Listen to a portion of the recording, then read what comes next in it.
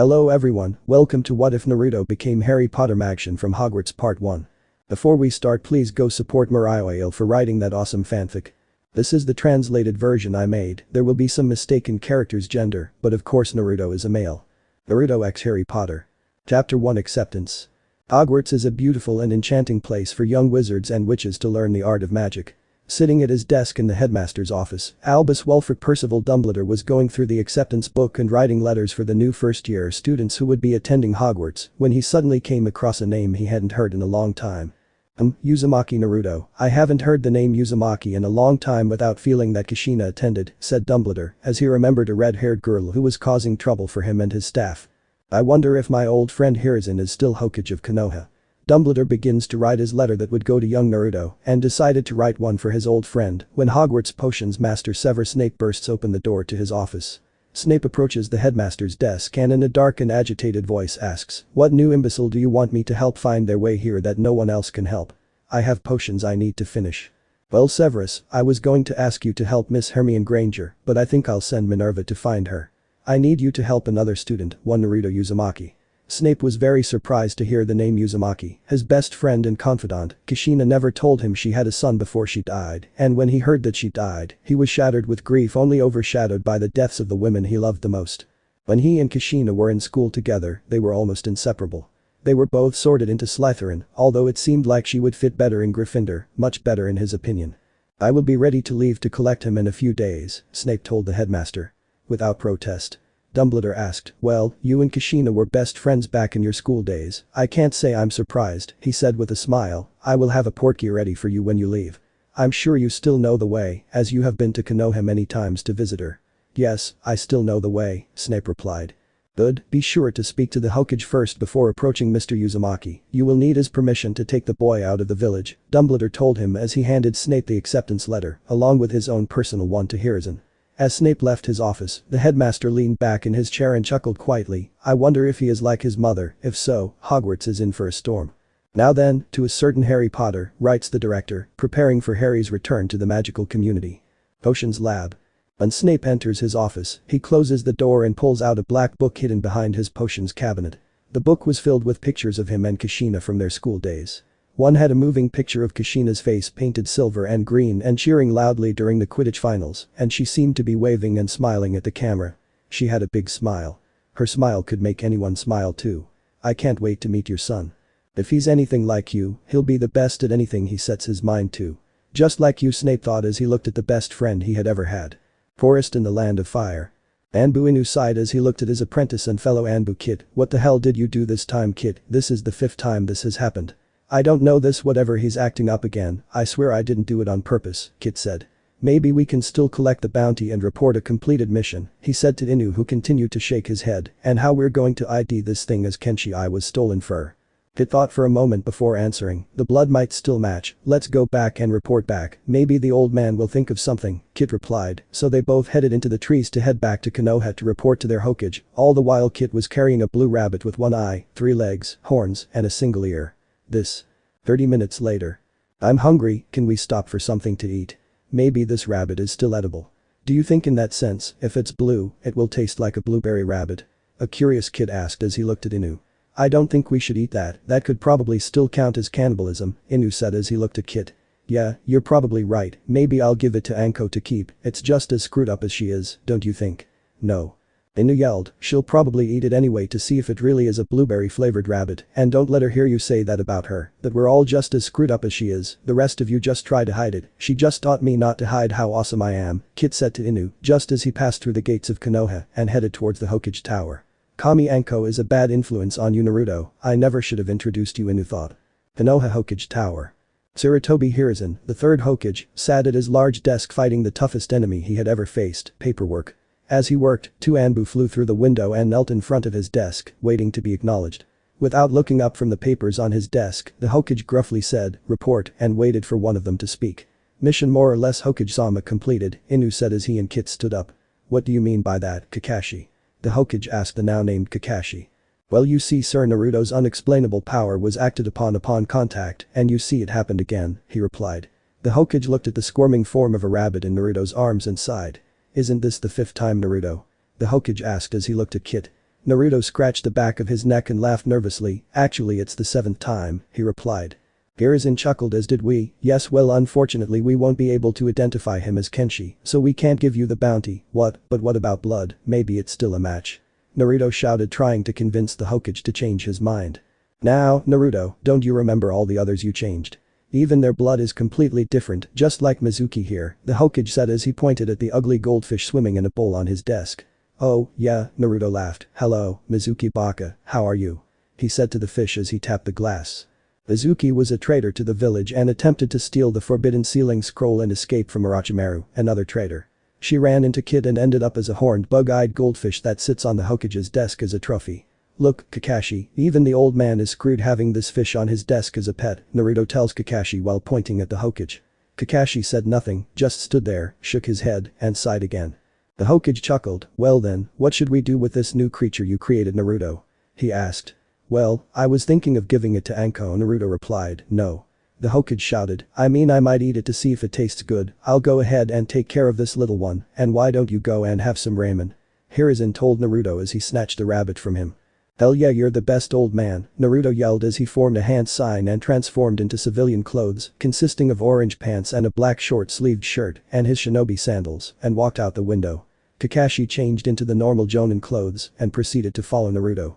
As they left, Hiruzen stood up from his desk and carried the rabbit to a nondescript wall and placed his hand on it. A seal appeared and the walls opened up and suddenly many animal noises came out. He entered the room that held all of Naruto's victims that couldn't be turned back to normal. There was a turtle that was chocolate brown and its shell was squashed and cone-shaped. It looked as if someone had dropped their ice cream on the floor.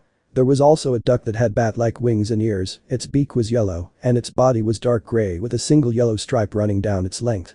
There were many strange-looking creatures and he collected them, knowing exactly why these things happened. Leaving the rabbit in a cage, he left the room, sealing it, and returned to his desk. I'm hoping we'll probably get a visitor soon. Naruto could use the time away from the village, especially since Kakashi will soon be facing off against a genin squad, he thought, just as his door opened to allow a person dressed in black to enter. He smiled as he remembered this young man running around with a certain reed. Ichiraku ramen stand. Just as Naruto finished his 8th bowl of godly ramen, the scantily clad Anko gobbled it down while hugging his head to her chest, much to the envy of the other men. Welcome back, Chibi, how was the mission? She asked just as she let go of him. Awful. Naruto yelled. We didn't get the reward because I accidentally turned him into an ugly rabbit, she told him just as he grabbed his 9th bowl. Anko laughed out loud as she sat down next to him. Oh my god, you did it again, ha ha ha ha ha, she continued laughing at him. So what creature was it this time? She asked. She liked that Naruto could make the strangest creatures she had ever seen. It was a blue rabbit with 1 eye, 3 legs, horns, and only 1 ear, Kakashi said from Naruto's other side. Yes, and I was thinking of giving it to you, but the Hokage said no, Naruto said with his mouth full of noodles. I wonder if it would taste like a blueberry-flavored rabbit, Anko said to herself. Look, Naruto, she would have eaten it, Anko, if you ate it, it would still be considered cannibalism, Kakashi said. I still wonder, Anko supplied. You already told her, Anko asked Kakashi. Tell me what, Naruto asked. Sighing for what must have been the 53rd time that day, she turns to Naruto putting away the orange book she seems to always have out and says, well, you see, Naruto the Hokage and the council wanted me to take on a team of genin for this year's graduating class. What? Naruto yelled loud enough for Anko to cover her ears while smirking. They're all brats, you hate brats, you told me you never wanted to take on any more students after dealing with me. She said to Kakashi. True, but Sasuke Uchiha is graduating this year, so someone needs to teach him how to use the Sharingan when he awakens it. Besides, they're all your age, Naruto, you're 11, you shouldn't be calling them brats, aren't you a brat too? Kakashi asked. Shit no, Naruto yelled, I wasn't a brat, I was 7, he told Kakashi. Yes, but you are an exceptional shinobi, Naruto, and a fast learner, you graduated at 6 just like Kakashi here. Anko told him she knew Naruto hated that Sasuke was always seen as a prodigy, even though Naruto had broken the record for the youngest Anbu, he was still seen as the Priya of the village.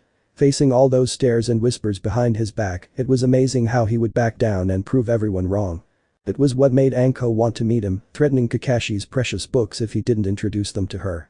From the moment they met, they were like brother and sister, always looking out for each other and even inventing pranks that would surpass the last. Kakashi placed his hand on Naruto's head. He's right, Naruto. You are an exceptional shinobi, and besides, it's about time you started developing your own repertoire of jutsu. There's nothing else I can teach you. Yes, but aren't we part of a team? It won't be the same, Naruto told him as he looked at his ramen. True, but you'll find others you'll trust, and if not, you can always work with me on T&I, Anko suggested. Don't you work in the torture section? So? Yeah, no, Naruto said as he finished his last bowl of ramen. Whatever, kid, you're missing out. And for the 54th time, Kakashi sighs, listening to these two. Hey, Naruto, it's 3 o'clock, don't you need to go? AM called from the other side of the counter. Oh, that's right, I have to go find Hinata, she's going to skip class. Naruto gets up and turns to leave before Kakashi speaks. Well then Naruto, make sure you're back at headquarters by 6, we have a meeting. Okay, understood, Naruto replies. Hey, isn't she part of this year's graduating class? Anko asked. Yes, because. You just called your girlfriend a brat, he says. She's the only one who isn't a brat. She's my Haim. By the way, thanks for the ramen, Kakashi. Naruto says before jumping onto the rooftops and heading towards the academy. Kakashi turns his head to where Naruto sat and sees a giant mountain of ramen bowls. When did he have enough time to eat all of this? AM placed a bill in front of him and looked at him expectantly. Hey, Anko, can you do? Kakashi never finished when he saw that his chair was also empty. He also saw 3 bowls in front of his seat and looked at the bill again. Sure enough, 3 more bowls had been added. He sighed for the last, 55th time today. Not again. Academy. Upon leaving the academy, Hinata Hyuga, heiress to the noble clan, made her way to the only swing set on the academy field and sat down to wait. She wore blue pants and a tee with a mesh vest over it for protection. To top it off, she wore a tan coat with white fur trim around the collar. She had a pixie-cut haircut that was black with a midnight blue tint and lavender-wide eyes with no pupils. She was waiting for her friend Naruto to find her after school, hopefully more than just a friend later. She had a huge crush on Naruto since they were 4 years old when he ended up rescuing her from the Kumo ninja, who kidnapped her to become a breeding mule to give Kumo the Byakugan. Since then, they became best friends, and as they spent more time together, she gained a confidence that prevented her from really improving her skills. With Naruto's help, she was able to train without worrying about hurting her loved ones, and her class standing has also improved. She was now in 3rd place, right behind Sasuke and Sakura. She was still somewhat shy and would blush whenever Naruto did something incredibly romantic, even if he didn't know it at the time. She really liked it when he called her his Haim and blushed just thinking about it. She really wanted to work up the courage to tell him how she felt, but she kept chickening out at the last second.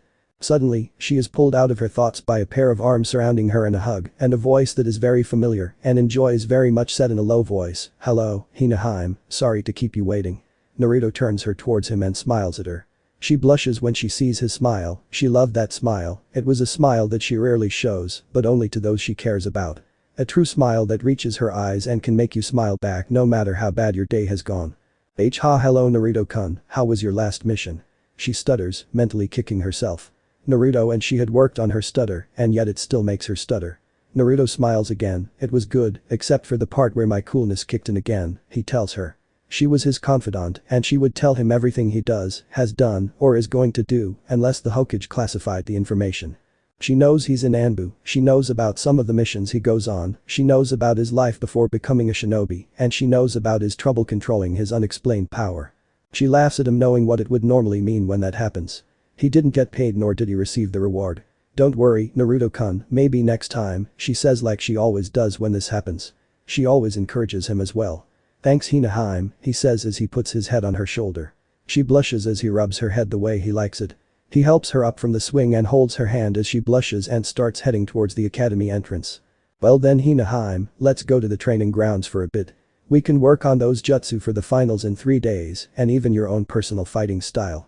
Okay, Naruto-kun, but I should be home by 5:30 for dinner, Hinata says as she smiles while taking his hand.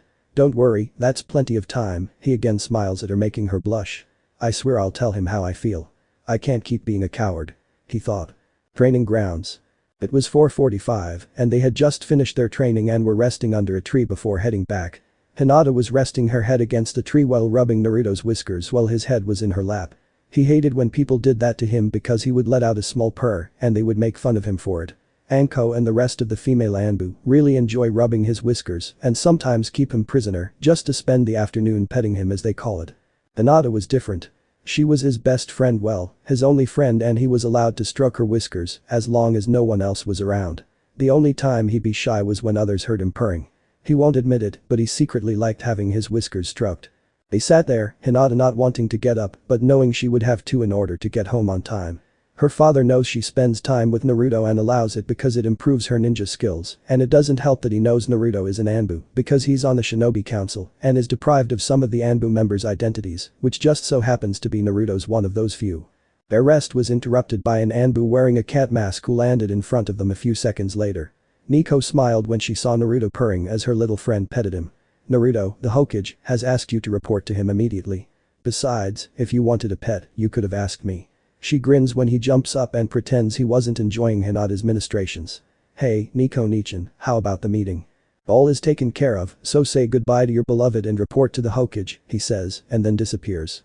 Both Naruto and Hinata blushed and turned away hoping the other wouldn't see their blush. I have to go Hinaheim, I'll see you tomorrow and we'll do a review for your test, okay Naruto-kun, that would be great, he stutters and gives him a hug. He turns to leave, but before he jumps, Hinata speaks, Naruto-kun. Yes, Hinaheim, he turns and smiles. You just never mind, she says, chickening out again. Why can't I just say it? I love you, why can't I? She rants in her head. Okay, Hinaheim, I'll see you tomorrow, he said, heading toward the Hokage Tower. Hinata shrugged and walked back toward the Hyuga mansion. Hokage Tower. Naruto jumps out the window and kneels, still in civilian clothes. Did you call Hokage-jichin? He asked. Since he wasn't in his Anbu team, he didn't need to be formal. Thanks for coming, Naruto-chan, the Hokage smiles.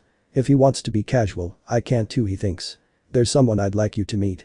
He also has an idea about your little problem. Naruto turns to the man standing to the side, he looks middle-aged with greasy black hair that reaches his shoulders, he also has an aquiline nose and is dressed all in black with a black cloak.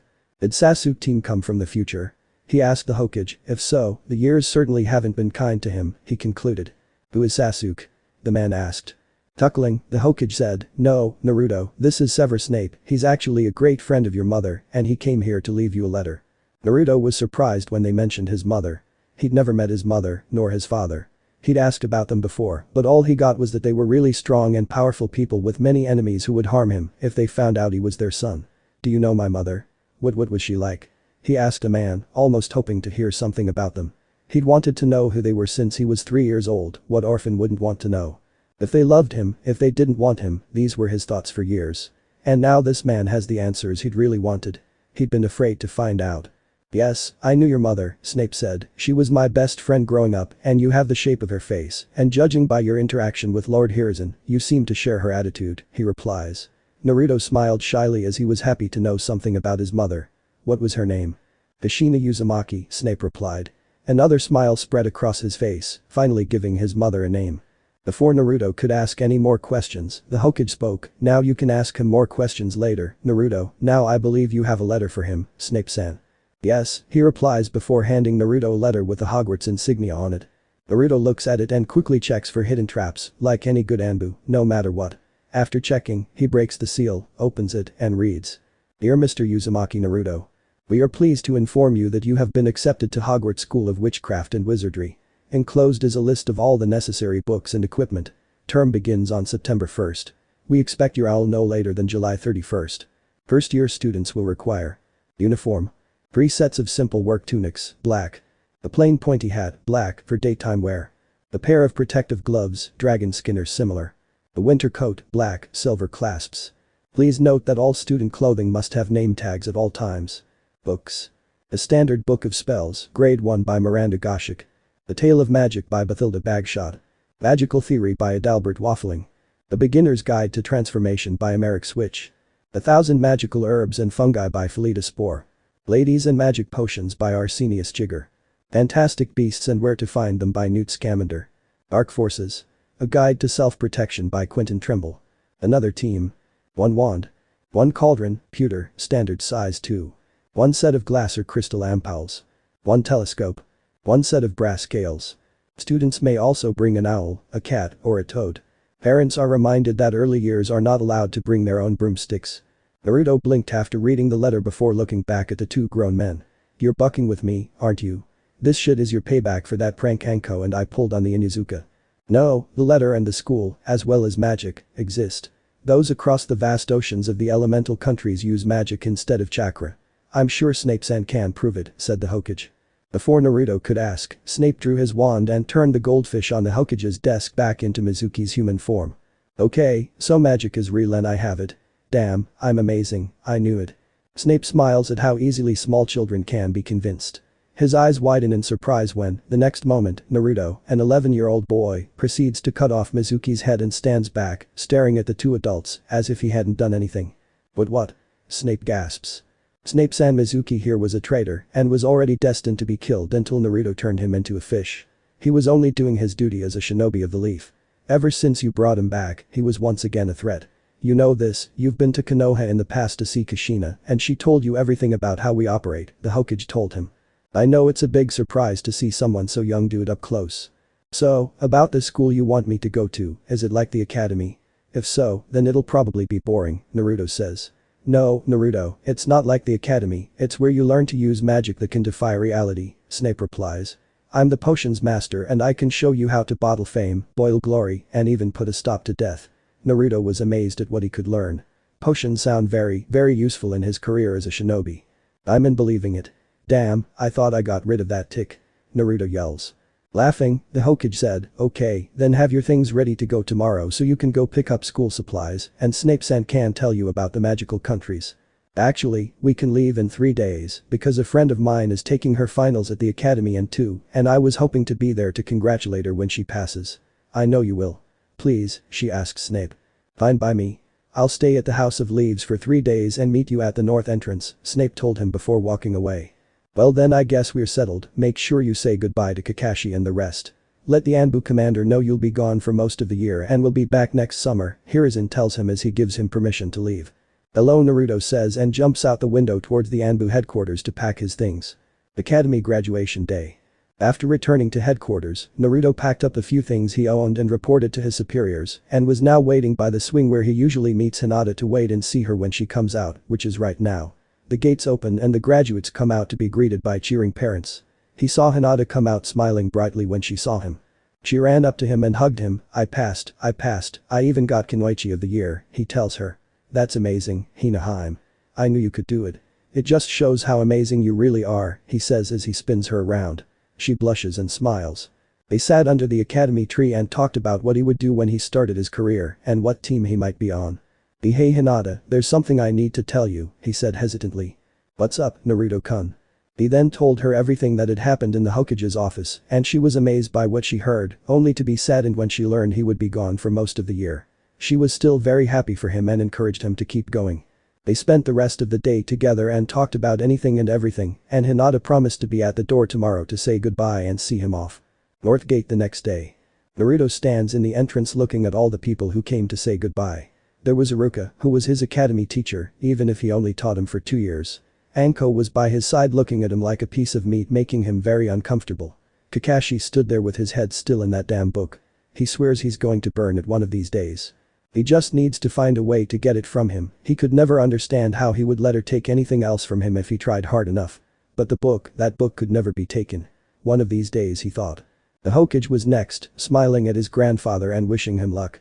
Last up was Hinata, tears in her eyes, telling him to make sure he studies and to write to her when he can.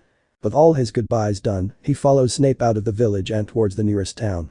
When they were about a mile from the village, Naruto turned to Snape and asked, Mew, can you tell me more about my mother and the magical world you live in? Would you interrupt me when I'm talking? Mayab. Then no. Oh, come on, I'll shut up, please tell me. Fine, but without interruptions. And so, for the rest of the journey, Snape told him about his mother and the magical world. He talked about how his mother was from the oldest and most renowned family in the wizarding world. The Uzumaki were one of the first wizarding families to exist. They were even older than Dumbledores. The Uzumaki were powerful and created many of the spells and runes used today. They were extremely wealthy, their fortune spread across several countries, along with what they had stored in the mansion in Konoha. Kushina was a brilliant witch, surpassing all others in charms and transfiguration, which was what Naruto used when his magic got out of hand. In potions she was only surpassed by him. She was a dueling champion, undefeated for 10 years, a record that remains undefeated to this day. She became an Aurora and was known for defeating the darkest mages and freeing many cursed mages from the Imperial Curse.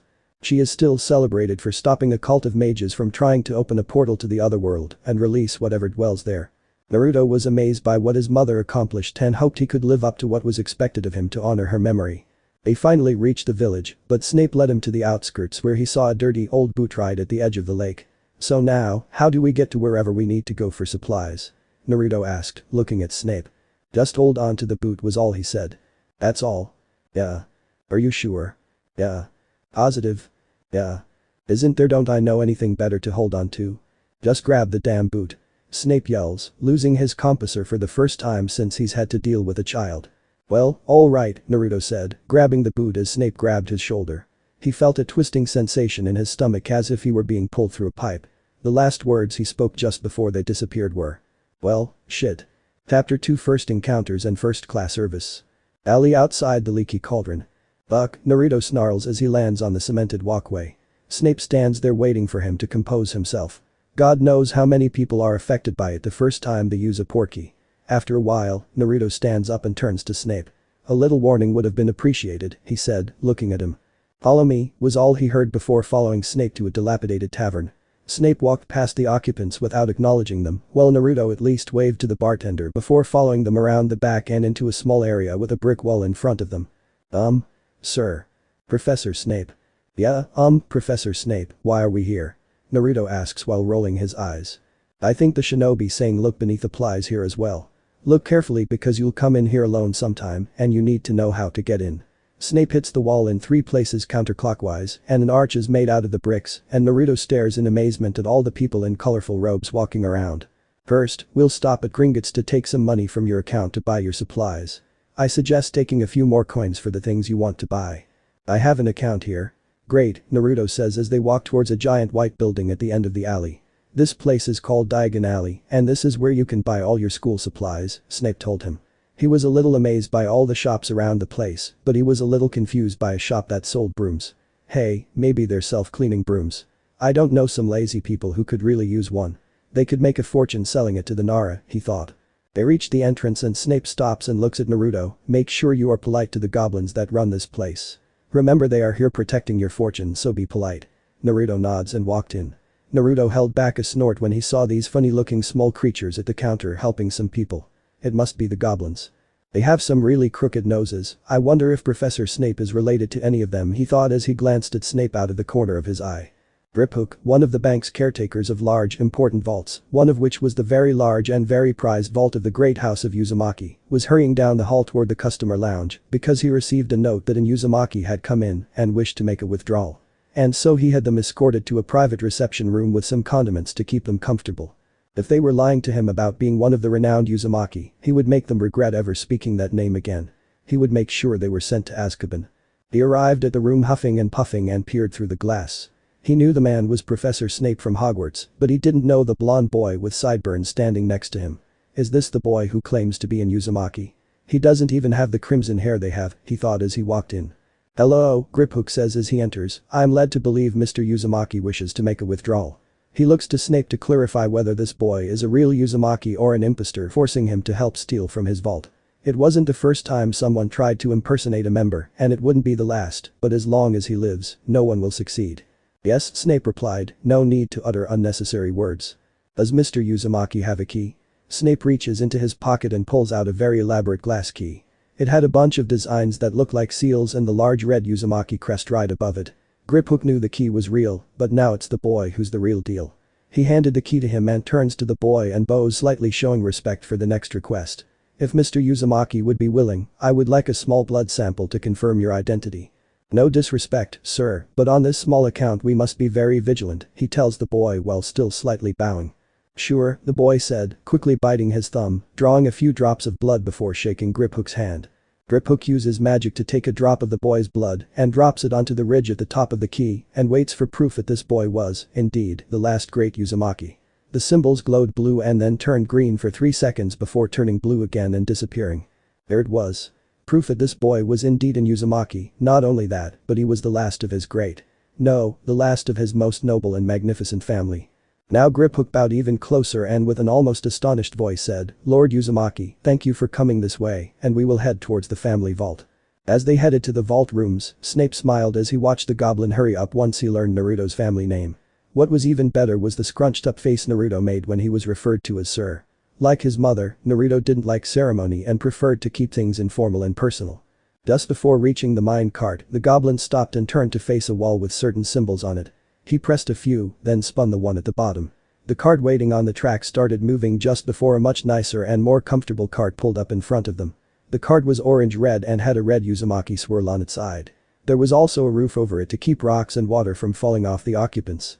Grip Hook opens the side door and steps aside. "This way, Lord Uzumaki, we'll be heading to your vault." Naruto and Snape get in and sit down, only to find the seats are padded and quite comfortable. Grip Hook gets in front and pulls one of the levers.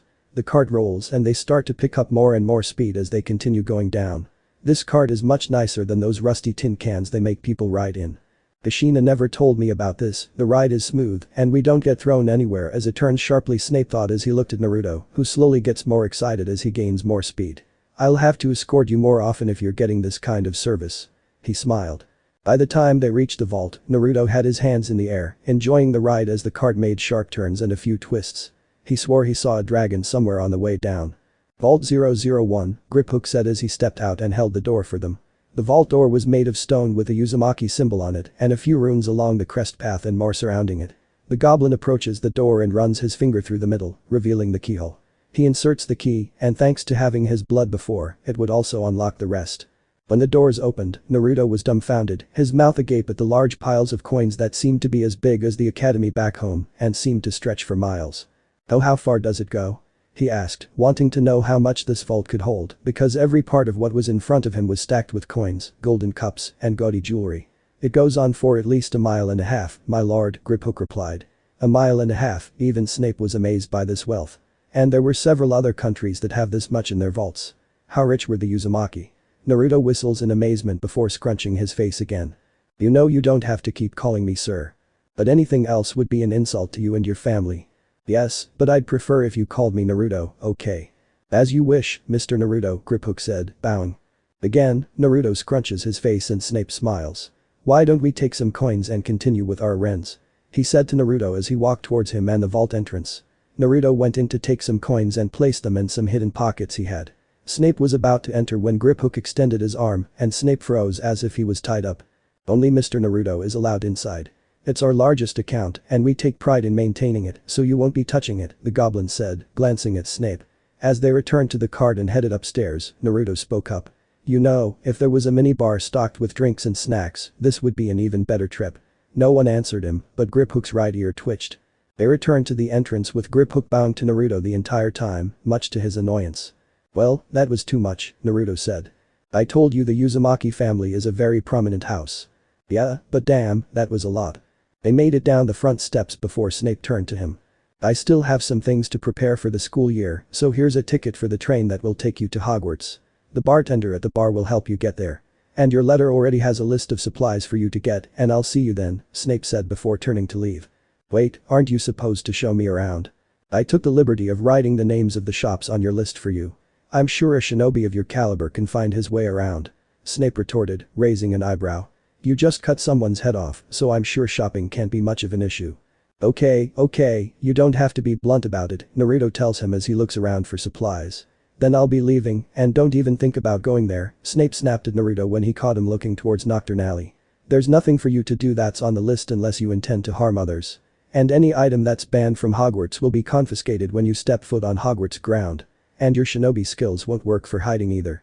Naruto chuckled as he scratched the back of his head and nodded in understanding. Snape looked at him for a moment and then nodded. "I'll see you at Hogwarts. There's a room in the leaky cauldron for you. Just ask Tom," Snape said as he appeared. Naruto looked at the spot where Snape had been standing a moment ago. That was really cool. Diagon Alley.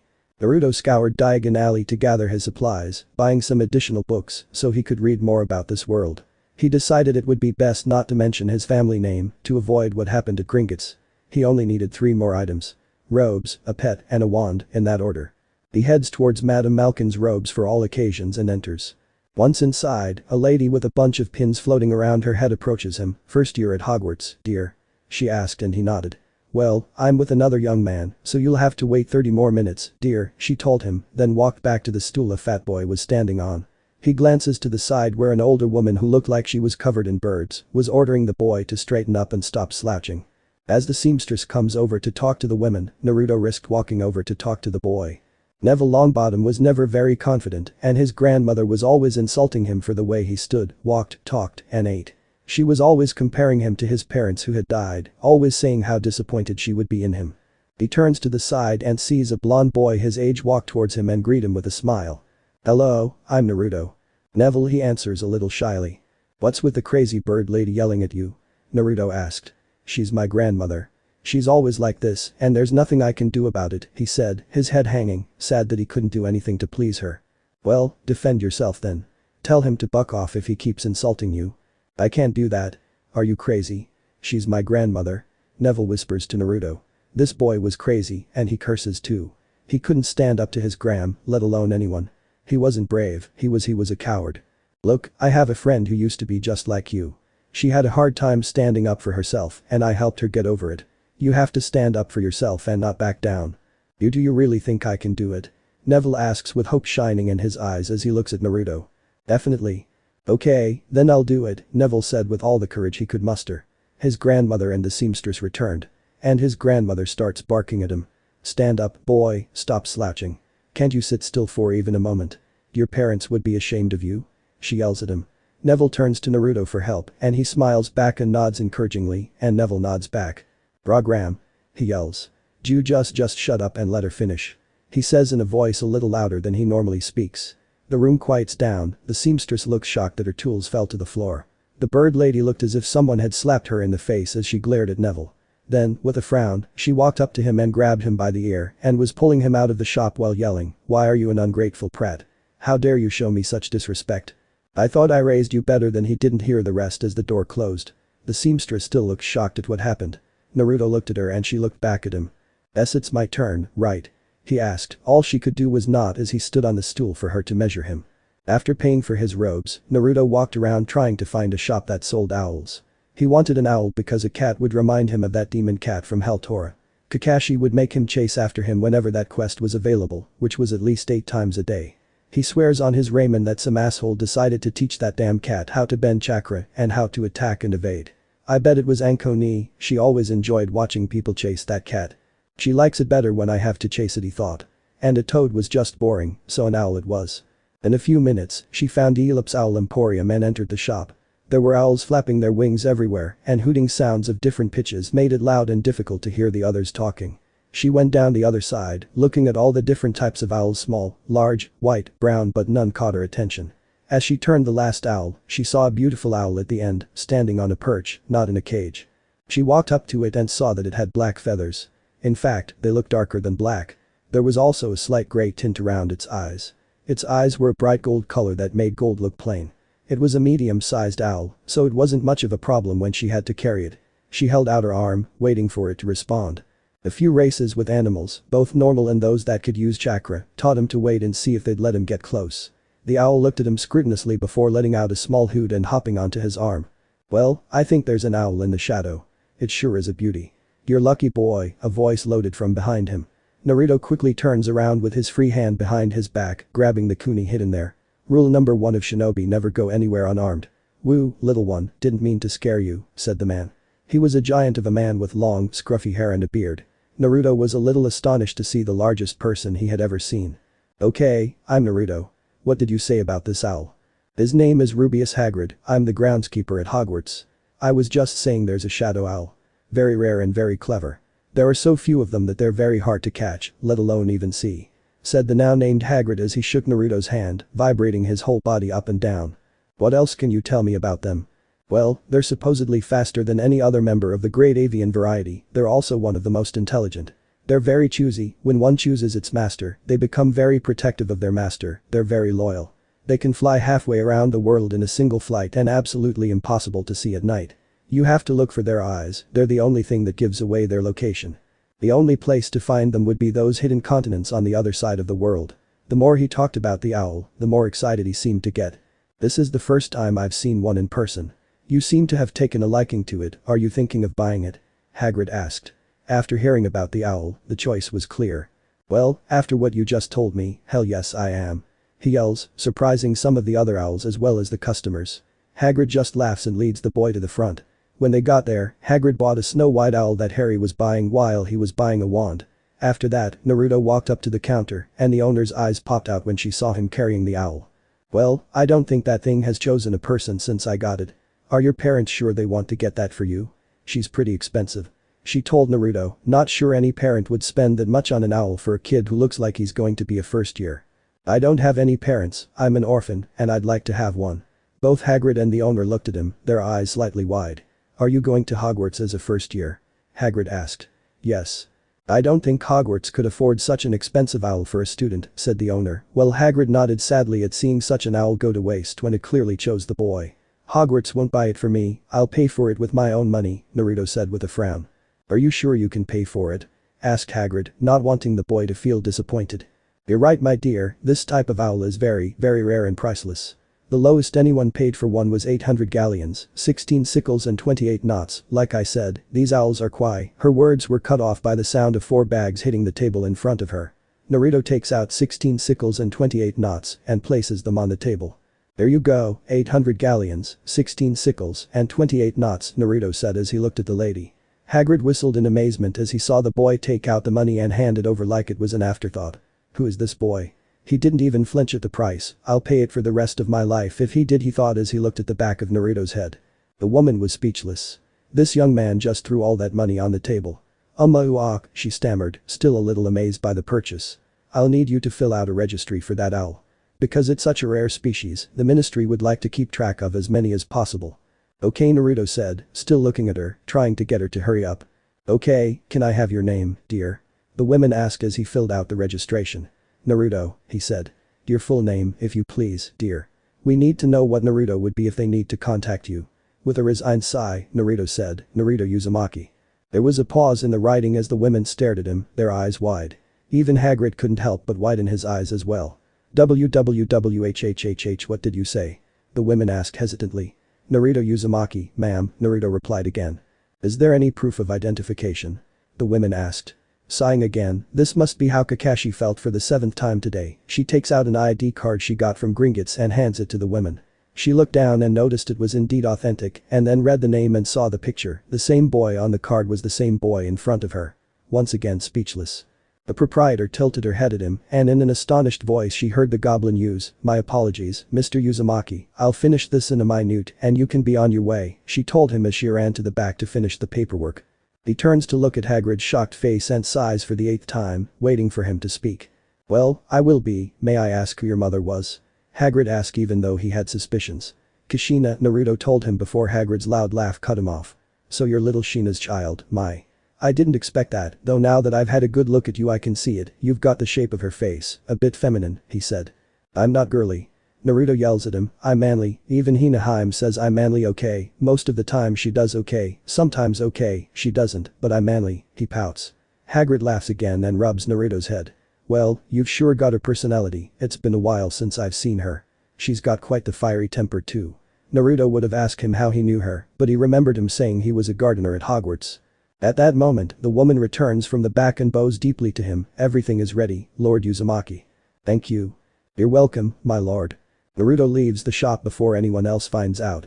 Hagrid follows him and stops beside him when he looks at him. So, what will you call her? What about the shadow? Naruto looks at the owl as it beeps negatively. Okay, then what about Kaneko? A squeal of approval comes from the now named Kaneko. That sounds like a beautiful name, said Hagrid agreeing with Kaneko. Okay, then we're all set, said Naruto petting Kaneko a little, she leaned into his touch, giving a soft pleasurable squeal. Since you're going to Hogwarts, is there anything else you need to pick up? Hagrid asked. Just a wand, Naruto replied. Well, follow me, I'm heading there to pick up another boy going to Hogwarts first. And so Naruto followed Hagrid down the road until he came to a shop called Ollivander's. Onward then and good luck, I'll see you at Hogwarts, Hagrid told him as he opened the door. Before he could enter, he tripped over another boy and they both fell to the ground. I'm very sorry, said the boy as he got up. Don't worry, I'm fine, Naruto told her. Are you alright, Harry? Hagrid asked as he approached them. Yes, I'm fine, he replied. Harry looks at the other boy he ran into and held out his hand. Sorry again mate, I'm Harry Potter. Harry said, preparing himself to be ogled and praised by yet another person. He was quite surprised when all he got was, hey, don't worry, and Naruto Uzumaki's names, Naruto replied. Damn, Naruto thought as he accidentally gave away his last name. He was surprised when Harry didn't react. He was thankful because he sure as hell didn't want to deal with this shit any longer. Hey Harry, you and Naruto are going to be the first at Hogwarts together, said Hagrid with a grin. Really? Harry replied as he turned to Naruto. Guess we'll be classmates then. Yeah, I'll see you around, then I'll have to grab my wand before we head back to the leaky cauldron. As they said their goodbyes, both boys smiled as they walked away, thinking the same thing, finally someone who doesn't act like a groupie. Ollivanders. As Naruto entered the shop, he saw a man at the counter who had just put away a wand as he turned to smile at him. Welcome, welcome, come in and we'll give you a wand, the man said as Naruto approached the counter. Once there, both Naruto and the man felt a tingling in the air. Many of the boxes on the walls and in the back began to rumble and glow. It lasted only a few seconds before everything returned to normal. They both looked at each other wondering what could have caused this. Very peculiar, the man said as he continued to stare at Naruto. Only one other person I know did the same thing a few years ago, and they were destined for great things, incredible things, he said as he continued to stare. What is your name, young man? He asked. It's polite to give your name first before asking someone theirs, Naruto said, hoping this would get going. Why is it always the last thing he needs? It always ends up being the most annoying. You're absolutely right, young man. Let's start over. I'm Garrick Ollivander, and this is my family's shop, the finest wands in Britain. And I'm asking, who might you be, good sir? He asked politely. Naruto didn't hear any sarcasm in his voice, so he decided to return the favor, even though he was going to hate this next part. Naruto Uzumaki, he nods at the man. Here we go. Unicorn hair cedar, the man said. Naruto was baffled by what this man said. What the heck? He thought. That, my good boy, was the wand your mother Kushina Uzumaki received when she came to my shop. Oh, so that's what she was talking about. At first Naruto thought this man might have gotten lost for a second. You seem to take after her in the way you carry yourself. I can expect great things from you, young one, great things. So now all we have to do is match you with a wand. If I just choose one. Heavens no, the wand chooses its wizard, not the other way around. Yeah, I was right the first time, he really lost it.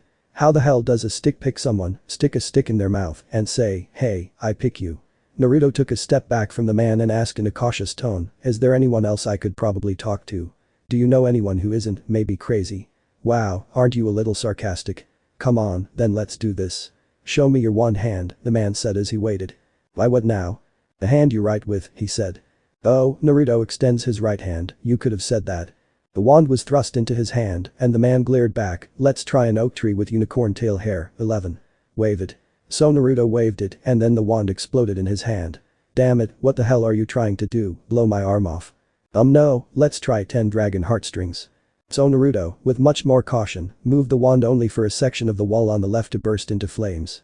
Ollivander took the wand and used a water spell to put out the fire. I suppose not that either. Naruto replies. No, but this is interesting, this is going to be fun.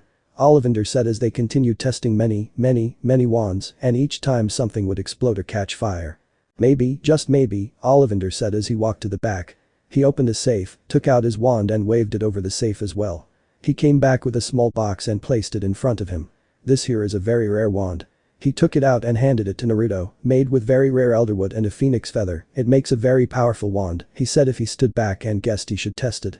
Naruto hesitated for a few seconds, okay, these sticks are a lot more dangerous than I thought. Who the hell would give these things to untrained children? Someone is bound to kill themselves. He thought before taking it off him just to be sure. The next thing they see is the entire front of the shop and Diagon Alley exploding, and they hear screams of wizards and witches fleeing from the surrounding area. Naruto looks at Ollivander, you were right, it really is a powerful wand.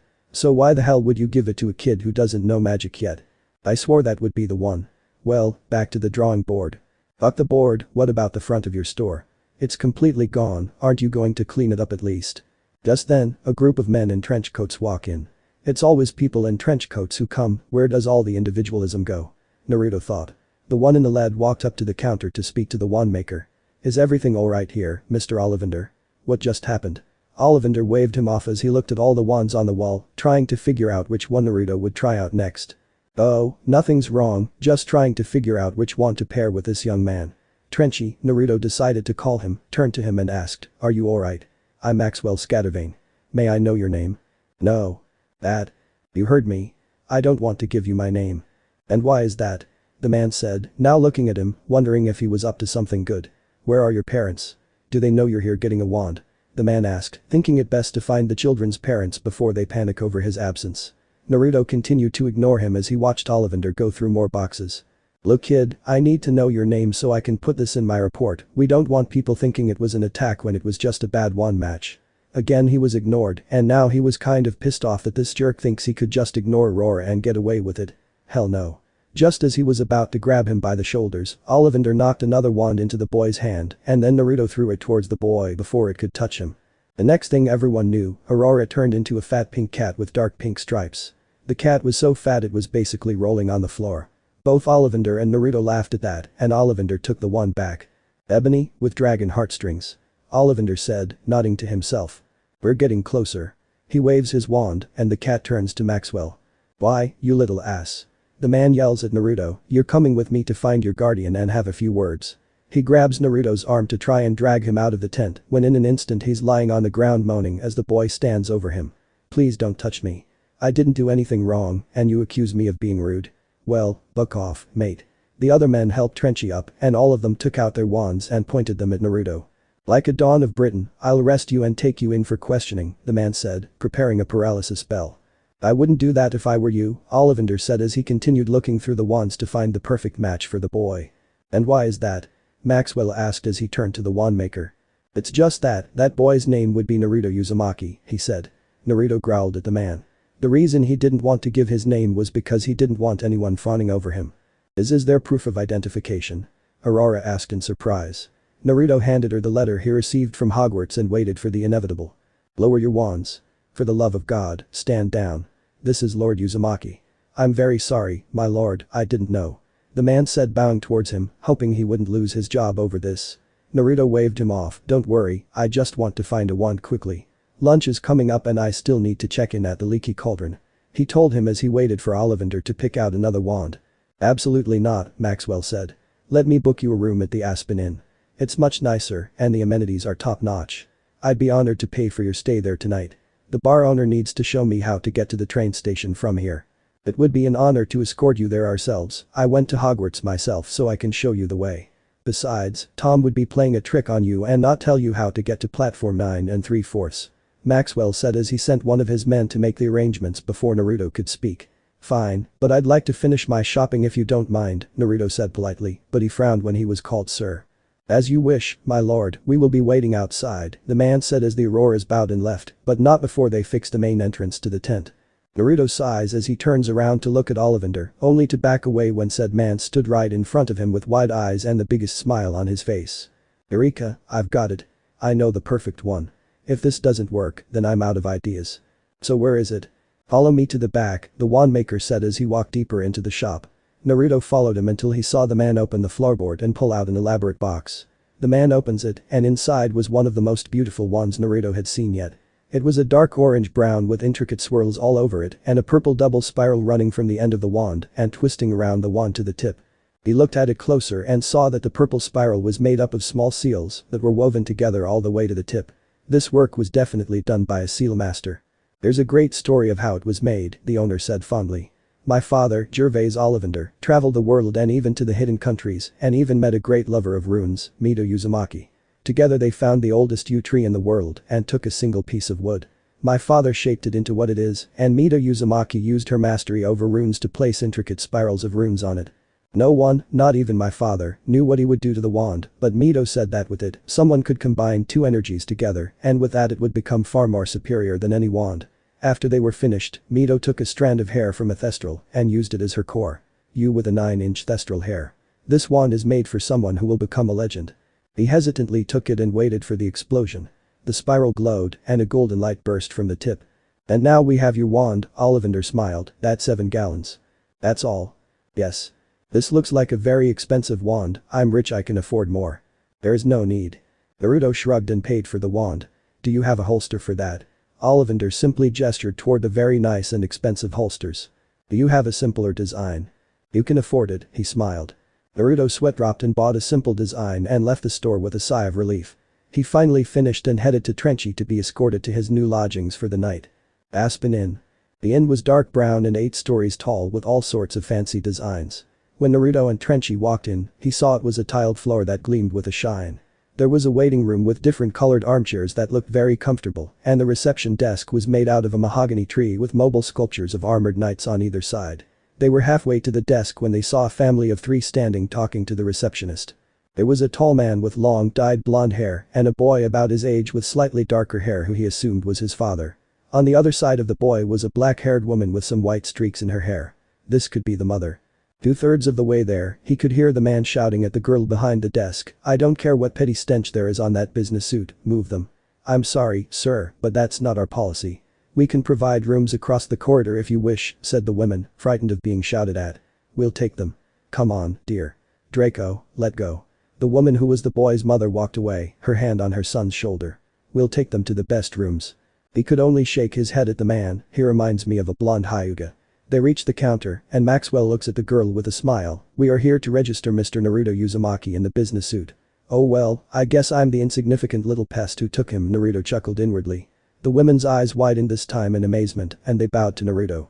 "Of course, and welcome my lord to the Aspen Inn. If there's anything you need, please let the staff know," she said as she handed him a key. They reached the room's wide double doors, and Naruto entered and turned to face Maxwell. "Well, my lord, I'll look for you in the morning. The train leaves at 11, so we should arrive a little early." "Okay, see you tomorrow, bye scatterbrains."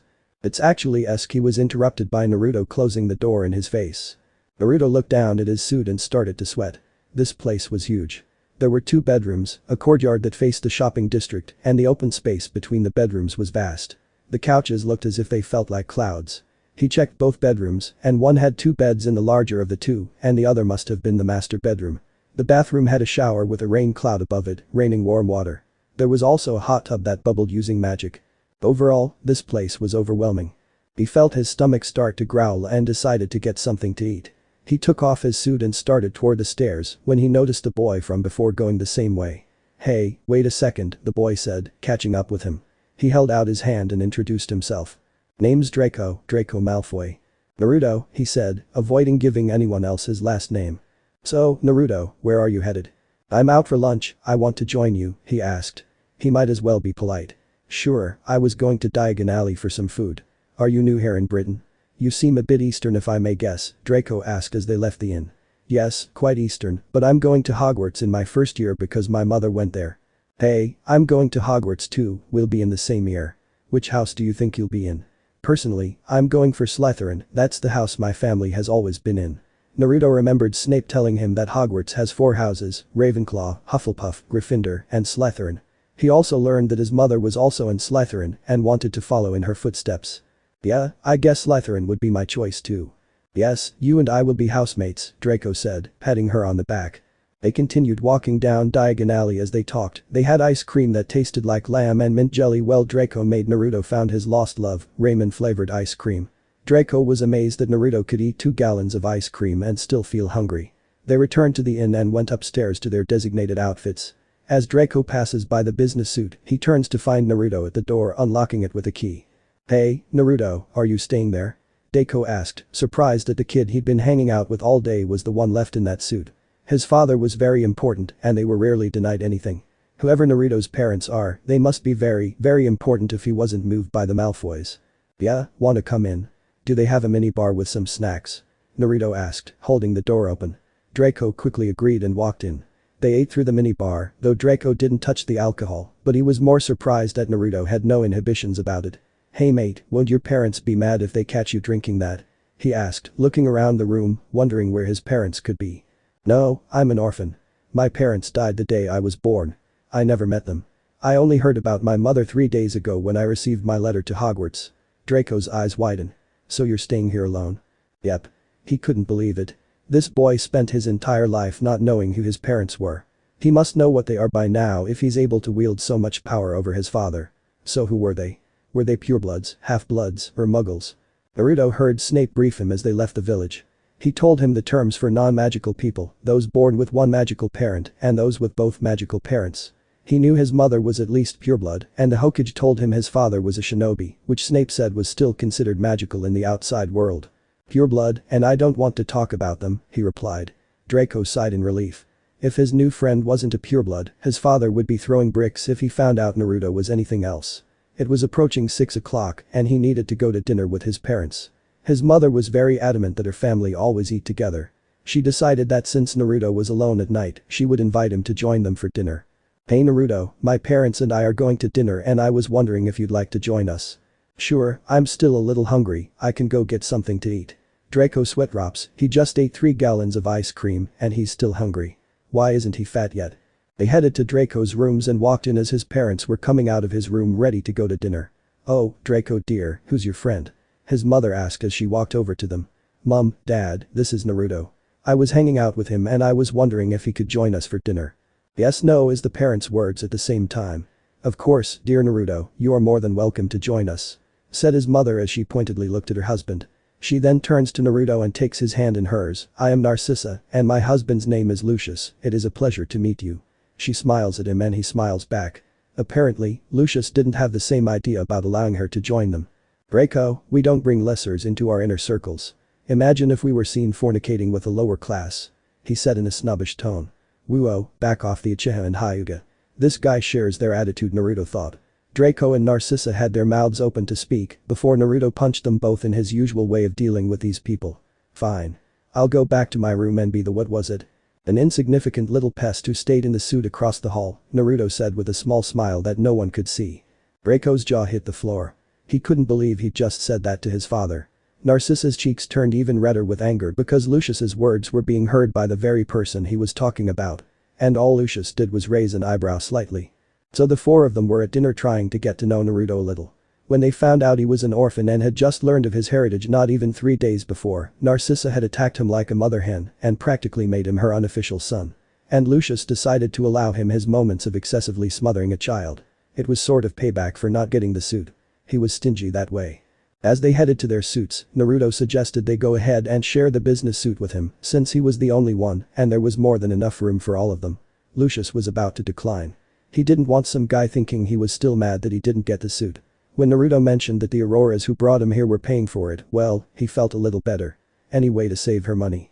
So Naruto gave Narcissa and Lucius the master bedroom with its own bathroom and Draco, and he shared a room and spent some time in the hot tub. That night as they lay in bed, Draco was thinking about his new friend's mysterious past and how he avoided answering questions about his parents. He and his own parents were shocked to see him polish off 10 bowls of ramen at dinner. They didn't even have ramen on the menu, they were still making it especially for him. What shocked them all was when the check arrived, the maitre d' said dinner was on the house and bowed to Naruto. No one bows to their father. He turns his head to look at Naruto as he stared at the ceiling. Only those who are Naruto. Hello, Draco? They brought him back and looked at him, yes.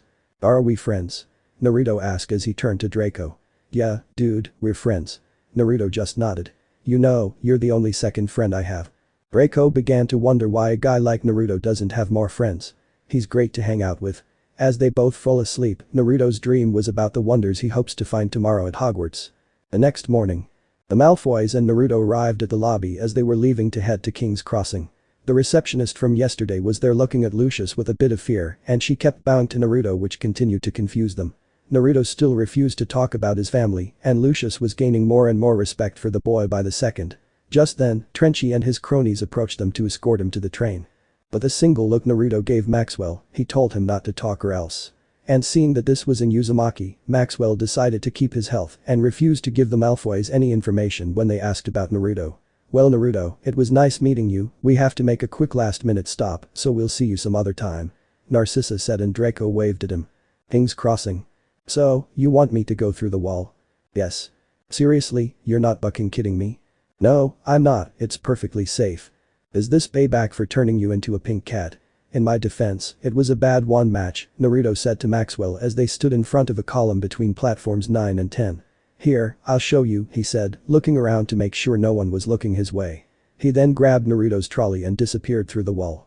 After seeing that nothing bad happened, Naruto followed him and when he came out the other side, he saw a giant red steam train with writing on the side that said Hogwarts Express.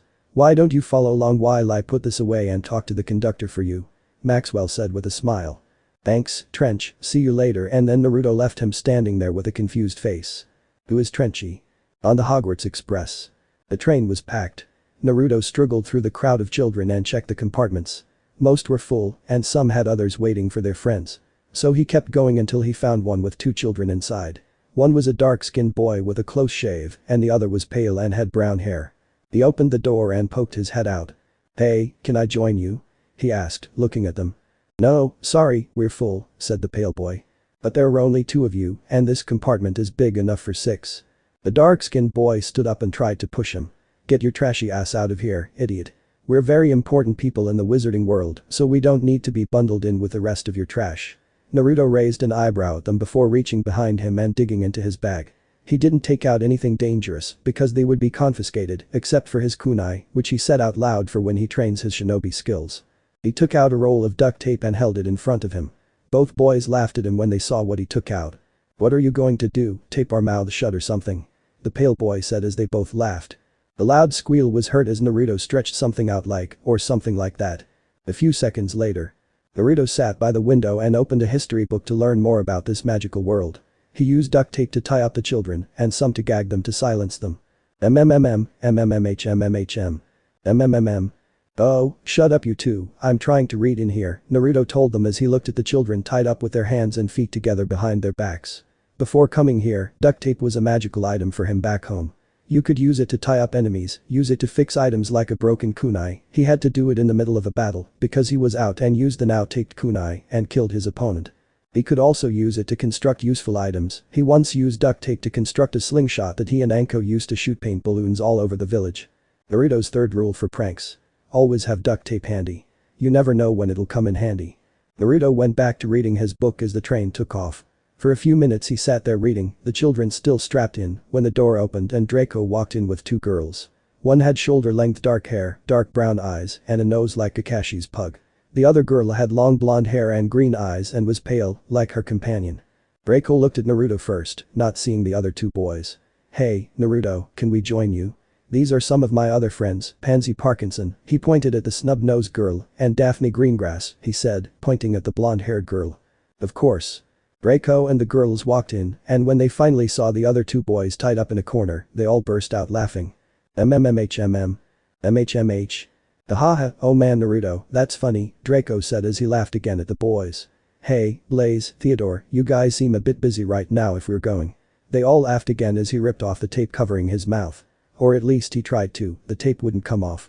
He turned to Naruto and waved the tape. "If you could, I think they learned not to mess with you, mate." Naruto snapped his fingers and the tape fell off the boys. It was shinobi industrial tape after all, and it can conduct chakra. When everyone sat down, Naruto placed himself between Pansy and Daphne, while Draco, Blaze, and Theodore sat on the opposite side. "So what did you do to piss Naruto off?" Draco asked them with a smile still on his face. "We may have insulted him and called him trash," Theodore said as Blaze nodded. "Just so you know, Naruto is from a pureblood family. He's an orphan and only found out about his parents a few days ago," Draco told them. Blaze and Theo looked down now with regret for having insulted him, and Pansy and Daphne now looked at him with a bit of pity. "He doesn't like to talk about them, but they must have been someone very important if my father couldn't get the Aspen employee to remove him from the business suit." They even bowed to him. Now the others looked at him with more respect, wondering how important he really is. "Draco?" "Yes, partner." "Be quiet." Draco decided to change the subject in the hopes of avoiding the same fate that Theo and Blaze suffered. They talked about a few things, such as which house they wanted to be in, what they did on their summer holidays, and even learned a little about Naruto. He told them that he never knew magic existed and that they didn't tell him about his parents because they had too many enemies who wouldn't think twice about getting revenge on a child. They also learned that he was in love with Raymond. A lady with a trolley full of sweets walked by and asked if they'd like to buy some treats. They all helped some and even treated Naruto, since he'd never eaten magical sweets before. He tried sour sodas for the first time. They burned his tongue and he swore they were used for torture. Maybe I should get Anko Nee some packs. She'd love to try them on her visitors, he thought, trying to get his tongue working again. They opened a packet of Birdie Bots every flavor beans and played a few rounds to see who had the worst tasting bean. And in each round, Naruto got either a fruity bean or one that was like a delicious perfectly cooked piece of meat. And once, much to his delight, a ramen-flavored bean that he declared the best bean in the world. Everyone laughed at his antics and also greatly enjoyed his company. Anzi gave him a chocolate frog to try and he looked at her in surprise. "You guys dip live frogs in chocolate, what the hell is wrong with you guys?" Naruto said as the others stared at him. They couldn't believe he was cursing. "They're not shaped like frogs and they're perfectly happy to act like one. They're made entirely of chocolate," Daphne told him. She opened it and caught the frog before it leaped into the air and ate her. Sure enough, it was chocolate, not frog guts, she tasted. "Phew, thank God I didn't end up eating another frog. They're just disgusting." "But catch, buddy," Blaze said. "Open it wider. They usually have trading cards of famous wizards." Yes, we all collect them, we're just missing a few, and we're trying to find the ultra-rare ones, Draco said, gesturing for Naruto to look inside. He did, and when he pulled out the card, he froze, his eyes wide. The women on the card were the most beautiful women he'd ever seen. She had long crimson hair that reached past her hips. She had a heart-shaped face and violet eyes. She was smiling at him while placing one hand on her hips and waving her other arm up and down, holding a wand in a victory sign. He stared at her for what seemed like an eternity, swearing that she looked familiar.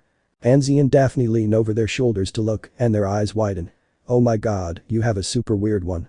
Yes, that's Kushina Uzumaki, one of the greatest witches in the world, the girl said, talking to the boys. No way Theodore. Damn your luck Blacy. Hey, do you mind if I have it? It's the only one I'm missing, Draco asked. No. Naruto yelled, pulling him away from Draco. If you don't mind, I'd like to keep it, he told them as he placed it in a breast pocket near his heart. It was the first photo he had of his mother. Damn, I would have finished the whole collection, Draco pouts. But you're definitely in luck, mate, Theodore said. The Uzumaki are basically royalty in the wizarding world. No shit? Naruto asked in a sarcastic tone that no one understood. Totally, they basically created this world for witches, wizards, and all other magical creatures. Long ago, witches and wizards were attacked and killed by muggles, and magical creatures were hunted for sport or like enslaved house elves. They freed them all and separated the two worlds by erasing any muggle knowledge of magic. Now Naruto understood why everyone was so in awe of him. His family had built a world where they were free to live in peace. They're also the richest family, Blaze said. They say with all their wealth they've collected over the years, you could tour the wizarding world several times over. Draco decides to collaborate, they come from the hidden continents that lie in the Bermuda Triangle. One of them projects a powerful illusion over the earth, and muggles cannot enter. Even witches and wizards are wary of going there. They say that the people there have mastered wandless magic and have even made their magic more powerful. Naruto knew they were talking about the elemental countries, and this wandless magic was jutsu. They are called wizards, but apparently very few know them as shinobi. Just then, the door opens again, and a little girl with bushy brown hair pokes her head out. Has anyone seen a toad? A boy named Neville lost his? She asked as they stared at her.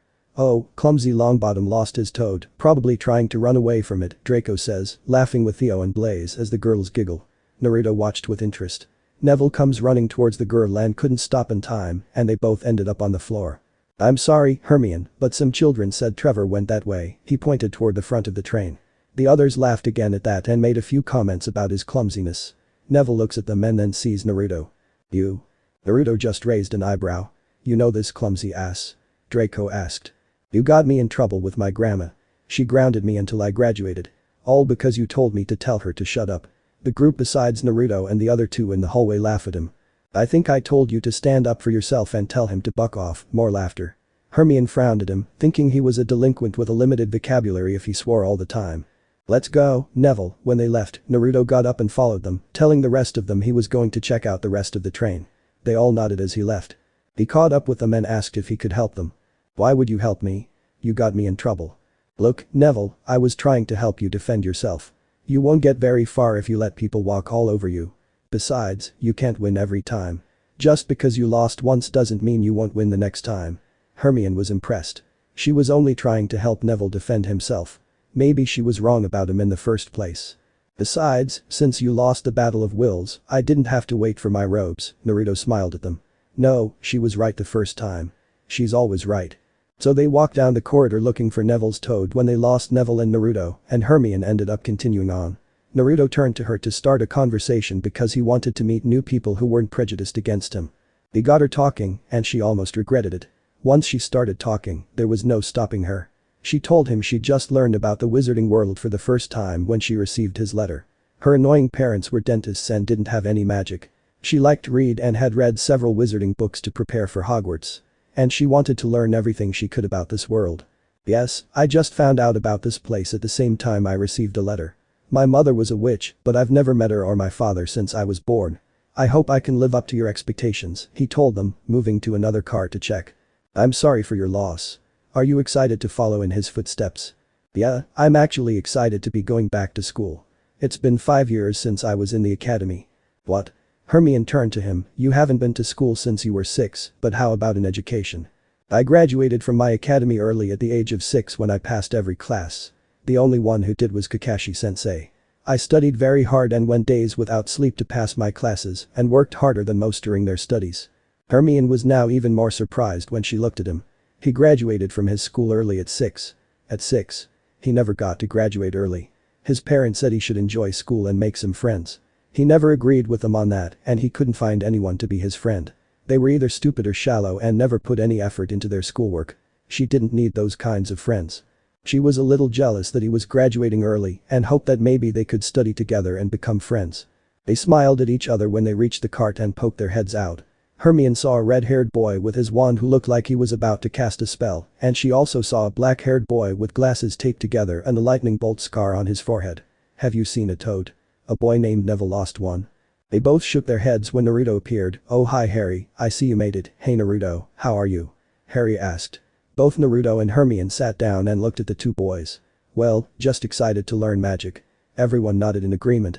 After introductions were made and Hermione and Ron made a big fuss about Harry Potter, Naruto deciding not to mention his last name, Hermione turned to Ron. "I see you're about to cast a spell, well let's see then." "Right then, sunshine, daisies, buttersoft, turn this stupid fat rat yellow." Nothing happens, except Naruto snorts at the incantation. Was that supposed to be a spell? "Well, it wasn't a very good one," Hermione says to Ron, causing Naruto to laugh out loud. Harry just covers his mouth to hold in his laughter. Ron's face turned the same color as his hair and he turns to Naruto. "What are you laughing at like you can do better?" Naruto wipes his laughter and pulls out his wand to point it at Harry. Harry leans back slightly, just then Naruto uttered a spell from one of his spell books, Reparo. As he spoke, Harry's glasses repaired themselves and the ribbon disappeared. "Ooh, that was very good work Naruto," Hermione said impressed. She thought she was the only one who read his books before school started. "He graduated early, so maybe he studies as much as I do. That's it, then I'll make him my study partner, finally someone who won't copy me," she thought as she looked at him. Everyone heard croaking and turned to the door to see a toad hopping down the hallway. Both Naruto and Hermione ran towards the door. Naruto looked at Harry and said, "See you later, Harry, Ron," and went to follow Hermione. As they made their way down the hallway, Neville once again bumped into Hermione while Naruto sidestepped and picked up the toad before it had a chance to escape. "I'm so sorry, Hermione, I saw Trevor and I was trying to catch him." "Okay, Neville, but stay away from me," Hermione tells him as they both stand up once more. Naruto looks at them with a smile. "It seems Neville has feelings for you, Hermione," he said while laughing. "Oh, shut up," she replied, looking at him. She handed Trevor back to Neville, telling him to hold on tighter so it wouldn't happen again when the driver ran up to them. Hermione and Neville were a little scared thinking they were in trouble, Hermione more so because she'd never been in trouble before and school hadn't even started yet. Naruto saw the look on the man's face and sighed, knowing where this was going. "I'm very sorry, my lord, that I didn't find you sooner. If you'd like to follow me, we have your personal carriage ready for you and your companions with some refreshments," he said as he bowed to Naruto. Both Neville and Hermione gasped and looked at Naruto in surprise. He turns to them, "So you guys want to go?" he asked as he started to follow the man. They both ran after him and were escorted to the front of the train and into another carriage that had a red spiral crest on the front of the door. They entered an open carriage filled with benches at each end, padded to feel like clouds and dotted with orange-red pillows. There were a few tables next to the benches and candlesticks above their heads. Mini bars stocked with all sorts of snacks and drinks for their enjoyment. The conductor dropped them off and they found a bench to sit on with Naruto across from the two. Surprisingly, it was Neville who spoke first. "What, Naruto, you never told us your family was very important. Who were they?" "Yeah, Naruto, aren't we friends? At least tell us your last name. Who were your parents?" Hermione added, looking at him with wide eyes. "Well, my full name is Naruto Uzumaki, my mother was Kushina Uzumaki. Apparently, my family is very important in the magical world and that's all I know. I never met them growing up and they hid their identities from me to protect me from their enemies." He told them as they sat there listening. They were even more surprised when they learned his family's last name and that his mother made herself the most important name. "Naruto, you're more popular than Harry Potter. Your family basically owns the wizarding world," Neville said, excited to meet someone from the Uzumaki family. They were very inspiring to him. "I've read about her in the Uzumaki story, she was a very powerful and inspiring witch. I hope I can be just like her when I grow up," Hermione said, "and I know you'll make her proud no matter what." Naruto finished. He smiled his true smile at her and she smiled back with a little blush. She really did have a great smile. They talked a little longer and he learned a little more about Neville. They arrived at the Hogsmeade train station and exited. Naruto saw Draco walking with the others toward Hagrid, who was calling all the first years. Hermione and Neville walked off and he joined Draco and company. "Hey, Naruto, where'd you go? By the way, this is Crab and Goyle, some of my friends, guys. This is Naruto, my new friend."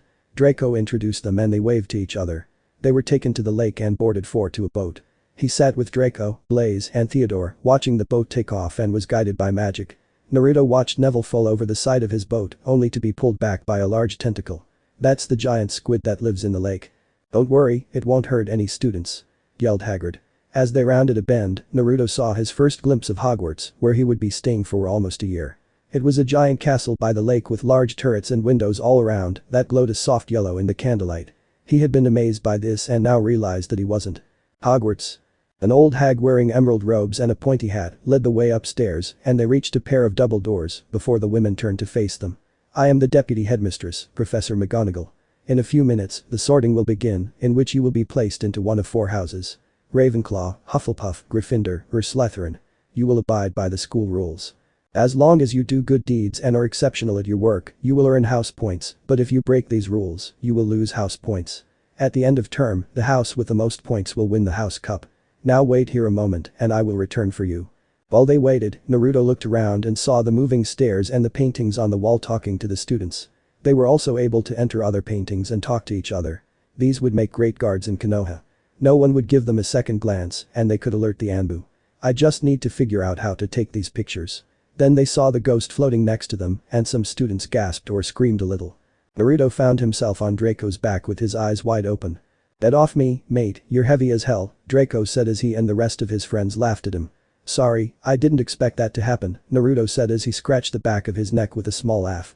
They talked for a bit longer before Draco told them he would be back and he, Crab, and Goyle walked to the front of the group.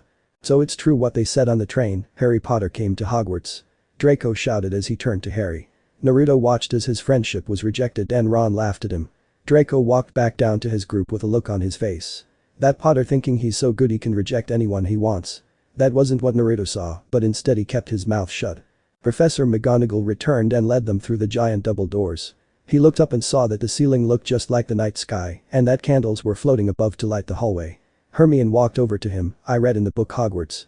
A history that it said it was enchanted to look like this," she told him as they stopped in front of a high table with what appeared to be the Hogwarts professors. She saw Snape near the right side of the table next to a turbaned man who looked ready to jump out of the room.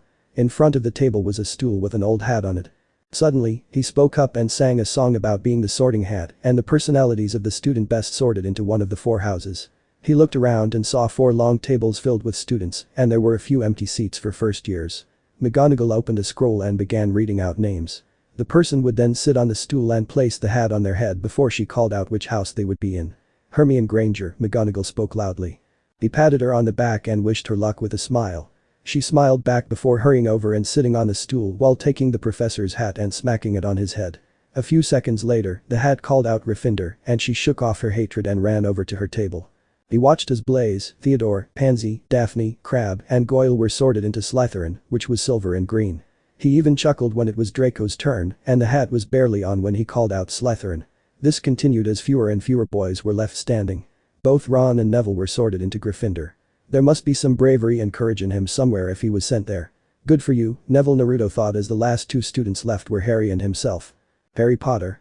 McGonagall shouted and the room fell silent. There were a few whispers and Harry froze for a moment. Naruto gave him a little push forward and walked over to the stool and sat down. The hat was placed on his head and everyone held their breath. He could hear the hat talking, it wasn't being very subtle at all. "No Slytherin you say, you could be great. No, then there's only one place for you Gryffindor," shouted the hat and the Gryffindor table cheered loudly.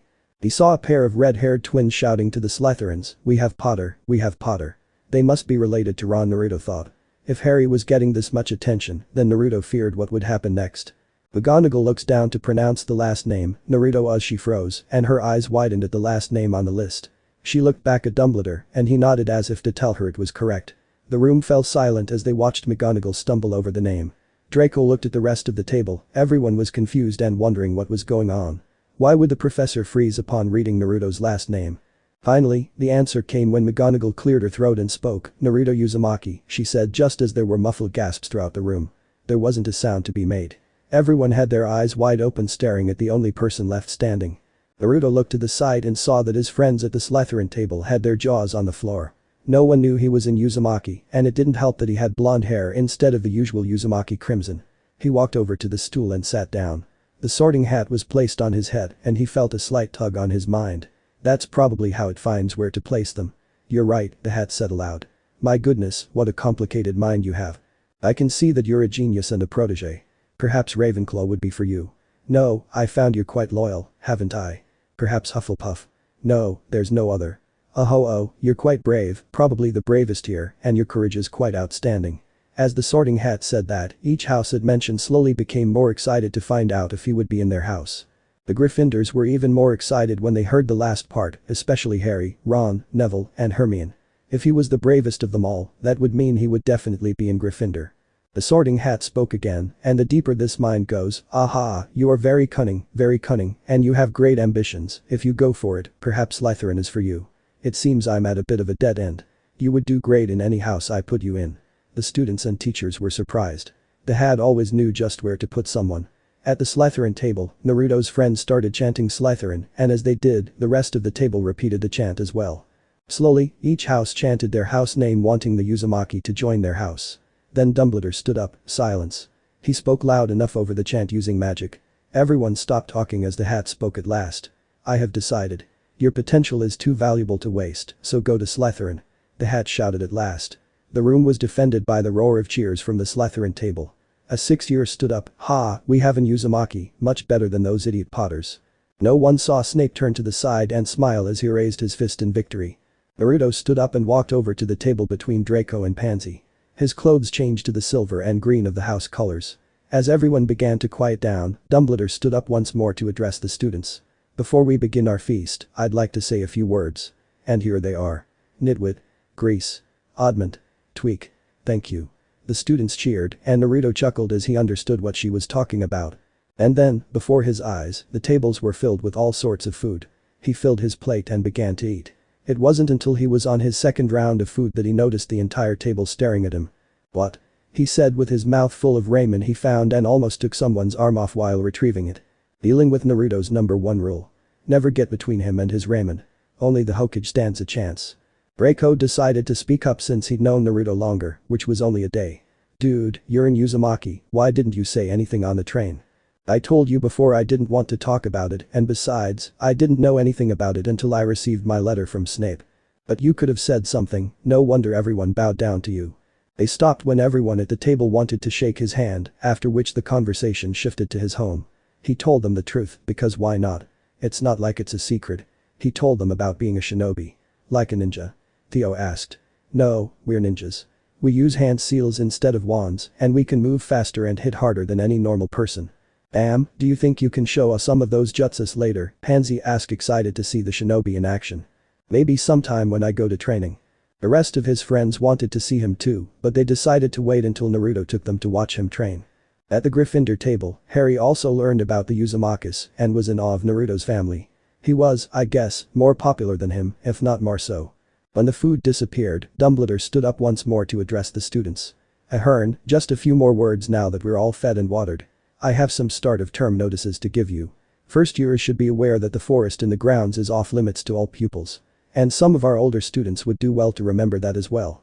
Dumbledore's twinkling eyes flashed in the direction of the Weasley twins. I have also been asked by Mr. Filch, the caretaker, to remind you all that no magic is to be used between classes in the corridors. Quidditch tryouts will be held in the second week of term. Anyone interested in playing for their local teams should contact Madam Hooch. And finally, I must tell you that this year probably has a giant 3-headed dog over there, Naruto jokes, laughing with the rest of the table. And now, before we go to bed, let's sing the school song. Dumbledore shouted. Everyone pick your favorite song, Dumbledore said. Naruto turned to his friends, do you really want to see some of my jutsus? He asked, gaining a mischievous grin. The whole table said yes, and he decided to give them something to remember them by. At the head table, Snape looked at the Slytherin and saw Naruto smirk. It was the same smirk Kushina had right before a big prank. And so, as a longtime friend of Uzumaki, he braced himself and prepared for cover. And we're off. At that moment, Naruto jumped over the table and used a one-handed sign.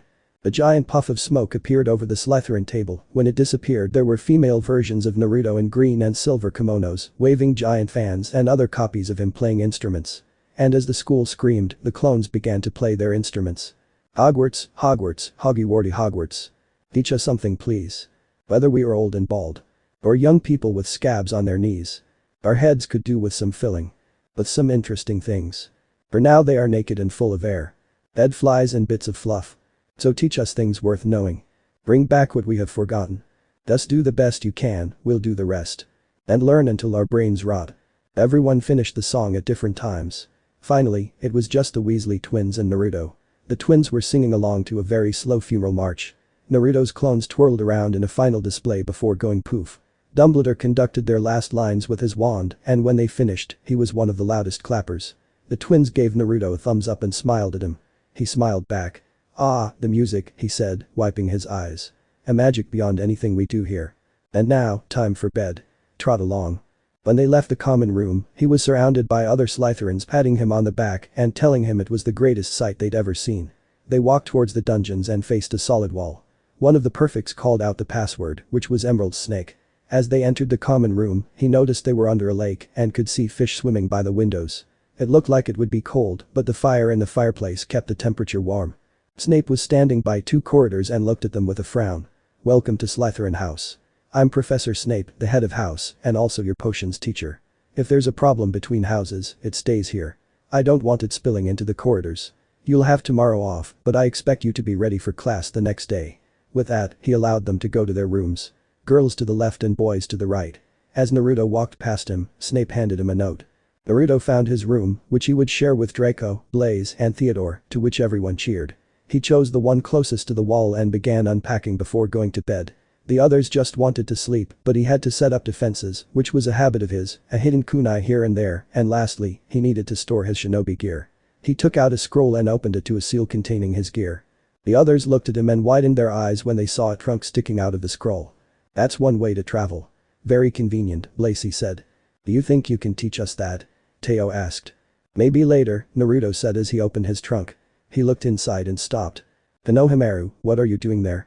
A brown-haired boy wearing a yellow shirt and blue shorts with a very long blue scarf and a pair of green glasses Naruto gave him when he was 7, looked up and smiled. Naruto's eyebrow twitched, "Not again." "Konoha." Kakashi looked up from his book and into the distance. He laughed for some unknown reason. Revenge sure is a hitch," he said, not knowing why he said it. Chapter 3 An Apprentice and School Life. Slytherin Common Room. When morning came for the Hogwarts students, in the Slytherin House common room, Naruto was pacing back and forth, while Konohamaru was kneeling in front of the fireplace tied up with duct tape. This was the sight many of the students walked in on, wondering what a little boy was doing here. Draco and the others were sitting on the couches, and Pansy and Daphne joined them in watching Naruto. "So who's the boy?" Pansy asked, looking at the boys. "Apparently, that boy is Konohamaru, and he's from Naruto's home village and snuck into one of his trunks without him knowing. This wasn't the first time." Theodore told them as they continued to watch Naruto's passing. "What am I going to do now? I can't send him back home. I still don't know how. Of all the times Konohamaru could have done this, it had to be this time. I need to inform the Hokage as soon as possible." She thought as she stopped in front of the tied-up Konohamaru.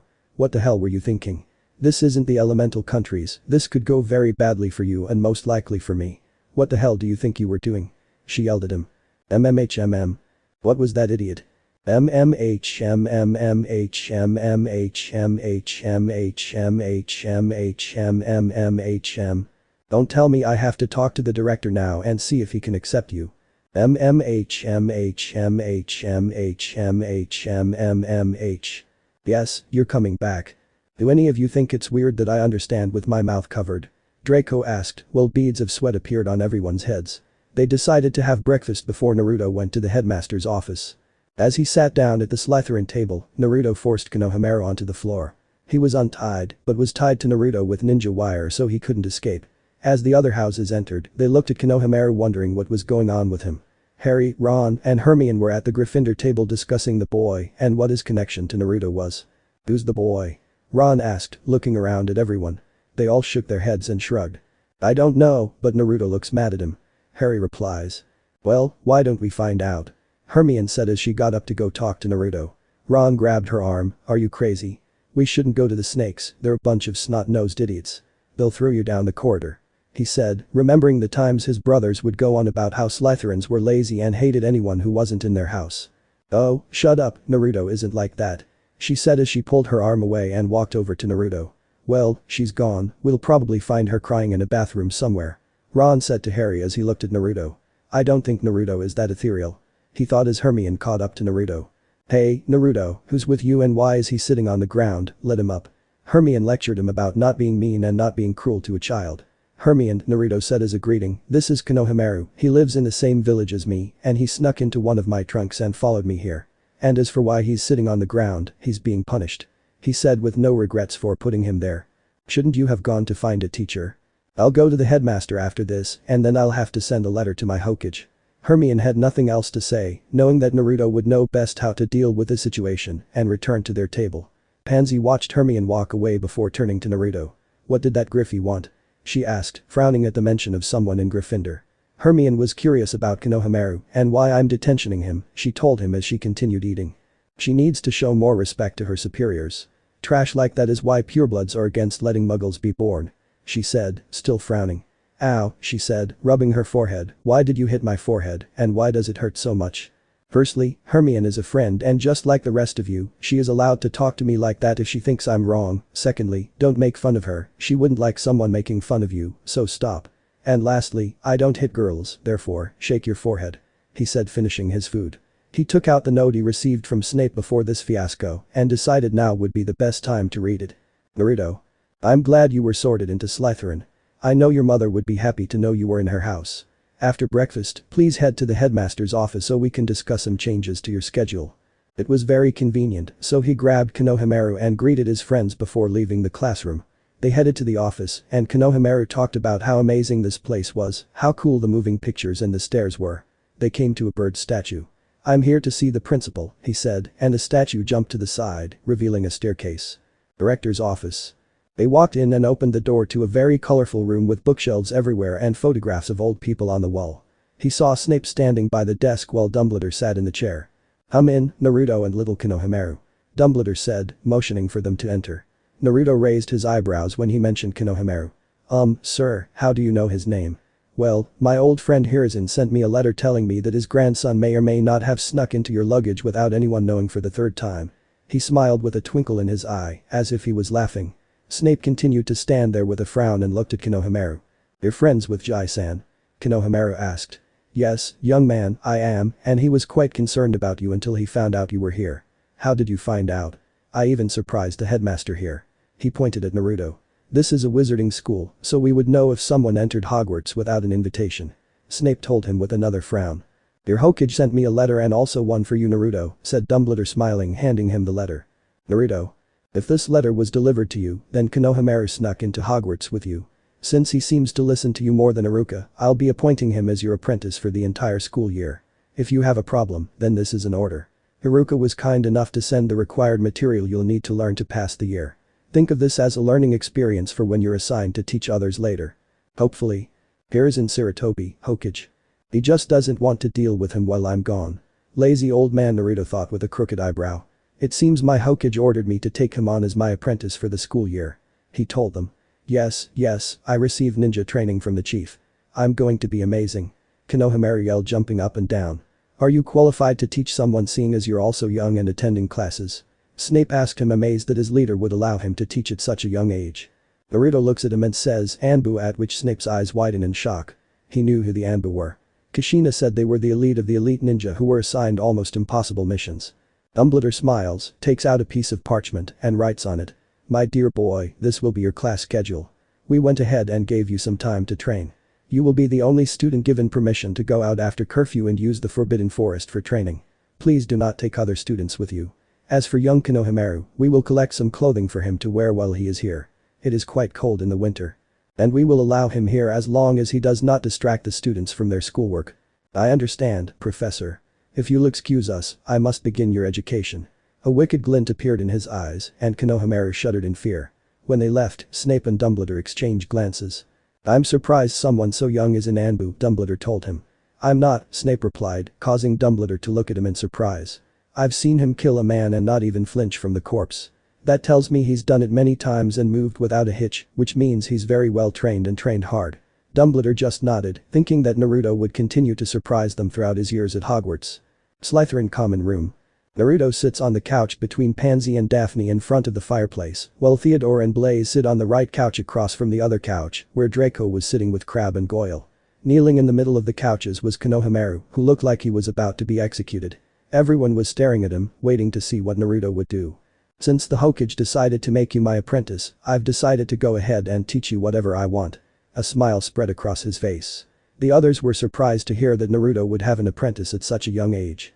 While you're training, you'll do everything I tell you, do you understand? A wink from Konohamaru.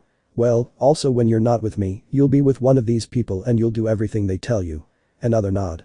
Guys, I'll allow you to serve him in my absence. He can carry your items and bring you things. But you're not to use any spells or charms on him, he told his group of friends.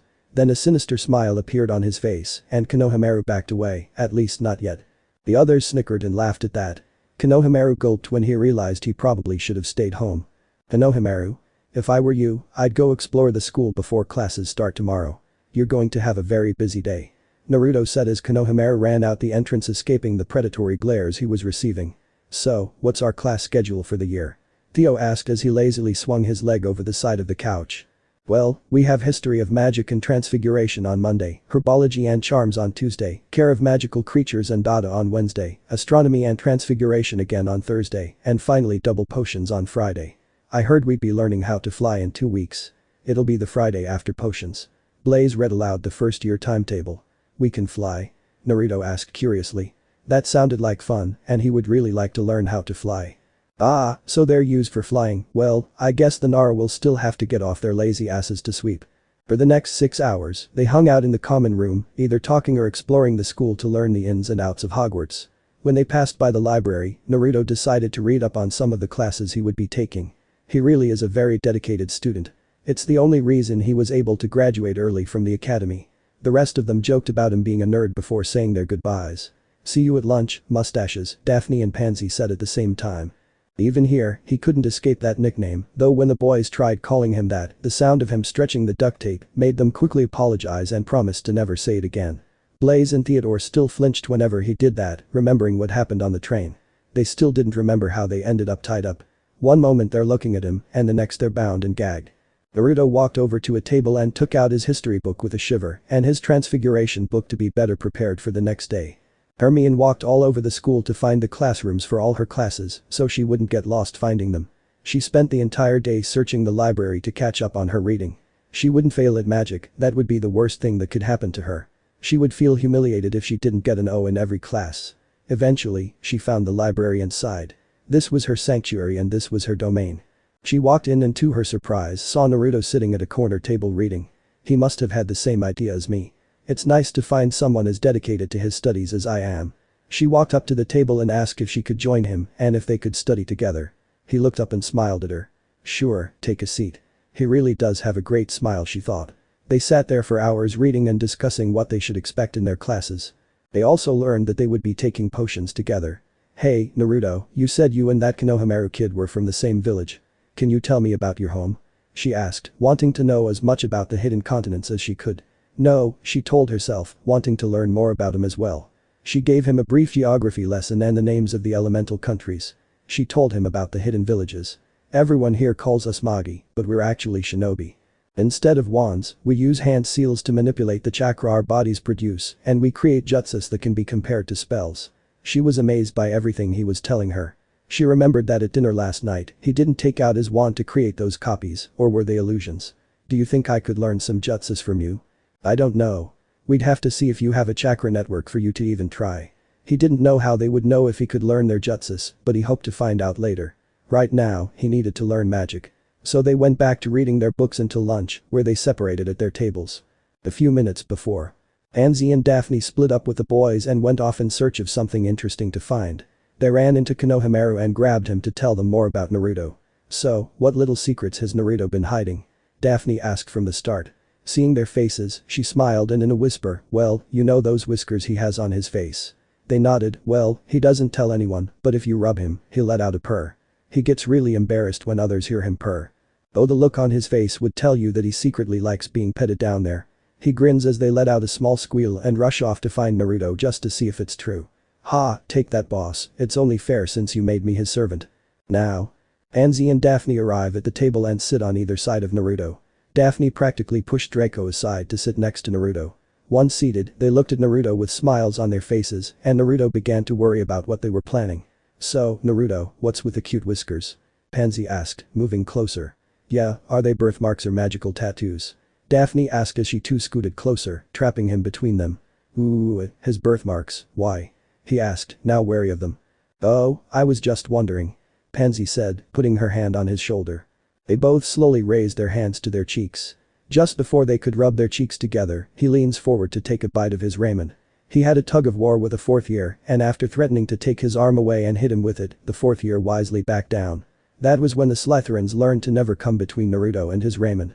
Pansy and Daphne failed and tried again. Again they failed when he leaned back. They were determined to get those whiskers. Suddenly, they both slammed their palms towards him, met with success when they felt it connect. They began rubbing their cheeks together and then realized Draco was between them. "BW Women Wedding GWWFY Queeks?" Draco asked, his cheeks scrunched together. They took their hands off and saw Naruto sitting where Draco was as he continued eating. "Bah, Pansy." "As he did. Daphne."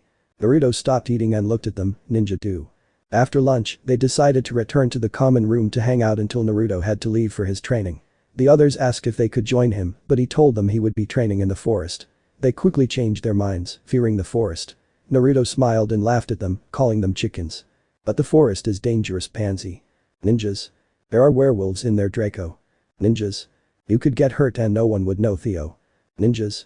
What if something kills and eats you, then shits on you another day and uses the feces to grow food for its offspring, which grow up and eat another student someday?" Daphne says. Everyone looks at her with a sweat drop. Guys, hello, I'm a ninja, I can handle myself, okay?" Naruto tells them. "Is that your answer to everything?" Draco asked. "Ninjas? Just be careful not to lose a friend so early in the year," Blaze said, and everyone laughed. "Ninjas?" Evening. When night falls and he's allowed to go out past curfew, Naruto heads into the forest to explore.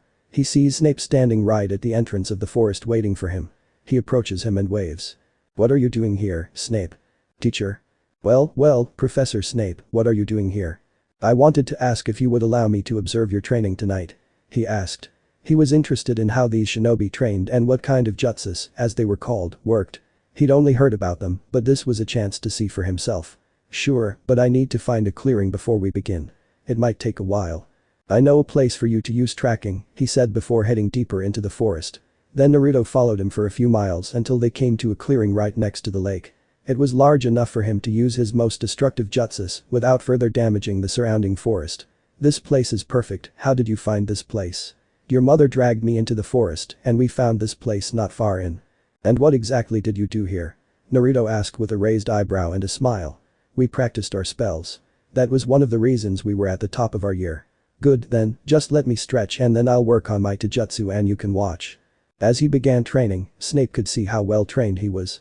No wasted movement, no missed step, and he flowed like the wind from one form to the next seamlessly. That was how he could tell what an elite shinobi looked like. A perfect fighting machine. And he's so young, what made him strive so hard to achieve this?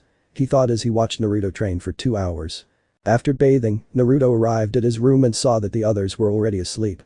He also saw that a bed had been brought in for Konohamaru and he was asleep as well, though as a shinobi in training, he kept a kunai under his pillow. "At least he remembers what I teach him," he whispered to himself before getting into bed. As he laid his head down, he couldn't wait for school to start. He was ready to see what magic was all about and wondered if he'd be able to make his mother proud. I never liked school, and here I go gladly. Still, it'll be awesome to expand my skills. This is going to be exciting." "Yes, it will be." "Oh, shut up, furball." "Meatbag." "Bunny ears." "Asshole." The next day, first week. They were at breakfast filling their stomachs before class and Pansy and Daphne kept trying to caress Naruto's cheeks and each time they failed. One time, Snape was the one who ended up with his cheeks crushed when Naruto sat down in his seat. To say he was amused was an understatement. Naruto assigned Konohamaru his workload and told him that he would be tested before his training. With that done, they headed to their first class, which was History of Magic. When the professor appeared through the wall, Naruto ended up on Draco's back. He pushed him again and after everyone laughed at him, they sat down to begin class. Professor Binns was talking non-stop and soon Naruto fell asleep and found himself just as bored as the rest of the class. When it was over, Naruto made sure that next time he would bring something to keep him entertained. His next class was transmutation and he was looking forward to it. Professor McGonagall was in her cat form waiting for her next class to arrive. Usually, she wouldn't like to teach Slytherins because they turn into obnoxious, arrogant little jerks. But this time would be the first time she was teaching Naruto, Kushina's son. He was one of her favorite students, even if she was a Slytherin. She was amazed by what he was able to do at the welcoming feast and today at breakfast when he switched places with Snape. I swear he's all his mother. If what Snape and Dumbledore told me was true, then he must be a prodigy if he graduated so young. He might even be a ho-ho that feels good, a little left. Her thoughts were interrupted when she realized she was being petted. Although she let out a purr, she saw that it was, in fact, the very student she was thinking of. He petted her for a few more seconds before returning to his seat and waited for everyone else to join in. "Well, hello, Professor McGonagall, good transformation," he said. His eyes widened. He knew she was the professor, yet he still petted her. She was a little embarrassed by the whole purring thing, but decided to forgive him. Just this once. As the class continued, she could see how intelligent and focused he was on learning from his class. When he tasked them with turning a matchstick into needles, she didn't expect them to get it until next week, but look, he gets it after a few minutes and even gives it back. Oh yeah, he's definitely a prodigy, she thought as she watched him continue practicing and even giving tips to the others. By the end of the lessons, she could honestly say that this first-year class was further ahead in their studies than her other classes. For the rest of the next 3 days it was the same. He would go to class after assigning Konohamaru a task. During his free time he and Konohamaru would go out to the open field, where he would put him through a grueling exercise that at the end, he had to take him to the baths and throw him in. His friends wanted him to train them as well, but after seeing what Konohamaru had to do they changed their minds. Naruto was a punishing teacher when he wanted to be. He even got Konohamaru to make a decent transformation jutsu and a replacement jutsu. The academy clone jutsu was coming next year. When McGonagall saw the technique she interrogated him to find out why he would use it and even teach a child a spell that is dangerous. She was shocked to learn that transformation was a basic illusion of the academy in their home village and they learned it in their 3rd year there. Not only that but children are only 8 years old when they first learn it. When Friday arrived, Naruto was studying his potions book before class. He reasoned that Snape wasn't someone who tolerated students who weren't prepared for his classes. And so he studied. Most of the ingredients in the book were very familiar to him because Shinobi used them for their poisons, cures, and incapacitating enemies. He remembered being on the run with Anko when they accomplished an impossible mission. They snuck into the Raikage's office to steal information on his Jinchuriki and were spotted by the Raikage himself. They couldn't lose him, but he couldn't catch them because they were cunning and slipped through his clutches every time. While they were running, Naruto was able to create an incapacitating toxin that doubled as a smoke bomb. When the Raikage coughed at them for the umpteenth time, Naruto caught him off guard by shooting him with the bomb he created. He was incapacitated and they were able to escape. As the class entered, he saw that there was an odd number of students, so he ended up alone in the front row. He greeted Harry, Ron, and Hermione as they took their seats and saw Draco and Harry staring at each other. There could be some rivalry. Might even motivate you to study harder, I can use this. Hey, I could even get Ron involved. He thought about making plans to help his friends pass their studies. Kakashi's #1 rule, always help your friends to the best of your ability, or so he interpreted it. Snape slammed the door shut and walked to the front of the class and looked at them. As there is little silly wand waving here, many of you will hardly believe this is magic. I don't expect you to truly understand the beauty of the simmering cauldron with its glowing vapors, the delicate power of liquid slipping through human veins, bewitching the mind, ensnaring the senses. I can teach you how to bottle fame, brew glory, and even put a stop to death if you're not a pack of idiots like I usually have to teach. A few people laughed, but they stopped once Snape looked at them. Without another word, he began the roll call. Naruto raised an eyebrow when he saw Snape pause. Well, Harry Potter, it seems we have a celebrity in our midst. Don't lead you far, Mr. Potter, you would do well to remember that. He finally looked at Hermione. Put your hand down, child. Snape snapped. Now Naruto had to do something, and when Snape turned to him, a spark of mischief appeared in his eyes, and he made sure Snape didn't see it. Let's ask someone who has prepared for this class.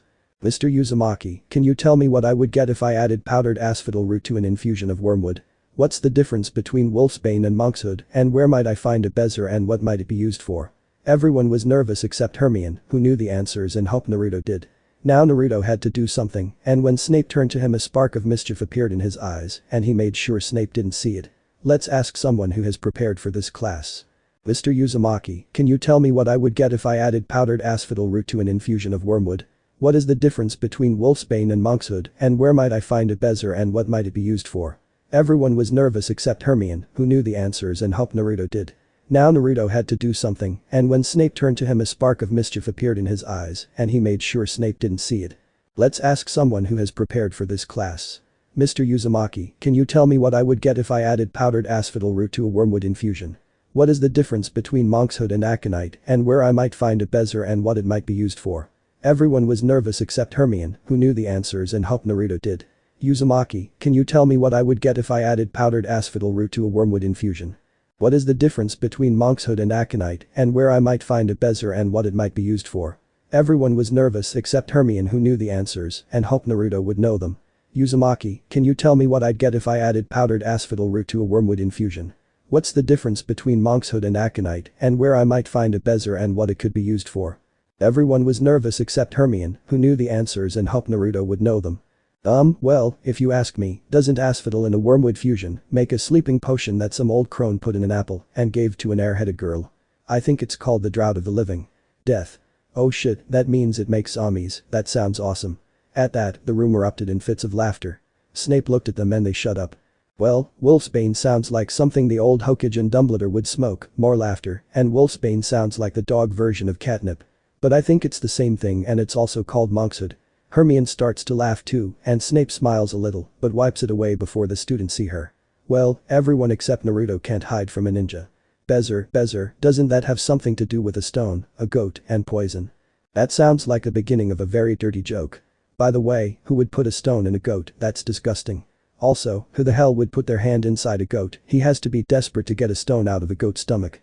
It's not worth it if all it does is save you from most poisons, there are better ways. By the time he finished answering, the students were laughing uproariously. Draco and Theo were on the floor clutching their stomachs. Blaze was banging his table. Anzi and Daphne were covering their mouths trying and failing to hold back their laughter, even Hermione couldn't stop. He may have done it to be funny, but the answers he gave were still correct. He has to be desperate to get a stone out of a goat's stomach. It's not worth it if all it does is save you from most poisons, there are better ways. By the time he finished answering, the students were laughing uproariously. Draco and Theo were on the floor clutching their stomachs. Blaze was banging his table. Pansy and Daphne were covering their mouths trying and failing to contain their laughter, even Hermione couldn't stop. He may have done it to be funny, but the answers he gave were still correct. He has to be desperate to get a stone out of a goat's stomach. It's not worth it if all it does is save you from most poisons, there are better ways. By the time he finished answering, the students were roaring with laughter. Draco and Theo were on the floor clutching their stomachs. Blaze was banging his table. Pansy and Daphne were covering their mouths trying and failing to contain their laughter, even Hermione couldn't stop. He may have done it to be funny, but the answers he gave were still correct. Pansy and Daphne were covering their mouths trying and severely failing to contain their laughter. Even Hermione couldn't stop. He may have done it to be funny, but the answers she gave were still correct. Pansy and Daphne covered their mouths, trying and failing miserably to contain their laughter. Even Hermione couldn't stop. She may have done it to be funny, but the answers she gave were still correct. Snape held his head in his hands. It could be that bad, no worse than Kushina being serious in class. He thought. Well, Mr. Uzumaki, in a roundabout and somewhat colorful way, you're right. 20 points to Slytherin. And why isn't everyone copying you? He snapped, finally getting their attention. Ron briskly began writing down every word Naruto said, so he could tell Fred and George when he saw them. For the rest of the class, Snape asked them to make a potion that would cure boils. While everyone was measuring out their ingredients, Naruto was able to tell how much everything weighed just by touch. A ninja didn't have time to measure in a life or death situation, so they soon learned to weigh by feel. That way, a shinobi could tell if it was put on or taken off. It stopped thieves from robbing a ninja, and anything put on a ninja without their permission was likely deadly. Snape stood in front of Naruto. Mr. Uzumaki. Please tell me how you expect to make a proper potion without measuring the ingredients first. This isn't a guessing game for playing with potions. He barked at Naruto. This idiot is going to kill himself.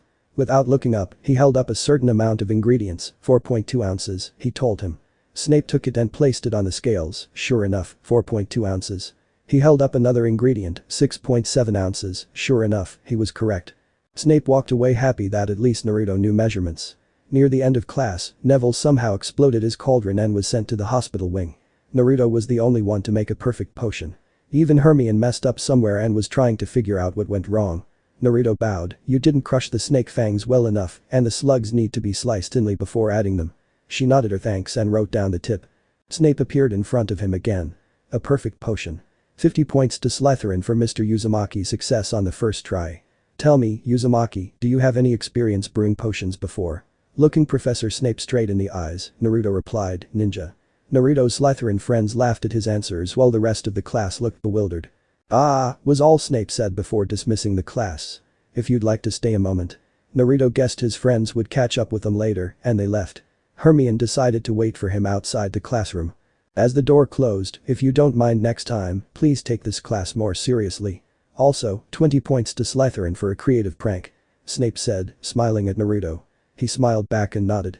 As he walked out of the classroom, Hermione caught up with him. Naruto, wait, he paused, waiting for her to come to him. How did you know how to do the slugs or the fangs? They didn't say anything in the book about it and I read it over 12 times. He looked at her and gave her his answer. Ninja and left. That's not an answer. She shouts, running after him. Give me an answer. Saturday. Fred and George were out hunting. They saw their prey walking by, hiding their matching smiles. Just as the target walked by, they pounced. They were wrestling with their prey and it was slippery and elusive. The sound of the stretched ribbon was all they heard before everything went dark. Naruto looked at the two older boys and shook his head. They were twins and seemed to be related to Ron. He dragged them into an empty room and poured water over them. They woke up spitting water and looking around until they saw him. Well, you're a slippery little snake, aren't you? Said one of the twins. Yeah, and the first week you had was pretty impressive, said the second. Who are you? The names are Fred, said the one on the left. And George, said the other. Weasley, they said together. What do you want? We were impressed by your opening speech and by the prank you played on Snape, too, said Jorge. Teacher? It's Professor Snape. Naruto smiles at them. They laughed at his joke, understanding what he was saying. They too had the same conversation with Snape. So, what do you two want from me? Naruto asked again. Well, we're known as the pranksters of Hogwarts, and we'd like you to join our group to help us pull some of the best pranks this school has ever known. Fred said with a flourish, even though he was tied up at the moment.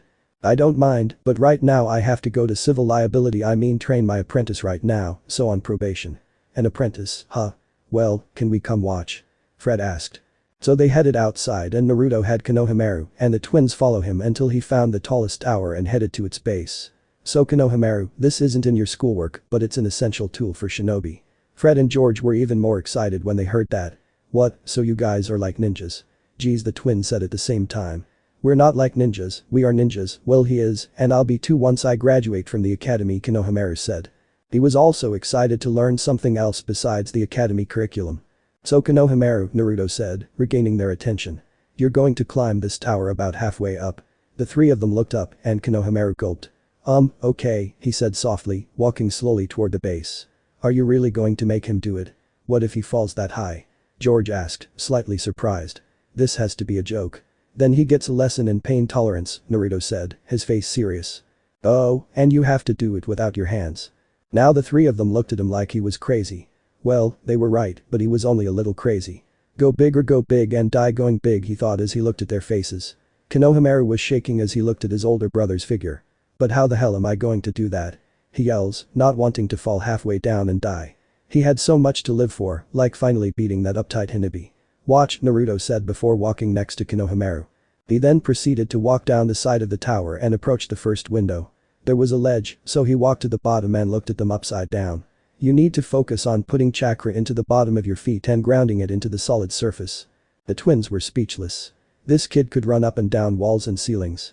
The possibilities they could use him for were fantastic.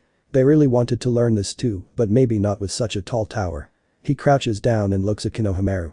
Now you need just enough to stay up, too much, and you'll blow the building up, too little and you'll fall down. Any questions? Yeah, what's this for? He asked, still a little nervous. This is a chakra control exercise to help you get better control of your chakra. Now do this. If you're able to make it halfway, I'll teach you a jutsu.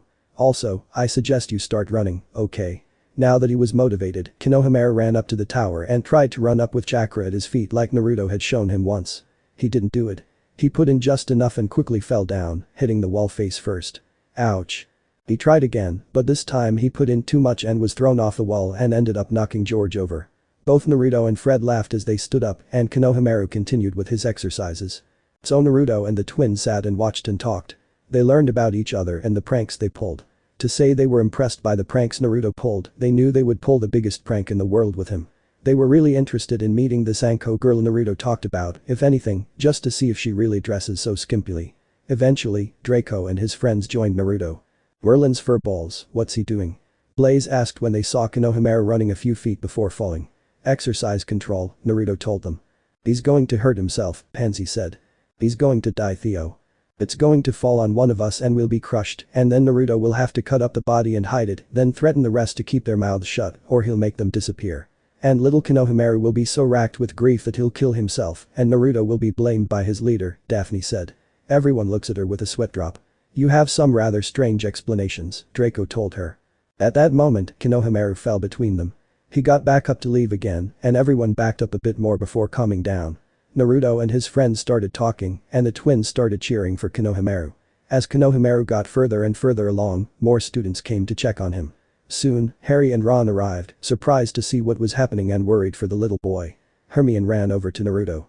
What on earth are you making Merlin do? He might hurt himself, make him stop before he dies. Hermione, he's practicing chakra control. This is one way to do it. And if he gets too high and falls, I'll catch him, he tells her. Go away Gryffindor, they don't want you around here. Ouch, why the whiskers? I told you to be careful what you say to him, remember? He asked, narrowing his eyes. Pansy looked down and nods. The rest didn't say anything because they all knew Naruto didn't have many friends and the ones he did have, he protected mercilessly. They were actually glad to have him as a friend and not an enemy. Hermione smiled, glad that Naruto stood up for her and decided to trust his judgment when training Konohamaru. Soon the entire school was outside watching Konohamaru and cheering him on as he made his way up. Even the teachers were amazed that a boy could run up the side of a building without using his hands or the spell to stick to himself. It was close to lunchtime when Konohamaru made his final attempt. He ran up the wall and kept climbing and climbing and climbing and climbing until he reached out to grab a window ledge halfway up. The school roared with shouts of glee. Maru, Maru, Maru. He threw up his hands and shouted successfully. Then he fainted and fell off the ledge. Students screamed and some of the staff gasped. Snape, who was watching from behind, pulled out his wand before the rest of the staff could think of what to do and shouted Arresto Momentum, catching him before he hit the ground. Naruto picked him up and started heading inside. Konohamaru opened his eyes to a slit and asked in a tired voice, Did I do it boss, can you teach me a jutsu now? Yes Maru, yes I will. Good job. At night, Naruto sent his report along with Konohamaru's progress and letters to his friends. As he sat there, he thought about his village and how different it was compared to here. He missed Hina, Kakashi, Anko and the others, but when he was here he didn't have to watch his step or deal with the trash the villagers would throw at him. He was happy here. And yet, he still missed Konoha. Next Friday. Throughout the week, Konohamaru becomes the talk of Hogwarts. He receives pats on the back for his accomplishment and is allowed to sit with the Slytherins. He becomes an unofficial member of Slytherin House. The next night, after his training is over, Naruto takes him to the forest and clearing he made his own and teaches him a low-powered fire jutsu. Using an earth jutsu Kakashi taught him, Naruto builds a giant bowl, then uses a water jutsu to collect water from the lake and put it in the earth bowl.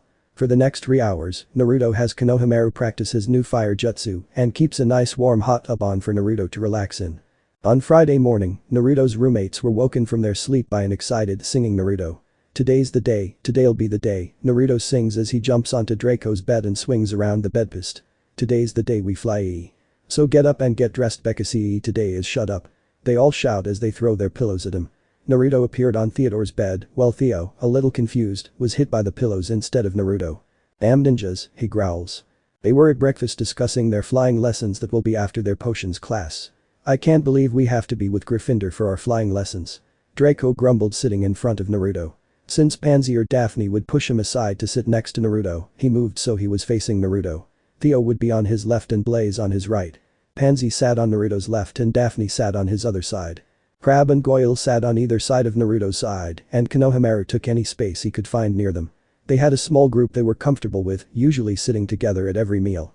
Look on the bright side, you can show Potter and Weasley your flying skills. Naruto replied while dodging Pansy and Daphne's hands from reaching his cheeks. He decided Draco would do almost anything to outdo those two and would mention their names to make him do better on his homework and classwork. Yeah, you're right, I'll show them what it takes to fly. Maybe they'll let me on the Quidditch team after they see how good I am, Draco boasts. Everyone rolls their eyes at him. They don't allow first years on the team, Blaze told him. Besides, I saw you fly earlier, you suck, you couldn't even dodge a standing tree. Said Pansy. To which everyone laughed. Hey, no knocking, and I only hit that tree because you yelled my name, Draco looked at her. They continued talking more when swarms of owls started swooping in and delivering mail. Naruto found Kaneko landing in front of him with a stack of letters. There was a letter for Konohamaru, so he handed his to her and went through his own stack. They were mostly letters from his friends back home. One was from his Hina and told him that she was put on a tracking team with Kiba and Shino, 2 other clan heirs, and their sensei was Kurenai. Another was Kakashi and of course she had Sasuke and a pink-haired girl, Sakura. Anko just put aside all the ways she tortured her visitors and actually enjoyed those acid drops he sent her for her amusement. He even received a letter from Narcissa Malfoy. "Hey, Draco, your mom sent me a letter." "What does it say?" he asked. "Dear Naruto. I hope you and Draco are having a good time at Hogwarts. I hope you are studying hard and doing well in your classes. Remember to do your homework and make sure Draco does his. It's very important that you both have a good education." When Draco wrote to us that his mother was Kushina Uzumaki, I found myself crying. Kushina and I were great friends in our school years and she went on to become a great witch. I hope you and Draco can be as close friends as we were. It would be a great pleasure if you would join our family for Christmas. I know it's a little early to ask, but I would love to see you again and even tell stories about me and Kushina. Sincerely. Narcissa Malfoy. Wow, and all I got was a lecture on how to do well in school. I think he likes you more already. He drowned you during dinner. Draco said, laughing a little with everyone. Naruto shook his head with a smile. "So, are you coming for Christmas?" Draco asked. "Well, I don't mind, but I have Konoha with me and we don't know what Christmas is. We have a winter festival, if that's what it's called. Well, Christmas is when families get together and give out presents. It's also about a worldwide religion, but we won't get into that," Blaze said. "Ooh, can we go, please?" Konoha asked, pleading with Naruto and Draco. "Sure, why not? I'll send a letter to let them know they're expecting one more." "Hey, why don't we all go to the Malfoys for Christmas? I mean, we'll be there for the party, so why don't we stay longer? Celebrate Naruto and Konohamaru's first Christmas," suggested Theodore. They all eagerly agreed and said they would send letters home to their families. "Hey, guys, check this out. It's in the papers, Naruto." Blaze put down the newspaper and on the second page, right after Gringotts had broken into it, was a story covering the appearance of the last Uzumaki. The Uzumaki appears. Sources say that for the 12 years since Kushina's death, many thought the Uzumaki family line had died out. But after an incident that blew up the front of Ollivander's wand shop, an Aurora named Maxwell Skatervian had this to say. "I was just coming onto the scene and spoke to Ollivander and a young boy who would be attending his first year at Hogwarts. It was later revealed with identification along with confirmation from Gringotts Bank that the boy was in fact an Uzumaki. It seemed like a bad wand match between the boy and a very powerful wand."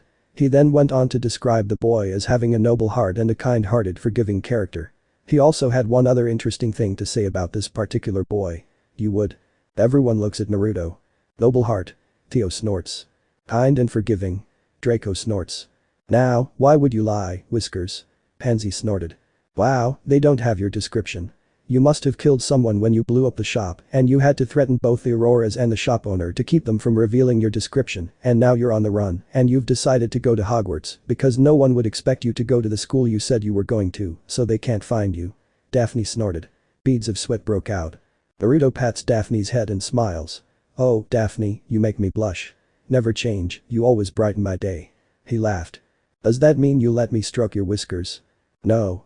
And with the bell about to ring for class, Pansy and Daphne once again launched themselves at Naruto to remove his whiskers. When they made contact, it was Ron Weasley who ended up on the spot this time. "What?" Slap, both Pansy and Daphne slapped him harder once they realized Naruto had done it again. They sighed into their glasses. "We won't give up, we'll stroke each other's whiskers," they thought together. Naruto appeared in Ron's seat at the Gryffindor table and everyone jumped. He was sitting next to Harry and Hermione and across from Neville. "Hey guys, what's up? Are you excited for the flying lessons later? It's going to be, Whoa, how did you do that, Naruto?" Neville asked, still a little surprised. Both Fred and George looked evil, they both said. Naruto looked at Neville and smiled. "Ninjas?" Harry laughed at that. "Seriously, how did you do that?" he asked. And again, ninja was all he got. Hermione gently tapped the back of Naruto's head. And she allowed it. "Naruto, that's not an answer that can explain anything, and to answer your question, yes, we're just as eager to fly as you are. Now, could you answer the question about how you made that switch with Ron?" "Ninja," Naruto replied with a grin. Hermione goes to slap him again, only to find Ron standing there. "Ow, what the hell was that for?" Hermione snorts and gets up to head to class. Both twins were laughing at what Naruto did. "Why did he hit me?" Ron asked, still dazed by the switch. Both Neville and Harry laughed. "Come on, we don't want to be late for Snape's class." "Professor," said Neville. It's Professor Snape," Neville said, smiling. As everyone entered the potions classroom, Hermione rushed over and pushed people out of the way, even stopping Goyle with her shoulder, and sat next to Naruto. She wouldn't fail another potion again, and since Naruto knew how to brew potions properly, he would be her partner. As Snape entered the classroom, he forced Hermione back to her original seat. Head down, she moved, but not before giving Professor Snape a heated glare. They were working on their potions, and Hermione continued to ask Naruto for help perfecting her potion. He, of course, helped her when she asked, along with Draco, Theodore, Pansy, and Daphne. During class, Snape kept awarding Naruto points for his house and taking them away from the Gryffindors. By the end of class, once again, only Naruto perfected his potion, and those who received help were getting closer and closer to doing well. Hermione was beside herself trying to figure out what went wrong. "You didn't stir the water once before adding your ingredients," Naruto told her. She wrote it down and waited for him to give his potion to Snape, earning another 40 points. As the Slytherins and Gryffindors made their way to the pitch for their first flying lessons, Naruto and Konohamaru hugged each other, chanting, "Flying, flying, me Naruto boss, I'm gonna fly." Everyone was either smiling or laughing at their childish joy. As they lined up, Madame Hooch, a wild woman with hawk-like eyes and silver hair, walked down the student eaves and stood at the very end. "Okay, welcome to your first flying lesson. Stand by your broomsticks, put your hand on them, and say up." As she said this, her broom closed in her hand. When the lesson started, Naruto noticed that Draco and Harry got it on the first try. "Revelry sure is a useful motivator," he thought. "Say it with feeling," Hooch told them. Hermione's broomstick kept rolling across the floor, and when Ron set up, her broomstick snapped up and hit him in the face. Naruto and the class laughed and Hooch laughed a little. Naruto decided to give it a try, and while holding his hand on the broom, he said, "Up." The way Hooch said, and the broom shot off. It was moving extremely fast, so Naruto moved his hand, and the broom continued into the sky. He looked up and put his hand to his eyes to see where the broom had gone. After a minute, he held up his hand to get Mrs. Hooch's attention. "Professor, I lost my broom, can I get another one?" At that, the whole class laughed. "How in Merlin's name do you love?" Hooch stopped when he noticed his broom was gone. She saw him looking up too, and she too looked up, wondering where the broom took off. "Maybe next time I'll feel a little less for Mr. Uzumaki," she said, handing him another one. More laughter. "Now that everyone has their broom, I want you to mount your broom and grab it like this," Hooch showed them. "Next, I want you to push off the ground, lean forward slightly, and land again. On the count of 3. When he reached 2, Neville's broom lifted up and went crazy. Neville couldn't control his broom and it shot around the field doing flips and corkscrews. "He seems to be doing really well on that thing," Naruto comments while his friends laugh. The broom went right through Neville and his robes got caught on a 20-story tall statue. Some students gasped and Hooch stood there, still a little shocked.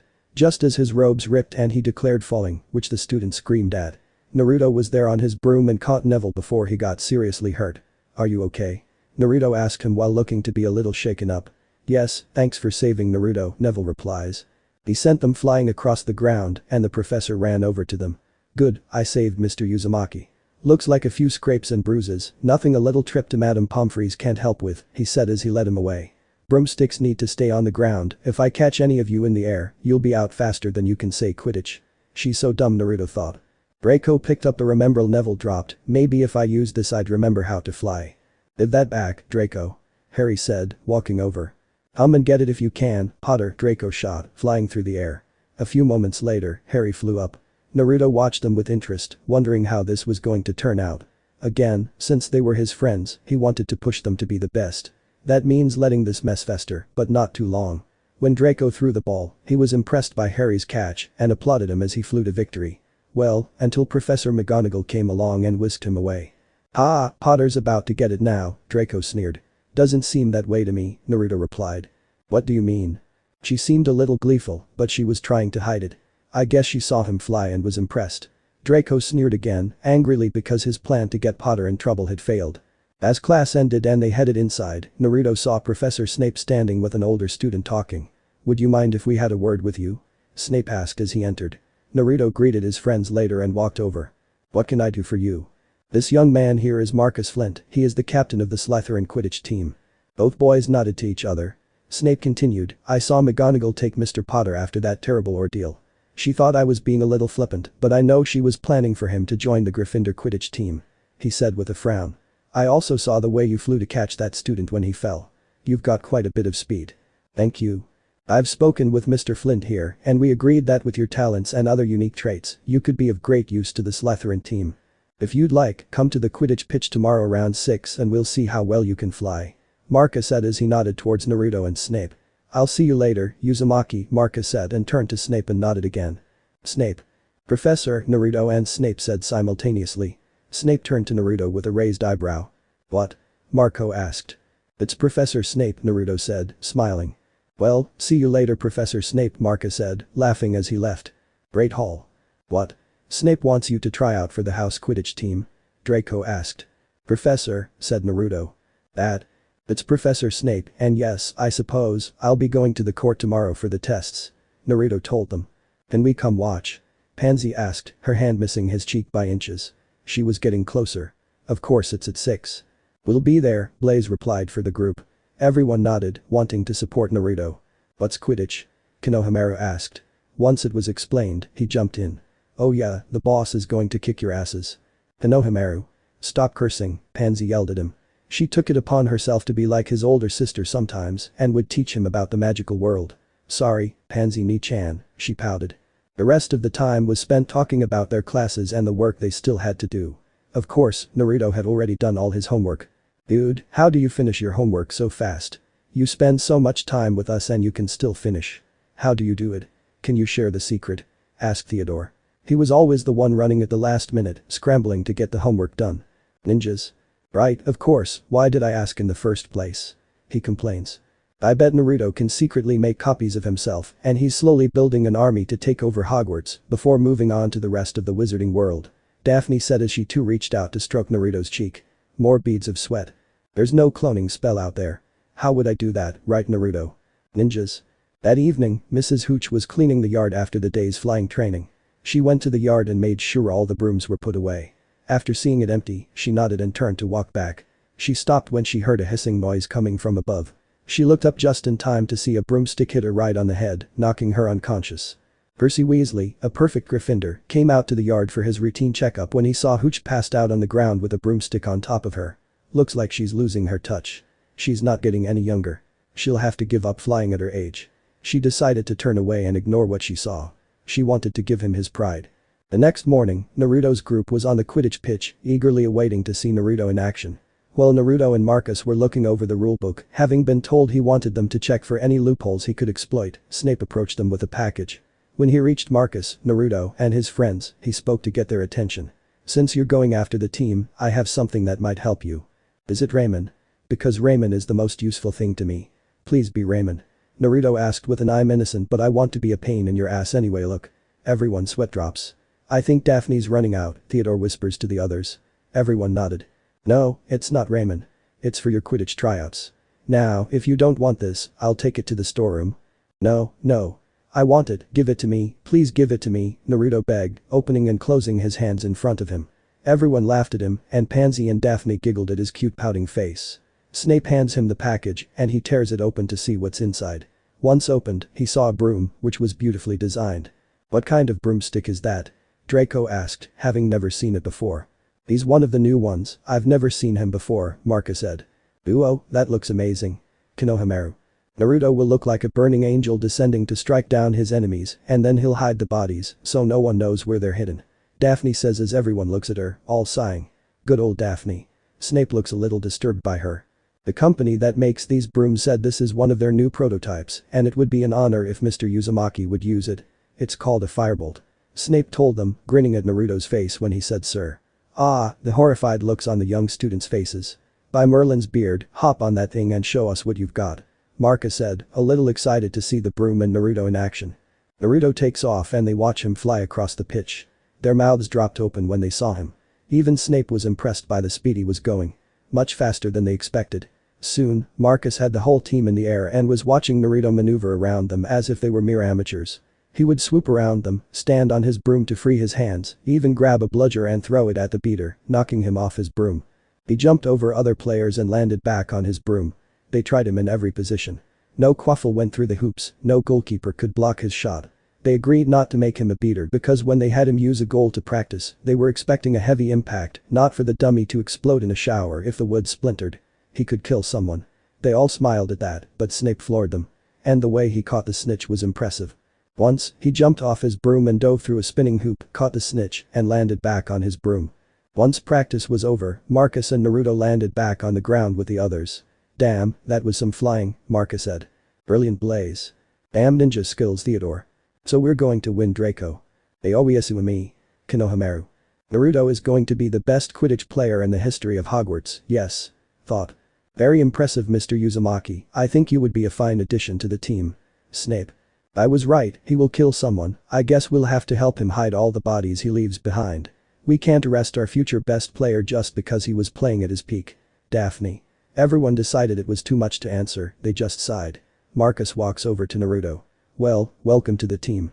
Watching you fly, I don't think we'll have any trouble locating you anywhere. I think right now you can be our seeker. I heard Wood was going to make Potter in that name. Draco snarls, Potter. Marcus paused and then continued. As I was saying, Wood was going to make Potter his seeker, so let's give them a seeker too. He grins at them. By the way, that was some of the most brilliant flying I've ever seen, how did you do all those maneuvers? Ninjas. A few more days passed and Naruto would add Quidditch practice to his schedule and continued Konohamaru's ninja training and his own. He loved flying and would take Konohamaru and fly with him cheering and shouting, "This is amazing, I wish I could be a wizard, just so I could fly." Naruto would continue going to his clearing to practice his destructive jutsus and would relax until he was ready to return. One night, while heading into the forest to train, he ran into Hagrid too. "Hey, Hagrid, what are you doing?" "Naruto. What are you doing here? It's past curfew, shouldn't you be dreaming now?" "Dumbledore has given me permission to stay out past curfew so I can practice my flash techniques in the forest." "Well, I will be, do you think I could watch you for a while? I'd love to see a real-life shinobi in action." He seemed excited asking, and Naruto thought he was a nice guy. "Sure, why don't you follow me?" As they entered the clearing, Hagrid could see many scorch marks and disturbed ground all over the place. It looked like an elemental had thrown a tantrum. As he stood near the edge of the clearing as Naruto asked, he saw Naruto perform a few hand signs before his eyes widened as he saw Naruto shoot fire out of his mouth. What was more surprising was that the fire took the shape of a Chinese dragon made of fire and even roared. Naruto even performed wind-style jutsus that sliced and turned logs into kindles. He did it all with just wind. That's when Hagrid had a thought as he watched Naruto perform more standing exercises, such as cloning himself. Cloning himself, there's still no spell that can do that. On top of that, wandless magic or jutsus he said they were, are more destructive than the most powerful wizard spells. These shinobi are dangerous. I wouldn't want to get on their bad side. When they parted, Naruto returned to the Slytherin common room and saw Draco still sitting by the fire with a small smile on his face. "Why are you smiling, Draco?" Draco was surprised by Naruto's voice. "Oh, it's you, so how was training?" Naruto smiled. "Destructive, now why do you look so smug?" he asked. "I'm going to challenge Potter to a duel at midnight and Weasley is his second. But since it's past curfew, I guess I can't go. I'm hoping Potter still turns up. Filch is supposed to be searching the trophy room tonight." "So you plan to get Harry and Ron caught?" "Yeah. Well, there are about 5 minutes left, we'll make it." "What?" The last thing Draco thought when he heard Naruto stretching out his duct tape was, "Oh shit. Trophy room. Harry, Ron, Hermione, and Neville." He reached the trophy room in a minute and Draco was nowhere to be seen. "That block isn't here." "He's just a coward," Ron said, glancing at Harry. "There's still a minute left. I'm sure he'll be here." "Look Harry, Draco tricked you, he's not coming, now let's go back," said Hermione trying to lead them back to the common room. "Then I guess we came here for nothing, HMMMHMH, oh calm down Draco, now that we're here, why did you agree to a duel?" asked a voice surprising everyone. Neville let out a yell and they all saw Naruto come out of the shadows taking care of Draco wrapped in duct tape. "How, what evil, how did you do that mate?" asked Ron excited to know and smiled wider when he saw Draco tied up. "Ninjas." Hermione simply slaps him across the face in irritation at Naruto's response. He unties Draco and steps back. "So, since you're dueling, what are you two doing here?" he asked Hermione and Neville.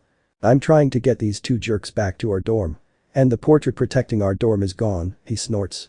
"I forgot my password and couldn't get back in," Neville said, feeling like a fool. Naruto chuckled and then turned to Harry and Draco, who were staring at each other. "Well, since we're here, are you two ready?" "I'll be the referee," he told them as they took a few steps away from each other. Just as Naruto was about to begin their match, they all heard a meow coming from the corridor. "Oh no, it's Filch's cat Mrs. Norris," Hermione said. Naruto starts snorting with laughter. "Hahaha, who the hell calls their cat Mrs. Norris, hahaha." "We have to go now," Draco said as they all ran for the stairs. They were just going up one set when it changed direction to another corridor. "We don't have time, let's go," Hermione ordered, taking the lead. Naruto noticed they were in the third corridor and was about to speak when the nuisances came out of the wall and saw them. Naruto yelled and climbed onto Draco's back. "Not again Naruto, buck off mate, you're fat, how the hell did you just poke me?" "Pansy was right, why does it hurt so much?" Draco glared at him. "Yeah I did," Naruto said trying to regain his composure. "And I'm not fat, I'm a toned son of a hitch who could kick your ass, so watch yourself." He glared back. Draco immediately backed away. Everyone watched those two with a sweat drop. "Hey Peeves, how's the pranks going?" Naruto asked the poltergeist. Peeves smiled back and spoke a little loudly, "Oh, everything's going great, soon the plans you gave me will be ready for Halloween, I can't wait." "Sweet," replied Naruto trying to high-five Peeves, but ended up throwing him and falling to the ground. "Come on guys, we don't have time for this rubbish, Peeves, you need to go, you'll get us all in trouble." Ron yelled whispering. Naruto, Hermione, and Draco shook their heads at Ron, knowing what would happen next. Peeves hated it when young people interrupted his fun, especially now that they were interrupting his fun with Naruto. Ever since he'd first met him, Peeves had enjoyed scaring Naruto and then helping with every prank Naruto and the Weasley twins came up with. He thoroughly enjoyed when he and Naruto were able to paint the entire Transfiguration corridor orange and blue and even the ink, quills, paper, and even Professor McGonagall orange and blue. He still didn't know how Naruto did that with the paper, ink, quills, and Professor, but he thoroughly enjoyed the aftermath. The best part was that he knew who did it. Except maybe for Snape, but without evidence, he couldn't say anything. The twins were in class so they weren't accused. Naruto had come to him a few days ago with a great plan, but he needed Peeves' help securing the supplies. So when this young man who'd been out after curfew ruined his fun, he shouted to alert Filch. "First out of bed. Third runner, first out of bed." They all ran to his side, shouting loudly. "Good work, Weasley, now we'll all get it thanks to you." Draco looked at Ron. "Not me, Naruto." "Why don't you get into trouble, Naruto?" Neville asked as they ran. Both Draco and Naruto replied, "Ninja." There was a slap and they saw Hermione again, her face in her hand. "Again, Naruto, that's not an answer." She yelled at him. "Well, how about this then? Dumbledore gave me permission to go out after curfew and enter the Forbidden Forest." Everyone stops and looks at him. "Really?" Ron asked, "There aren't any dangerous creatures there?" "Yeah. And you're not afraid, Neville?" "No, Ninja." Another slap. "If you're not getting into trouble, then why are you running?" asked a slightly irritated Hermione. "Because I'm bored and I'm not tired yet." Another slap. They heard a meow approaching and ran to the end of the corridor. Ron tried to handle while everyone except Naruto trembled in fear. "Come on, Weasley, hurry up," Draco told him. "It's locked." "Move." Hermione pushes him aside. She takes out her wand and points it at the door. "Alohomora," she says, and the door is open. They run inside and close the door, putting an ear to the door to hear if Filch and his cat leave. When the coast was clear, they heard Neville whimper behind them and they all turned around to see why. They froze when right in front of them was a sleeping three-headed dog.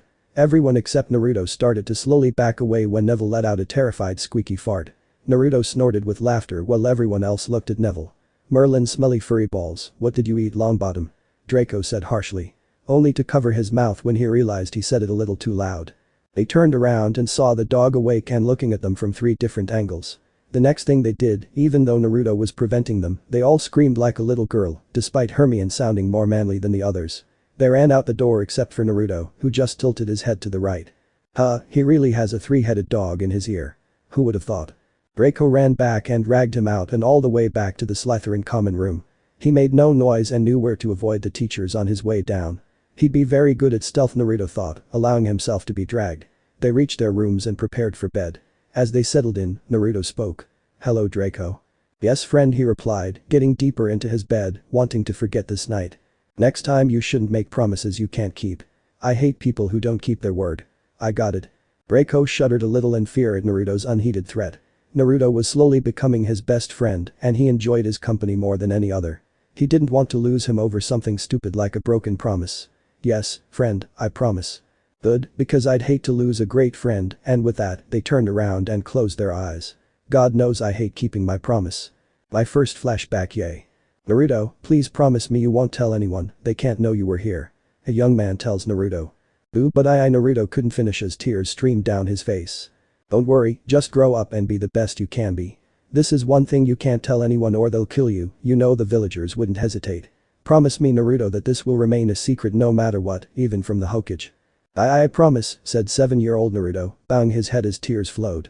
The man stepped away from him and Naruto. "Yeah. Someday, I know you'll be the greatest who ever lived, even greater than all the Hokages. Until then, be stronger and find people to appreciate." "I sniff, I'll do it, a lifelong promise," Naruto said, putting on a smile, even though he didn't feel like it. Chapter 4. Shinobi always wins. It was October and in just one more day it would be Halloween.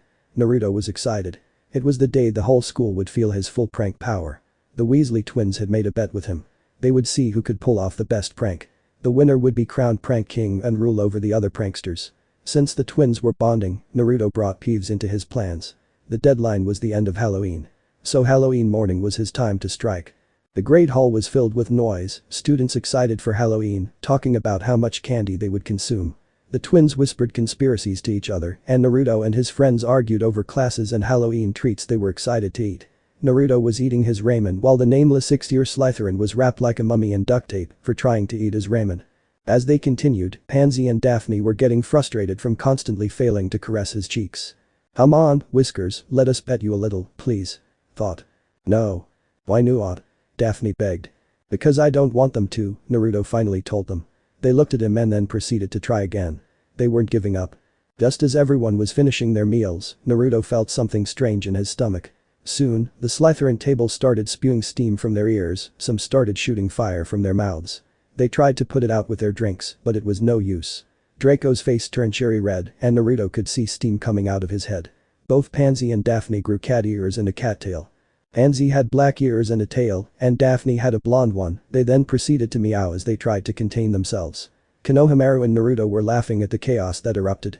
Theodore and Blaze turned into 5-year-olds and were cursing up a storm. It made them laugh even more. What really took the cake for Naruto was that over at the staff table, Snape's hair turned into a duck's bottom and he started to shake.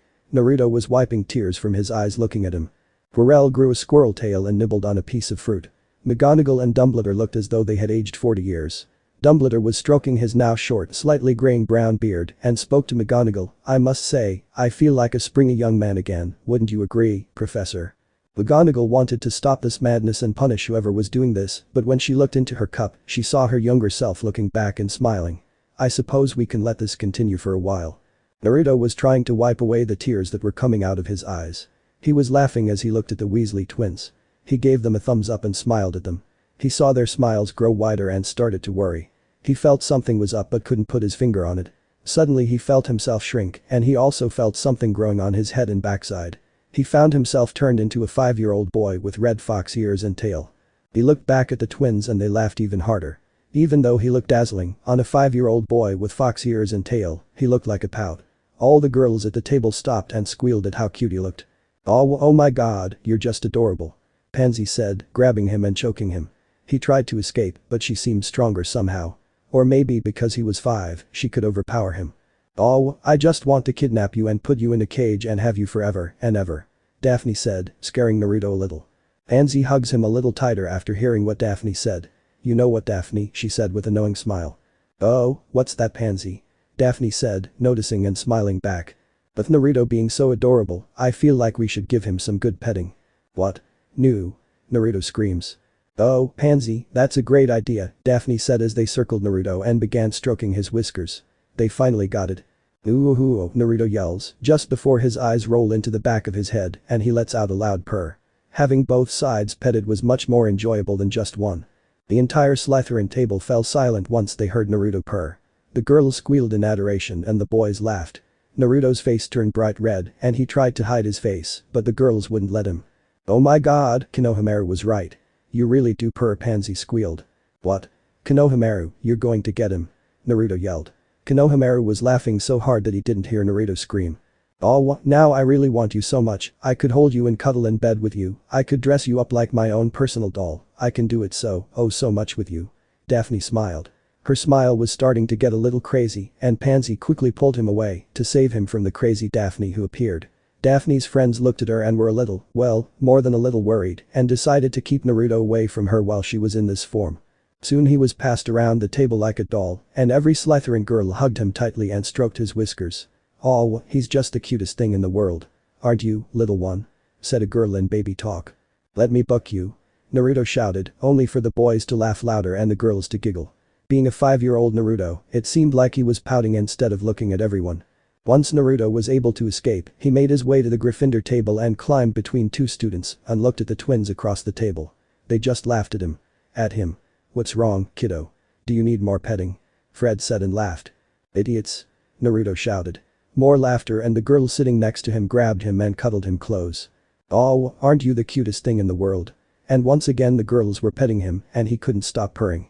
The whole table laughed at him, even Harry and Ron couldn't stop themselves. Red-faced, he turned to the twins. "Revenge will be mine. They'll be back, yip." His rant was cut short when Hermione picked him up and placed him on her lap. She began petting him and glared at any girl who tried to grab him.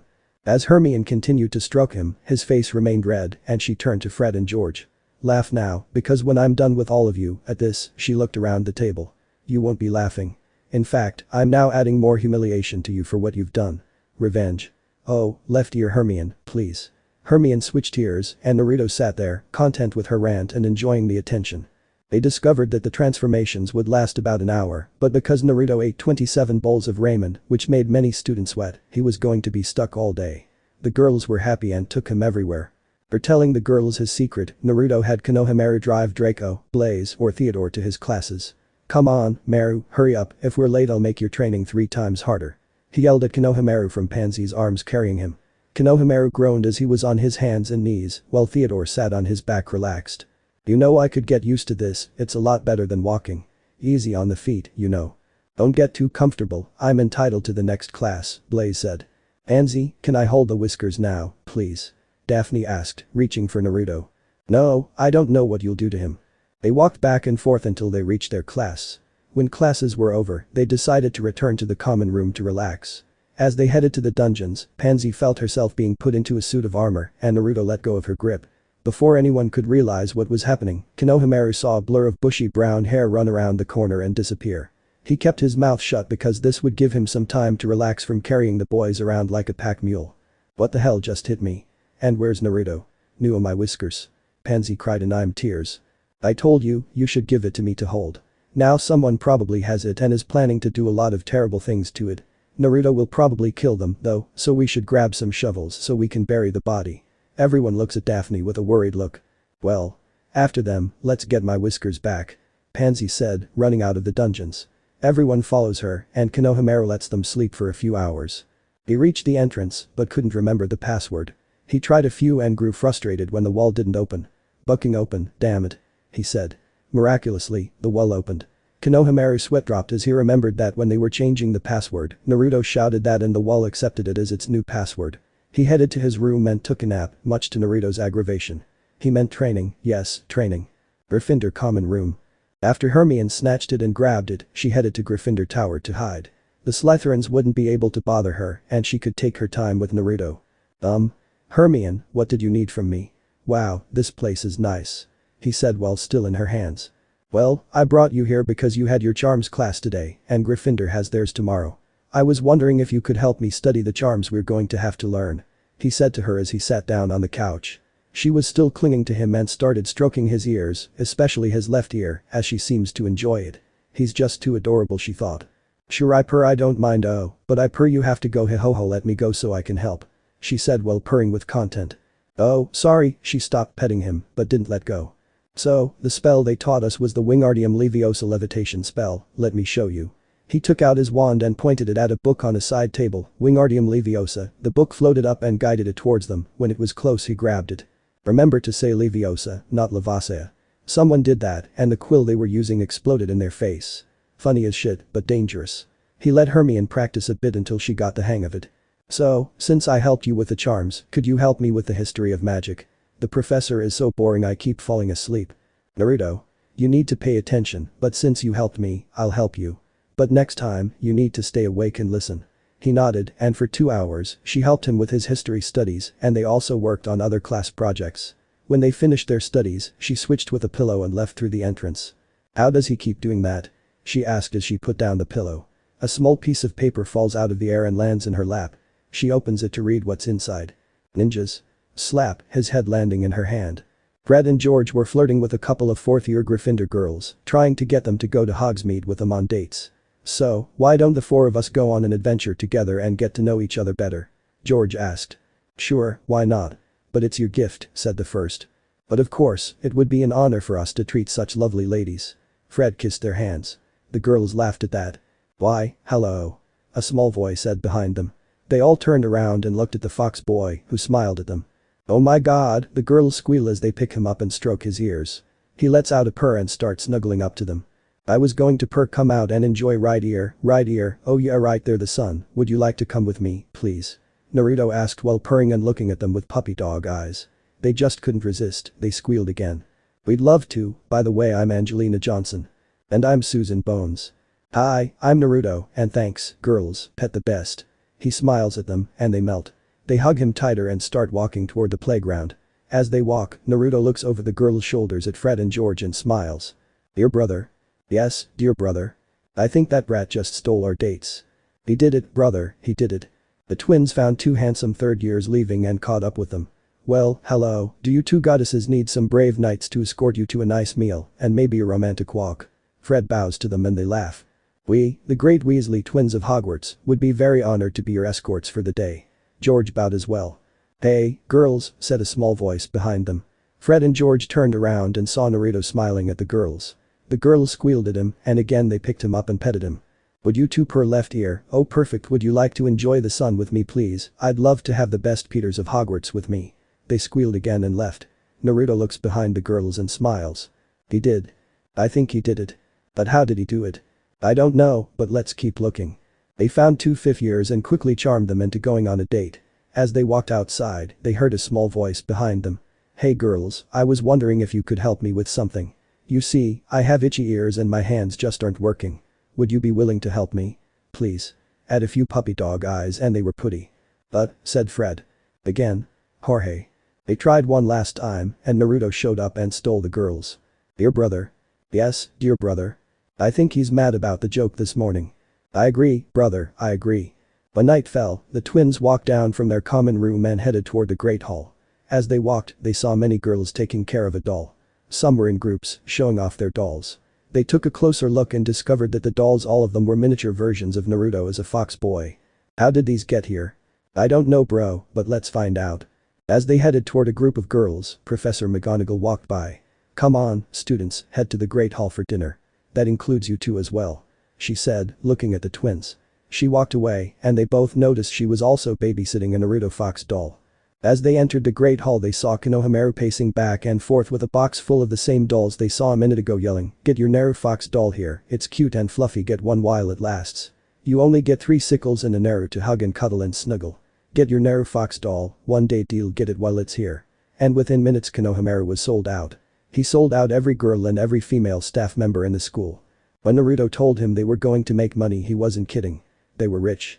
Well, Naruto was richer, he was just rich. As the twins sat down next to Harry, Ron and Hermione asked, did all the girls buy those dolls? Oxen, bro, why didn't we think of that? Fred said, and George agreed. Well, not every girl has one, Harry said, turning to Hermione. He started to sweat when he saw that she bought 3. What? I think they're cute. At the Slytherin table, Pansy was hugging and petting Naruto while they ate. Daphne was snuggling her own free Naru doll, a gift since she's a friend, and the boys were laughing at all the girls holding their dolls tightly. So, Pansy, why didn't you buy a doll? Daphne asked. Why would I have to do that when I have the real thing? She cried, snuggling up to Naruto. What she didn't say was that she was given a doll and bought 9 more. Everyone settled into bed and Naruto went out to train.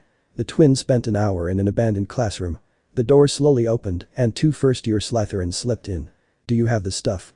One of them asked. Do you have our payment? George asked. They were given 7 sickles and a vial of purple potion. Remember, to get the effect the person needs to consume everything, Fred told them. Understood, one said and smiled a slightly crazy smile that made the twins step back. Let's go back before they catch us, said the other, pushing the smiling madman through the door. Dear brother. Yes, dear brother. Revenge sure pays well. You said it, brother, you said it. In another empty classroom, a figure stood in the middle of the room, waiting. Soon, Peeves appeared through the wall and approached the figure. Is everything ready, Peeves? The figure asked. Yes, ready to go. Oh, I can't wait, it'll be the best in the history of Hogwarts. Then let's begin. Shadow Clone Jutsu. Belowian. Come on, Konohamaru, move it, we'll miss the show. Naruto said as he relaxed as Konohamaru led him to the Great Hall. But why is it so early, no one's up yet? Because I have Peeves about to wake them all up. They reached their seats and Naruto began counting down, vibrating with excitement. 5 Peeves was in position and ready to play. His smile had never been bigger. 3 The sun was barely rising in the sky. The staff and students of 2 were just opening their eyes. 1 and the sweet screams of terror that flowed through the walls of Hogwarts, making Naruto laugh in triumph. Everyone was being led to the dining hall by Peeves and when Konohamaru saw what Naruto did to them, he lost control and laughed. Naruto was able to play a prank on every person in Hogwarts, including the ghosts. They were all different colors and some were rainbow colors. Naruto had cut Dumbledore's beard, braided his hair into 2 strands, put a red bandana on his head with a cowboy hat on top, then put blue jeans tucked into cowboy boots, and put a black short-sleeved shirt on him with an open black leather vest. He looked like a much older Willie Nelson. McGonagall had green-tinged skin, black hair, and a longer pointier nose with a huge wart near the tip. Professor Flitwick's skin turned orange and his hair green. He was put in overalls with a red and white striped long-sleeved shirt with white gloves. And the last of the teachers was Snape. His hair was once again in a duck butt haircut. He was also made to wear a pair of white shorts that showed off his chalk-pale legs and a blue shirt with a fan on the back. It was red on top and white on the bottom. The best part of all was that they tied a pole to his butt and a little sign said, "The reason why I am constantly constipated. The help pull." When the students saw Snape coming through the doors, they burst out laughing and forgot their current situation. And it didn't end there. Anzi and Daphne's hands were glued to their cheeks and couldn't let go. Crab and Goyle seemed to have gotten fatter, to the point where they had to roll around.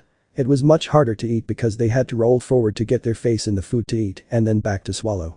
Blaze and Theodore were given dresses and somehow given bigger breasts and butts. Their hair was long and silky, and when they were forced through the door, the room laughed louder. Draco didn't change much, but Naruto still made him devastating. Naruto dyed Draco's hair red to match the Weasleys and put it in one of his ugly old sweaters. Draco screamed when he woke up and saw it, just before Peeves came in to force them out of the common room and into the hallway. The other Slytherins weren't spared either. Both Harry and Ron woke up as Peeves forced the students out of bed and herded them into the Great Hall. They were getting ready when they looked in the mirror and screamed like they had at the 3-headed dog. Just like the girls. His hair was slicked back and dyed blonde to match Draco's. Next to them, Neville was covered in what appeared to be birds.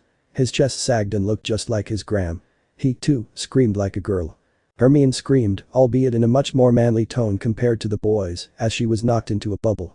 To her, the worst part was that she couldn't reach any of her books. She went mad, she needed her books, she couldn't go an hour without a book in her hands. Peeves came in and started busting her out.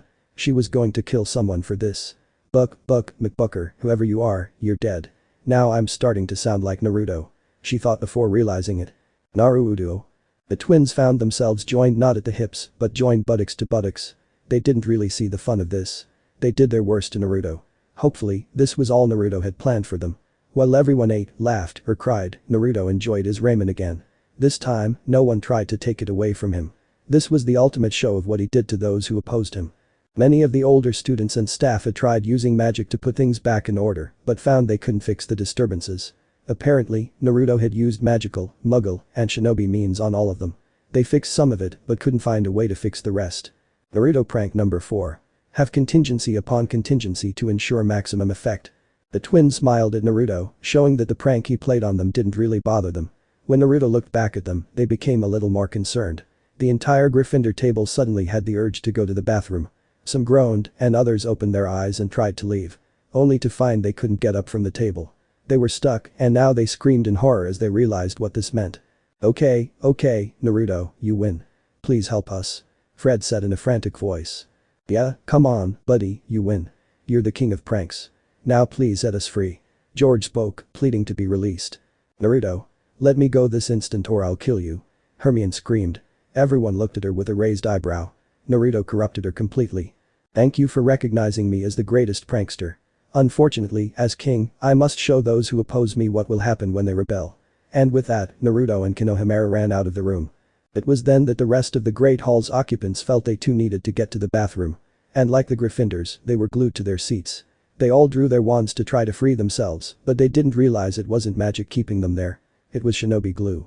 Eventually, a Gryffindor named Seams blew up his and Neville's chair, which was sitting next to him, and they ran out of the hall to the cries for help from the rest of the hall. Dumbledore resorted to using his last trump card. He called his trusty Phoenix Fox, and it burst into flames. He too escaped this horror that was about to unfold. More cries for help came, and no help was forthcoming. Peeves was floating above the hallway, laughing his head off. Naruto was his new favorite friend, and he was looking forward to pulling off more pranks like this. Best year ever. Hagrid was spared this incident only because he promised to show Naruto some of the magical creatures he was caring for. Naruto was excited, so much so that he spared Hagrid his teasing and told him to have breakfast at his hut. And so he did, and while he was enjoying his homemade rock cakes, he heard a loud sound coming from the school. Ooh. After that, Hagrid swore he smelled the worst thing he'd ever smelled, and he once smelled his half-brother Grop's fart. That afternoon. After that display of pranks, Naruto was deemed the king of pranks, and no one dared challenge him. The twins bowed to him and followed his example into the future of pranks. His friends forgave him, but he had to let Pansy and Daphne stroke his whiskers for at least an hour. Professor Snape and McGonagall also gave him the riot act. Hermione jumped on him and was beating his chest while cursing him. Even he blushed at some of the colorful creative curses she was casting. He totally corrupted her. He also had to let her stroke his whiskers. As he and his friends walked through the courtyard, they saw a group of Gryffindors along with Harry and Ron walking, Hermione following them. Naruto started to follow them when Ron spoke up. "It's Leviosa, not Leviosa, no wonder she doesn't have any friends," he said while everyone except Harry laughed. Naruto watched Hermione walk past them with tears in her eyes and saw red. "I think she heard you, Ron. I hope Naruto doesn't find out," Harry said to Ron. Ron looked around nervously and ran out into the courtyard. As they entered the corridor, Ron was grabbed by the front of his shirt and shoved against the wall. Naruto held him there while the Slytherins surrounded them and held the rest of the group at bay. "Naruto, just let him go," Harry pleaded as Crabbe shoved him back. Naruto ignored him and swung his fist back and shot it forward. Ron closed his eyes and braced for the pain when he heard a loud thud next to his head and winced, but felt no pain. He slowly opened his eyes and saw everyone staring at Naruto with wide eyes, even the Slytherins were gasping. He turned his head to the left and his eyes widened when he saw Naruto's arm up to the elbow on the wall. Naruto slowly pulled his arm out from the wall and everyone was even more shocked to find no injuries on his arm. Naruto looked at Ron and for a second Ron swore his eyes turned red and squinted. When he spoke he sent a chill through the whole group and Ron would never forget the fear he felt. "The next time you insult Hermione, I'll tie you up and feed you to the first man-eating creature I find in the Forbidden Forest. You'll apologize to Hermione and do anything you can to make up for your stupid comment. I heard what you said, she was only trying to help and you insulted her for it. And yes, she has a friend here, so remember, the next time you insult her, her friend will be coming after you. You won't be able to hide, do you understand?" All Ron could do was nod. He was too scared to speak. After getting Ron's confirmation, he punched through the floor and walked away. Before he could lose his hearing, he stopped and looked over his shoulder. "I don't mind being friends, but I won't tolerate any of my people being bullied. So if your friend apologizes before the days are up," he said. With that, he and his group disappeared around the corner. "I told you not to let Naruto find out. Now you need to find Hermione and apologize before the day is out or Naruto will come after you again," Harry said, helping Ron up. Yeah, I screwed up big time. Merlin's beard was scary, I thought he was going to kill me there for a second." They left quickly, but before Neville left, he turned to the wall Naruto punched. There was now a giant hole through the wall, and he shuddered. "I definitely don't want to be on his bad side. If he really landed that blow, Ron would definitely be dead." She shivered again and ran off to catch up with the group. Night in the Great Hall. Everyone was enjoying their Halloween with candy and favorite foods. Naruto was eating his ramen while looking at Ron. He didn't see Hermione there and guessed that Ron hadn't found her yet. It didn't mean he would let him off the hook. If Ron didn't apologize to Hermione tomorrow, he was more than willing to torture him for the rest of the year. Seeing Naruto's look, Pansy and Daphne decided not to try stroking his whiskers, but instead sat together whispering to each other. Harry looked around the table trying to find Hermione. "Do any of you know where Hermione is? I didn't see her in class the rest of the day," he asked around. The first-year girl turned to him. "Yeah, I saw her crying in the girls' bathroom. Whoever did that to her will surely suffer a lot once Naruto catches them." Everyone knew Naruto was protective of his friends and would cause pain and humiliation to anyone who messed with them. "Yeah, and judging by the look on his face, I'd say Ronald's the one to take him on," Fred said, while George and some of the Gryffindors around him chuckled. Ron just hung his head, trying not to look at Naruto's glare. As the night wore on, suddenly the doors of the Great Hall flew open and Professor Quirrell came running down the hall shouting, "There's a troll in the dungeon." He huffed and puffed as he stopped in the middle of the room. "I thought you should know," he said before collapsing on the floor. Naruto covers his ears as the room erupts in screams and everyone rushes out. "Hey, when did Hanabi get here?" Konohamaru asked Naruto. Naruto just shook his head. "Silence." Dumbledore roars and the room falls silent. "Perfects, please lead your housemates to their respective common rooms. Teachers with me." He spoke in an authoritative tone. Naruto couldn't help but smile slightly at the sight of him still in the costume he'd given Dumbledore. The headmaster seemed to have grown fond of the costume. As everyone leaves the corridor, Harry pulls Ron out of the line and leads him away. Hermione's still in the girls' bathroom. "We need to find her." "Oh, look," said Ron as he followed Harry. As they walked away from the rest of the students, a small shadow followed the pair. As they made their way down the corridor, they stopped when they saw the troll enter the girls' bathroom. "Looks like the troll's not in the dungeons anymore," said Ron as they ran after him. Hermione walked out of the girls' bathroom, wiping her eyes as she stopped seeing a pair of big, ugly legs. She followed the legs up until she saw a troll's face staring back at her. She quickly ran back into the stable and ducked as the troll swung through with its club, knocking down the stable walls. Harry and Ron walked in to see the troll swing again as they saw Hermione duck again. "Hermione, run!" Harry shouted. Hermione made her way under the sinks as the boys threw debris at the troll. When that didn't work, Harry ran, jumped, and went for the troll's shoulders. As he drew his wand, the troll thrashed back and forth until Harry's wand ended up in the troll's nostril. The troll managed to grab Harry's leg and held him up, preparing to use its club to smash his head in. "Do something, Ron," Harry shouted as the troll swung and missed. "Do what?" Ron said, looking around. "Another hit and miss. Anything," Harry shouted again. Ron pulled out his wand, trying to remember the levitation spell. Hermione looked at him, "Remember, it's swish and flick." When the troll raised its club again, Ron swiped and smacked Wingardium Leviosa, and when the troll brought its hand down, it seemed confused as to where its club had gone. As he looked up, Ron cancelled the spell, and the club came crashing down on its head. Just before it hit, a tiny flicker crossed the room and reached the troll's ear. The troll staggered for a few seconds, then collapsed, dropping Harry. They walked over to the troll, and Harry retrieved his wand, which was covered in snot. The troll was dead. He had been killed. At that moment, Professor McGonagall, Quirrell, and Snape came running into the bathroom, only to stop in their tracks at the sight of the troll. "Merlin, what were you thinking, taking on a full-grown mountain troll? Why have I never?" She was interrupted when Hermione stepped forward. "It's my fault, Professor. I chased the troll thinking I could handle it. Ron and Harry saved my life." Both Ron and Harry were shocked to hear Hermione lie on their behalf. "Well then," said Professor McGonagall, 5 points will be deducted from Gryffindor." Then she turned to Harry and Ron, "and 5 points for each of you for pure luck." The three boys smiled at each other. It was then that Harry saw a deep cut on Snape's leg, just before he covered it up by looking at Harry. Quirrell and McGonagall led them out of the bathroom and into their common room. As Snape turned to leave, a small glint caught his eye. It was coming from the troll's ear. As he bent down, he pulled out a thin, needle-like metal object. It looked like a long, metal stick. He held it up to look at it as he left the bathroom, when movement to his right caught his eye. He pulled out his wand and pointed it into the shadows. It was then that he saw glowing blue eyes staring back at him. It was Naruto, and he smiled back at Snape. "Ah, so that's where he went. Be careful, there's poison in him." Snape handed the needle back to Naruto. "I take it you were the one who actually killed the troll. Why didn't you reveal yourself at the time?" "Ninjas?" "Of course. Well then, 10 points for you for being the one who actually killed the troll, and another 20 for doing it unseen. Now head to your bed and get some rest, Mr. Uzumaki." Naruto then leaned back into the shadows and disappeared. Snape looked at the spot Naruto disappeared from and raised an eyebrow. "I didn't even see him leave, quite fascinating." Slytherin Common Room. The Slytherin House Common Room was filled with noise as everyone prepared for the Gryffindor-Slytherin Quidditch match. Those not on the team already on the pitch were putting on green and silver face paint. There was a covered area where there were sounds of sawing and hammering, and Theodore swore there was hammering as well. The curtains opened, and Pansy, Daphne, and Konohamaru came out, passing out items to other first years, and some to second and third years as well. "What do you have there?" Blaze asked as he finished painting. "These are for Naruto, so put them on." Pansy ordered them. There were wild blonde wigs and mustaches drawn on all the Naruto supporters. "So why are you covered from head to toe in a big robe?" Draco asked. He decided to just spike his own hair like Naruto and use the whiskers. "It's a surprise," Konohamaru said, smiling with a small blush. "Lucky idiot," Theodore muttered under his breath. After finishing, they head toward the field.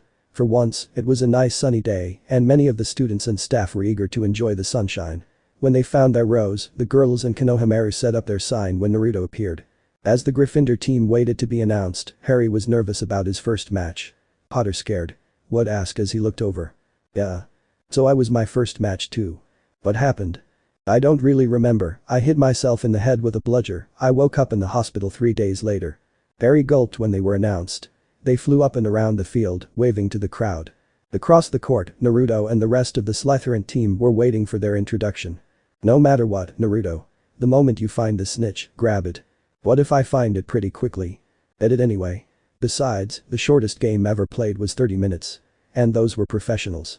Catch the snitch in that time and you'd be watched by the professionals," Flint said as they climbed onto their broomsticks. As they flew across the field, the Slytherins revealed their sign. "Ninja them, Naruto." Pansy and Daphne opened their robes to reveal cheerleading outfits. They wore green crop tops with a silver snake in the middle to represent Slytherin House. Their skirts were just above the knee and were silver and green. Konohamaru and the girls took out pom-poms and waved them. "Give me an N," Konohamaru shouts. "North," shouts the crowd. "Give me an I." "Yo." "Give me an N." "North." "Give me a J." "J." Give me an A. 2. What's that spell? This time Pansy, Daphne and Konoha shout together. The crowd roars, ninja.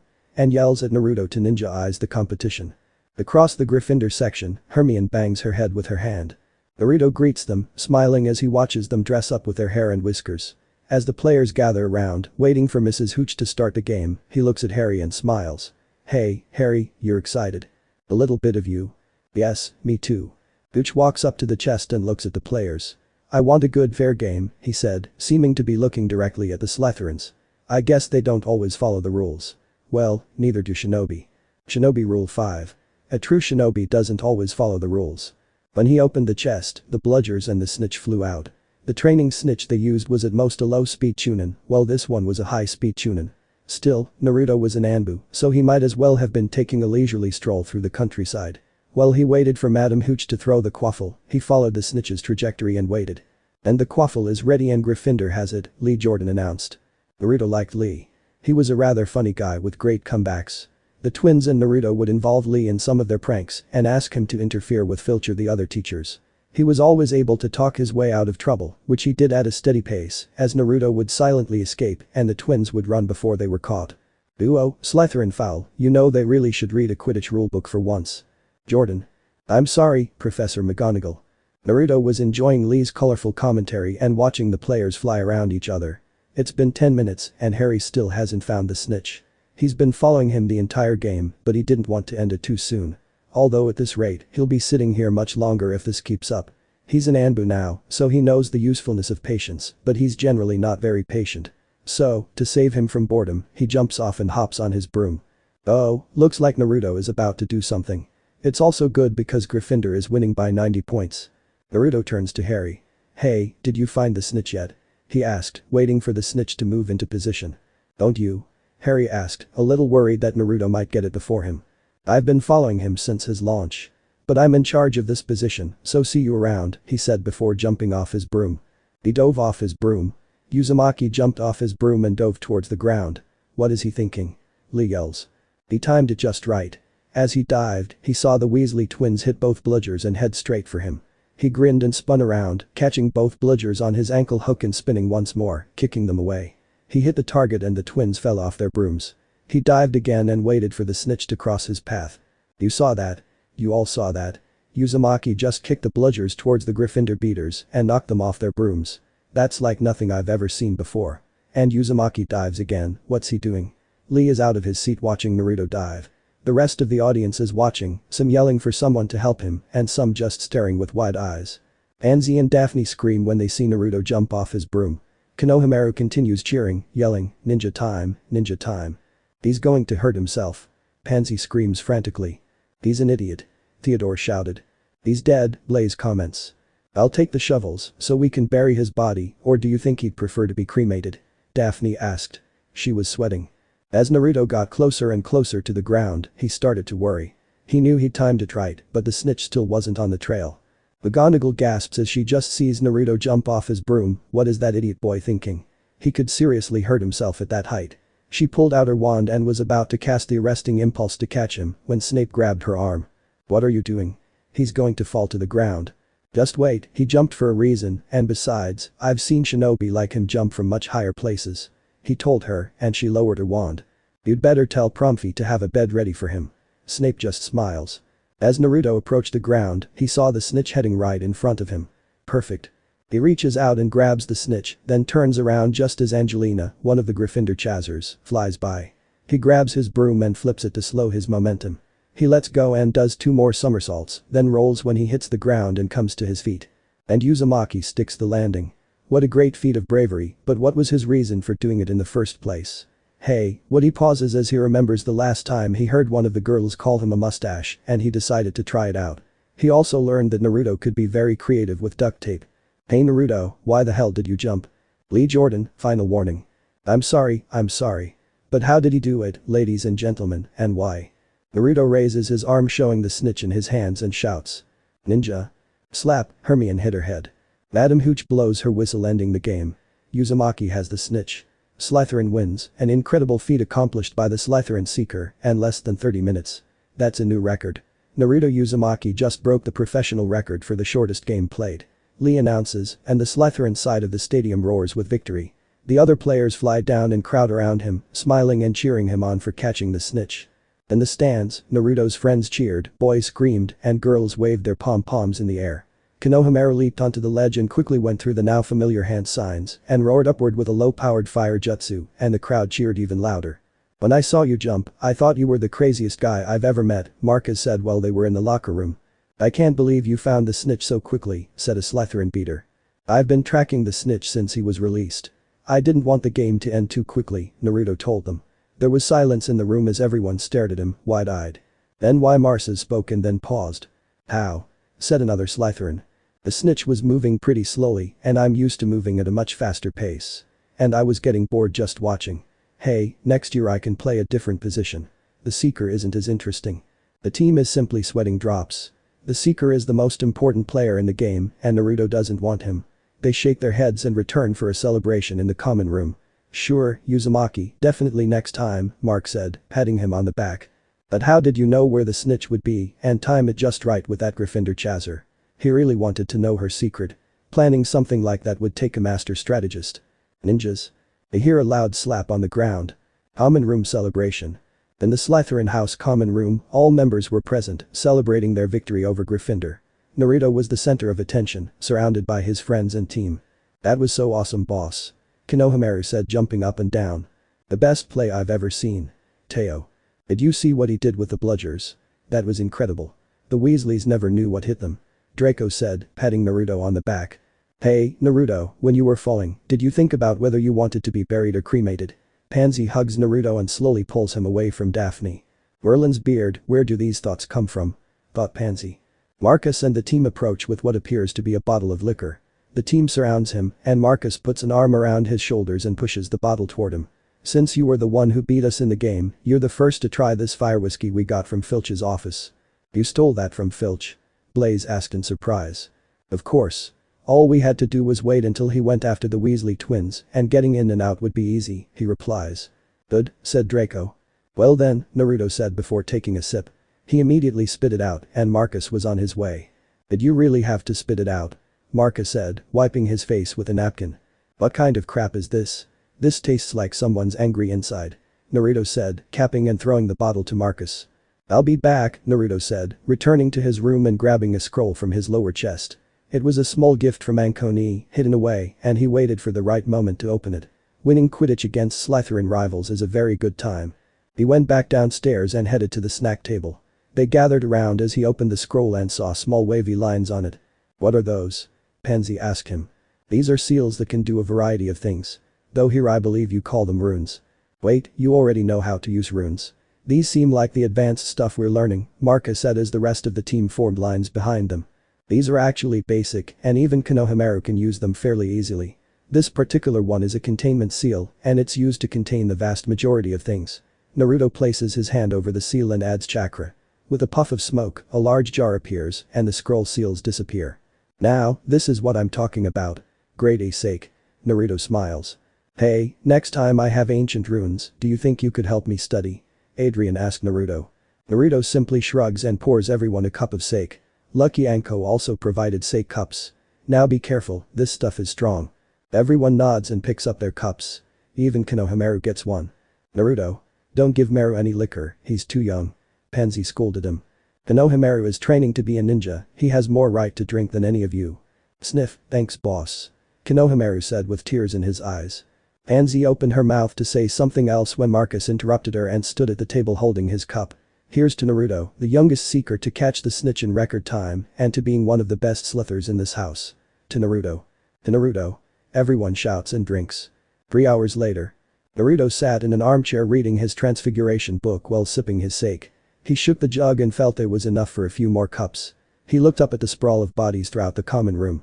Every Slytherin, including Konohamaru, passed out drunk for his sake. Grade A meant was good and strong. The ninjas liked it that way because if they drank enough they would forget the horrors they face daily. It needed to be strong because shinobi have high metabolisms, so they burn through liquor pretty quickly. He saw Pansy and Daphne on the couch, curled up next to each other. They were the first to fall. Then he turned to Blaze and Theodore, who seemed to be passed out on a mountain of bodies. They were roughhousing with some of the older students, and they seemed to have won. Draco was next. He was passed out on another couch with some older girls curled up on his lap. Who knew a drunk Draco was such a successful flirt? At a table, Marcus and some others, along with Konohamaru, passed out. They had a drinking contest, and Konohamaru won. Even a ninja in training can handle their liquor better than most. With a snort of humor he comments, lightweights. Naruto heard Snape enter the common room and looked around. His face seemed to scrunch up even more into a frown, if that was possible. He walked over to Naruto, pushed a passed-out student off the couch next to him, and sat down, turning to face Naruto. Naruto held out a sake cup and handed it to Snape without a word. Smelling his drink, he takes a sip and comments, "Grade A, I must say you Shinobi sure know how to make a drink. The last time I had some of this was with your mother. Have you ever gotten the whole house drunk?" Snape looks around the room and remembers his school days with Kushina. She brought sake every year, and every year, without fail, the house would pass out drunk, and the next morning, they'd have the worst hangover ever. He looks at the jug Naruto was using to pour another glass. With all this sake, the house will suffer greatly tomorrow. Every year. I should punish everyone, but instead I won't give them a potion for their hangovers, and I'll order Mrs. Pronfi not to help them either. Naruto saw Snape smile at him, and he smiled back. Never say Naruto would pass up a good joke, no matter who, friend or foe. The next morning Naruto sat at the table enjoying his ramen, while the rest of the table was filled with moans, and even students were passing out with their faces in their food.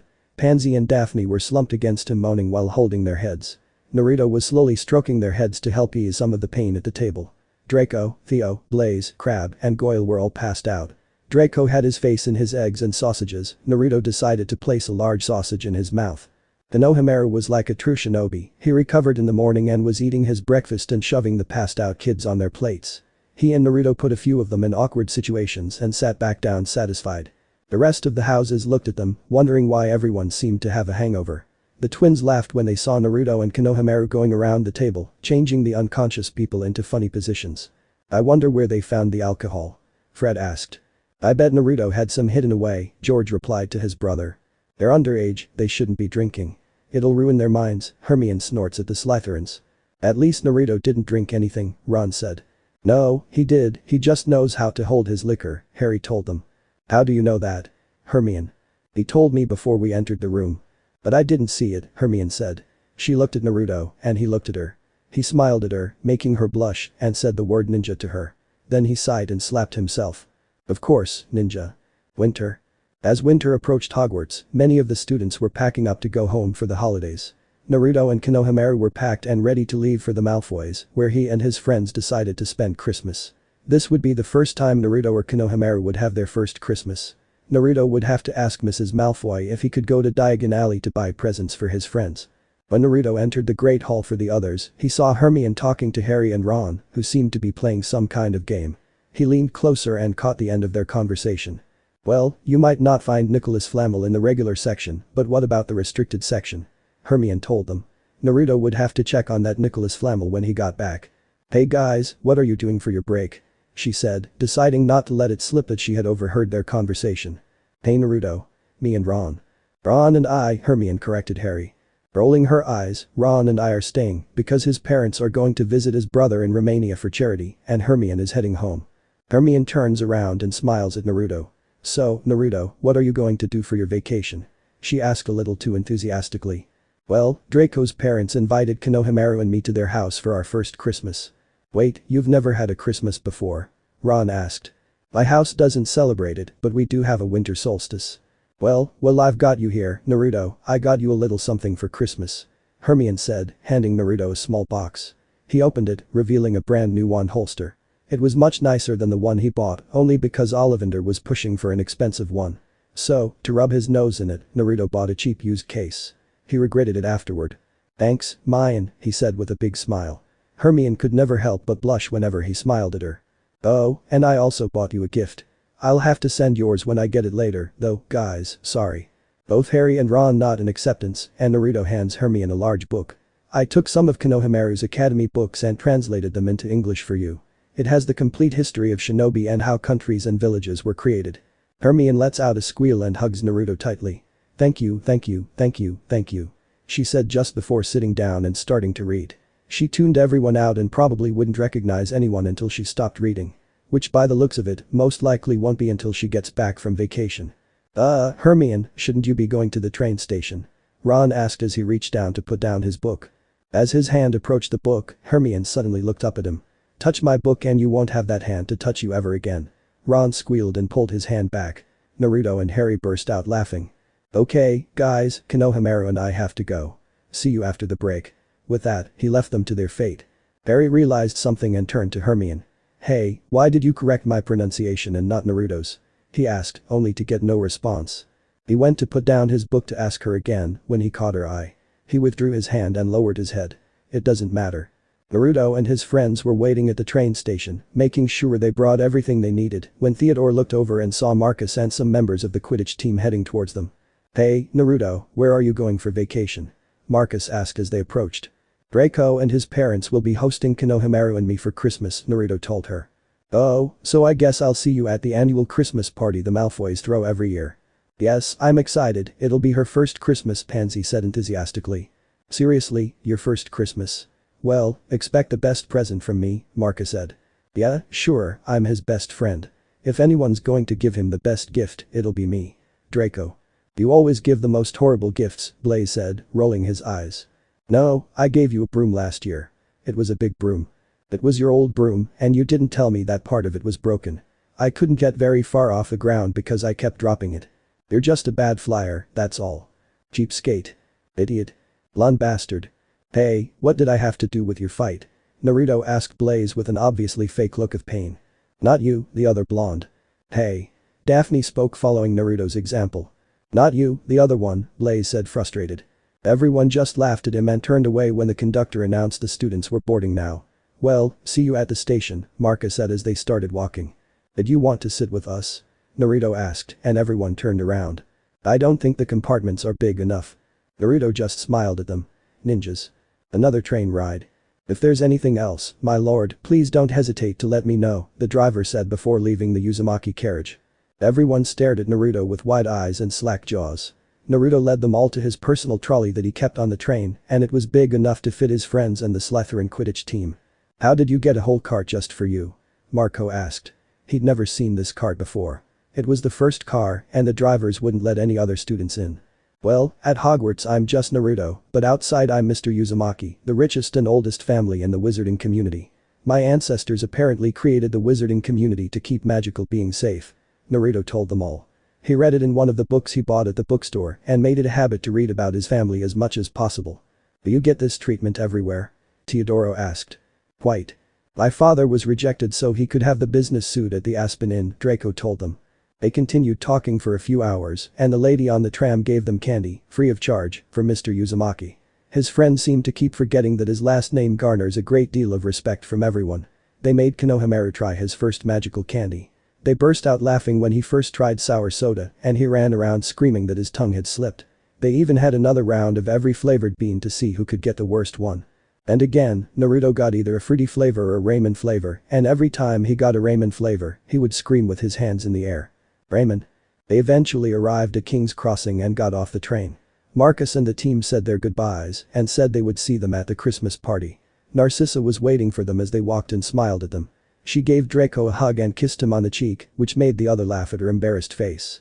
Naruto returned the hug and kiss enthusiastically, making the others laugh at Draco again. It seemed that he had taken a liking to his mother. "Oh, Naruto, I wish you had told me your family's name sooner. Kushina was a great friend of mine. She was younger, but she got along with everyone. And who is this cute young man?" Konohamaru blushed as she called him cute and the others smiled at him. Anzi hugs Konohamaru and speaks to Narcissa. "This is Konohamaru Sarutobi, he is a whisker apprentice. He is the grandson of Naruto's leader at home." "Oh Merlin. You already have an apprentice, Naruto. Well, it's a pleasure to meet you, little Konohamaru, I hope you enjoy staying with us." "Believe it." Konohamaru claps, only to be punched in the back of the head by Naruto. "Don't start that now." Naruto reprimanded him. "Okay, everyone," Narcissa said, pulling out a large hoop, "hold on." Everyone grabbed a piece of the hoop. When Konohamaru grabbed it, he turned to Narcissa. "Now what?" he asked. "Get ready." Naruto told him, following his own advice. When Narcissa activated the portkey, Konohamaru felt a large knot in his stomach. "Oh shit. Malfoy Manor." Naruto was able to recover faster, but Konohamaru turned around and vomited his breakfast until there was nothing left. They arrived at the mansion and when they entered, Naruto and Konohamaru looked around with shining eyes. "Damn, this place is huge," Konohamaru comments. "Maru, watch your language." Pansy said, moving her forehead like Naruto does to her sometimes. Rubbing his forehead, Konohamaru replies, yes, Pansy-ni-chan. He pouts at her, and she hugs him. Oh, you're so cute, not as cute as little Naru, but close behind. Who is Naru? Narcissa asked. Daphne and Pansy pick up their fox doll Naru and Narcissa squeals. Oh, Merlin, those are the cutest things. Where can I get them? Konohamaru holds up a Naru doll. It's just 3 sickles, ma'am. She quickly hands him the money and takes the doll, holding it close. Draco holds its head in his hand while the other boys laugh at him. They went up to the 3rd floor and split up into rooms. Naruto would share Draco's room, Theodore and Blaze would be in another, Crab and Goyle would be in another, the girls would of course be together, and Konohamaru would have a whole room to himself. They dressed for bed and met up in Draco's room to hang out before bed. They played exploding snaps, and every time they swore Naruto had a card that would explode, it would suddenly appear in someone else's hand. I know you're cheating on Naruto, Draco said after receiving the exploding Cyclops card. It suddenly appeared in his hand, and he didn't remember ever drawing it. No, I'm not. Naruto said innocently. Yeah, Draco, stop blaming Naruto, you just suck at this game. Pansy interrupts. But I know he's cheating, he's switching cards using his super ninja magic. Try it. Naruto tells him. He smiled because Draco couldn't. Of course he was cheating, doesn't mean he'd admit it. After a few more rounds, and Naruto winning them all, much to his annoyance, everyone went to bed. The next morning, Naruto woke up before Draco, well before the entire household, and got dressed. He picked up Konohamaru from his room and went out to find a good place to train. He took him through some basic kata for his taijutsu and gave him some tips on how to improve his ninjutsu. Eventually, Konohamaru was able to narrow down his fire jutsu to just 2 hand signs. To truly master any jutsu means a shinobi doesn't have to use any hand signs at all. Naruto had mastered the shadow clone technique, transformation, and replacement jutsus. Naruto wouldn't teach him any more ninjutsu until he mastered this one.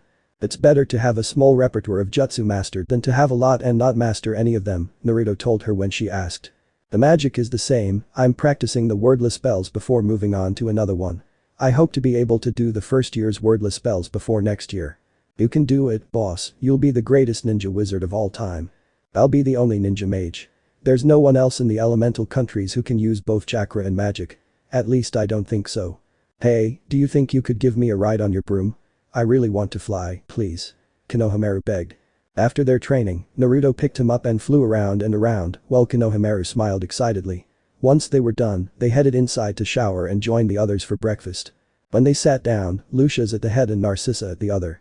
The friends sat in their usual order as they sat at Hogwarts. While enjoying their food, Naruto was very pleased to see that he was provided with ramen. Lucia's turned to him to speak. So you're in Uzumaki, I never would have thought that with your blonde hair. Yeah, I must have looked like my father. Naruto replies. He stops eating, thinking about what he just said. Blonde hair, blue eyes. I know for a fact I'm not Yamanaka. Who else would have my features? He thought while absent-mindedly eating his ramen.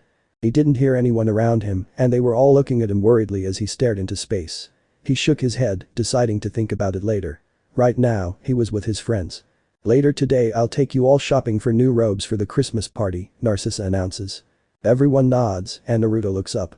Oh, you don't have to do that. I'm sure I have something in my trunk to wear. My dear, I insist you buy a new robe.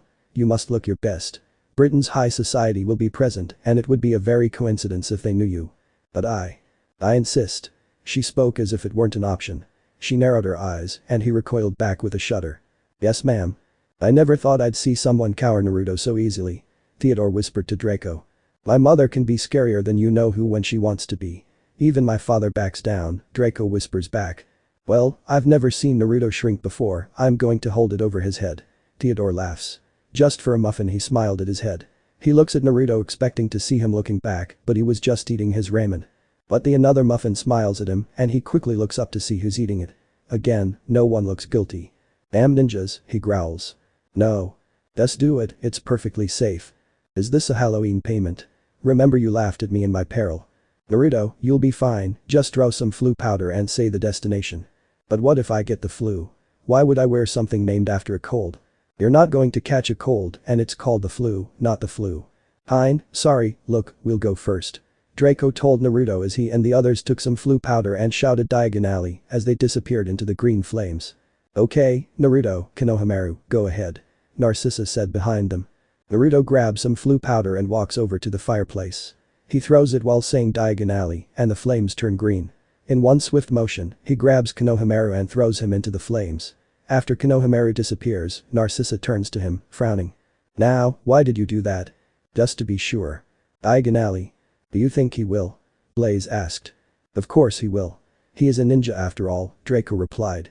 I don't know, he seemed a little skeptical, Teo comments. It'll be fine. Draco. I bet he throws Maru and he explodes and hits one of us, most likely killing one or both of us, then we'll have to bury the body and pretend the flu network had a malfunction. The authorities would write it off as an accident. Naruto would need us to keep our mouths shut so he doesn't get arrested for murder. Daphne said looking at the fireplace. They each move away from her. The sickle says Naruto's first. Draco bet Daphne.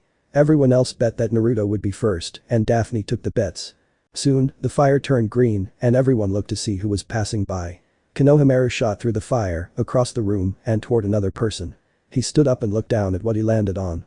This person looked like the little Hogwarts professor and he wasn't moving. Oh no. I killed him, Nuo. He screams. I told you so, Daphne said as she collected her winnings. The others looked at her. Are you psychic? Draco asked. No. So how? Magic. Everyone just sweated drops on that one. The man on the ground groans and everyone breathes a sigh of relief. Oh, I guess I was wrong, Daphne said. Are you ready to go, children? Narcissa asked as she and Naruto walked towards them. They all nodded quickly and left. The man on the ground stands up and looks around. What the hell hit me? They crossed the alley and went up to Madame Malkin's robes for all occasions to buy their robes. When they entered, Naruto saw Neville putting on the same dressmaker's robes as the first time. He also noticed Neville's grandmother, who still looked like a giant bird, standing behind him and ordering him to stand up. Well, hello Augusta, how are you? Narcissa said approaching the giant bird of a woman. Oh, Narcissa, hello, I'm going to buy my grandson his formal robes for the party you're hosting. Oh, big clumsy Bud is going to be there, Great Draco whispers sarcastically. It could be worse, you could be dealing with Potter and the Weasleys, Blaze told him. Draco shudders, Merlin, I hope not. As the others talked, Naruto approached Neville while the seamstress went to the back to get some things. Hey, Neville, are you going to the Malfoys' Christmas party?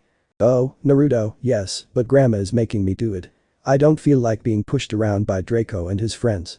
Don't worry about them, I'll be there too, so we can hang out when you arrive. That would really be great. At least I'll have a friend there. By the way, I can still tell you're letting your grandma push you around. Come on, man, stand up for yourself. Aren't you a Gryffindor, the bravest of the houses? Yeah, but the last time you told me to do that I almost got my ear ripped off. Well, you're standing up to me, so what's an old hag compared to a shinobi? Neville, stand up straight, stop slouching, stand with whatever dignity you have. Neville looks at Naruto determinedly, Graham, shut up. Everyone freezes, staring at him. Even the seamstress drops her things again in astonishment. Neville continues, you have to stop missing, he yelled, interrupted by his grandmother grabbing his ear again. Don't start again, you ungrateful idiot. I went easy on you last time, but I think you need another lesson. She drags him out of the store. The seamstress looks at Naruto and he looks back. That was fast. I guess we're next. She just stares at him in shock. The others couldn't contain themselves and started laughing. Now, Naruto, why did you do that to young Neville? You're just getting him into trouble, Narcissa told him. I'm trying to get him to stand up for himself. He can't let others dictate his life. True, but not by telling him to tell his grandmother to shut up. I didn't do it, he did. After receiving their robes, the girls bought a green dress for Daphne and a purple one for Pansy. All the boys got black dress robes and Naruto was able to have the seamstress line them with burnt orange. Narcissa allowed them to do some Christmas shopping. When everyone was gathered, they made their way back across the ground and back to the manor. Naruto retired to his room that he shared with Draco and wrapped presents for his friend. He went to the Malfoy Owlery and let Kaneko deliver Harry and Ron's present. She got Ron a nice wizard's chess set. Ron seemed to be a great strategist. He could even give Shikamaru a run for his money. And for Harry, she got him a pair of wizarding glasses, which would adjust to his eyesight and even darken or lighten automatically. If he were outside in the bright sun, his lenses would darken and turn into sunglasses. For his Slytherin friends, he got the boys state-of-the-art broomsticks, knowing they really enjoyed flying. For Konohamaru, he got him a souvenir just like Neville's. For the girls, he gave Pansy a purple crystal necklace and Daphne a pair of emerald earrings. He even gave Narcissa a nice pair of onyx earrings and Lucius a cute snake staff to hold her wand.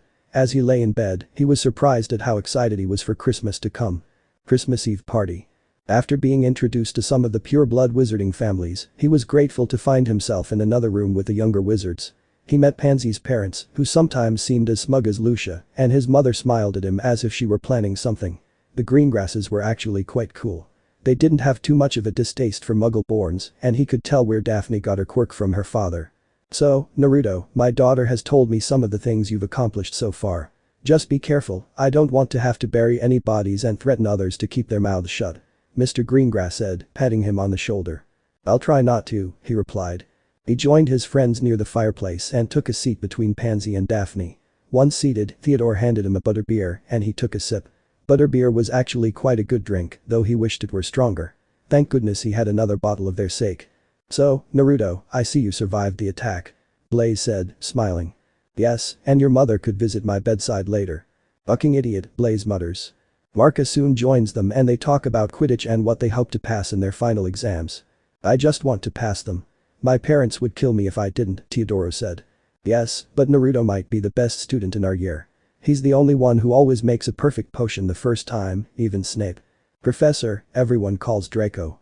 Damn idiots, but Professor Snape said some of her potions were even better than the recipe in the book. Not to mention she's brilliant at transfiguration.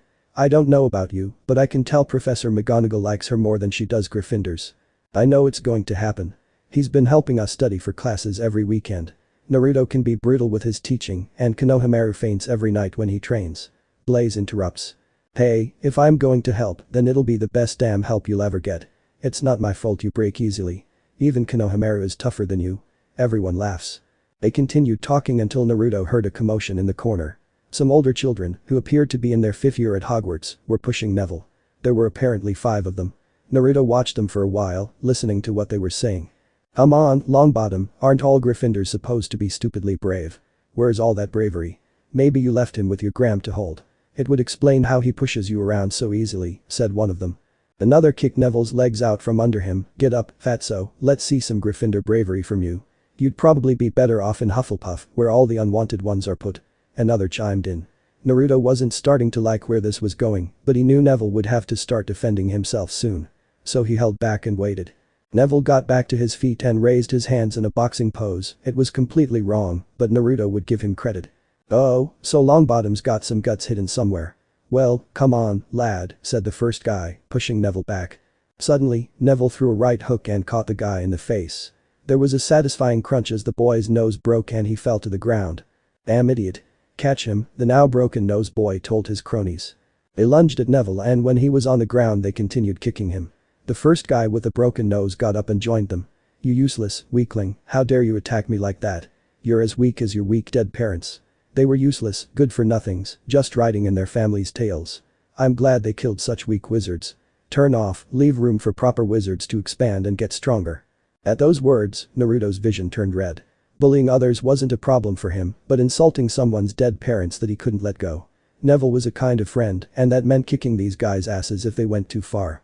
A bit of killing intent trickled out of him, making everyone, including his friends, jump. By the end of the day, his friends would swear their eyes turned red and slanted. Hey, idiots. Naruto shouted as he approached. You guys are the weak ones, it takes 5 of you to catch him. Shut your mouth, Uzumaki, this Gryffindor is getting what he deserves, look what he did to my nose, said the leader. Naruto looks at Neville, who's a little bloody, and then looks at the others. Looks to me like he got the drop on your weak ass. Yeah? Well, what are you going to do about it? Naruto just smiles at her, let's go out and I'll show you. The fight didn't even last 5 minutes before Naruto walked back to the mansion. The assholes were in a moaning heap, all of them alike. Their noses were broken, their eyes blackened, and they were covered in each other's blood. The spectators were amazed at the speed at which he took them down. His friends always joked about him being a ninja, but seeing what he had just done caught their attention. Naruto was a fearsome ninja when it came down to it. Naruto walks up to Neville and offers him a cup of butterbeer, listen, this should help. Nice shot by the way, but I see you didn't do it right. Yeah, but it felt good to do it, Neville said, sipping his butterbeer. Listen, it might be a little early for Christmas presents, but this could be very useful in the future. Naruto hands him a book, opens it, and the words and pictures show him exercises and fighting styles. They may not be much for wizards, but if you lose your wand, these techniques could be useful. Thanks, Naruto. This means a lot. Neville smiles. Now that he knows someone's on his side, he won't let Naruto down. After the party and everyone left, the group met back up in Draco and Naruto's room in their pajamas to play more games. I'm Merlin's beard, you were amazing, Naruto, Theodore said. Yeah, do you think you could teach us how to fight like that? Draco asked. I could, but it won't be easy, and if you ask Konohamaru, he'll be a pain. Everyone nods and hopes that when they have more time, Naruto will teach them some lessons. When their last games were over, Naruto won them all. They went to bed excited for Christmas tomorrow. Naruto was having a miraculous dream, a giant bowl of ramen was in front of him and it never ran out. It was the best when suddenly Naruto woke up with a loud groan, wondering what hit him. Apparently, all his friends snuck into the room and the dog piled on him yelling, "Merry Christmas." "Come on, mustaches, hurry up, there are presents to open," Daphne told him. They went downstairs to see Draco's parents sitting in an armchair sipping hot drinks waiting for the children. They all ran over to the Christmas tree and started handing out presents. For Konohamaru, he got a bunch of candy and a book on Quidditch. Naruto opened his sealing scrolls, which both Lucius and Narcissa were surprised he already knew advanced runes. He gave Draco, Theo, and Blaze 3 brand new Nimbus 2001s, along with a scroll on fighting and drills. For the girls, they opened their presents from him and squealed over the necklace and earrings. They too received the same scroll as the boys. Naruto was always practical. Narcissa thanked Naruto for her earrings by happily putting them on. "Merlin, this staff is magnificent," Lucius said in amazement as she received it from Naruto. So everyone was pushing presents at Naruto, wanting to open theirs first. He got a bunch of new Quidditch gear from the boys. He didn't get a new broomstick because his firebolt was still state-of-the-art and could still fly further than the broomsticks he got for the boys. The girls gave him a bag that had a pocket dimension so it could hold an unlimited amount of items. This would be very useful for him. And Narcissa gave him a photo album. Inside were just a few pictures she had of his mother from her school days and one or two during her time as an Aurora. These were the most precious things he had ever received. "Thank you," she said softly, hiding the tears in her eyes. "You're welcome, Naruto. I knew you'd want as many pictures of your mother as you could get," Narcissa said with a smile. While everyone was eating breakfast, the girls wore Naruto's jewelry and the boys had their new brooms next to their seats, ready to go out and ride. The house elves serving them bowed to Naruto and continued to give him all the ramen he wanted. They were the best. "Merlin, I love this necklace, thanks Whiskers," Pansy said hugging her head. "I can't breathe, let me go," Naruto let go taking a deep breath. "Sorry, Mustache," she said with a blush.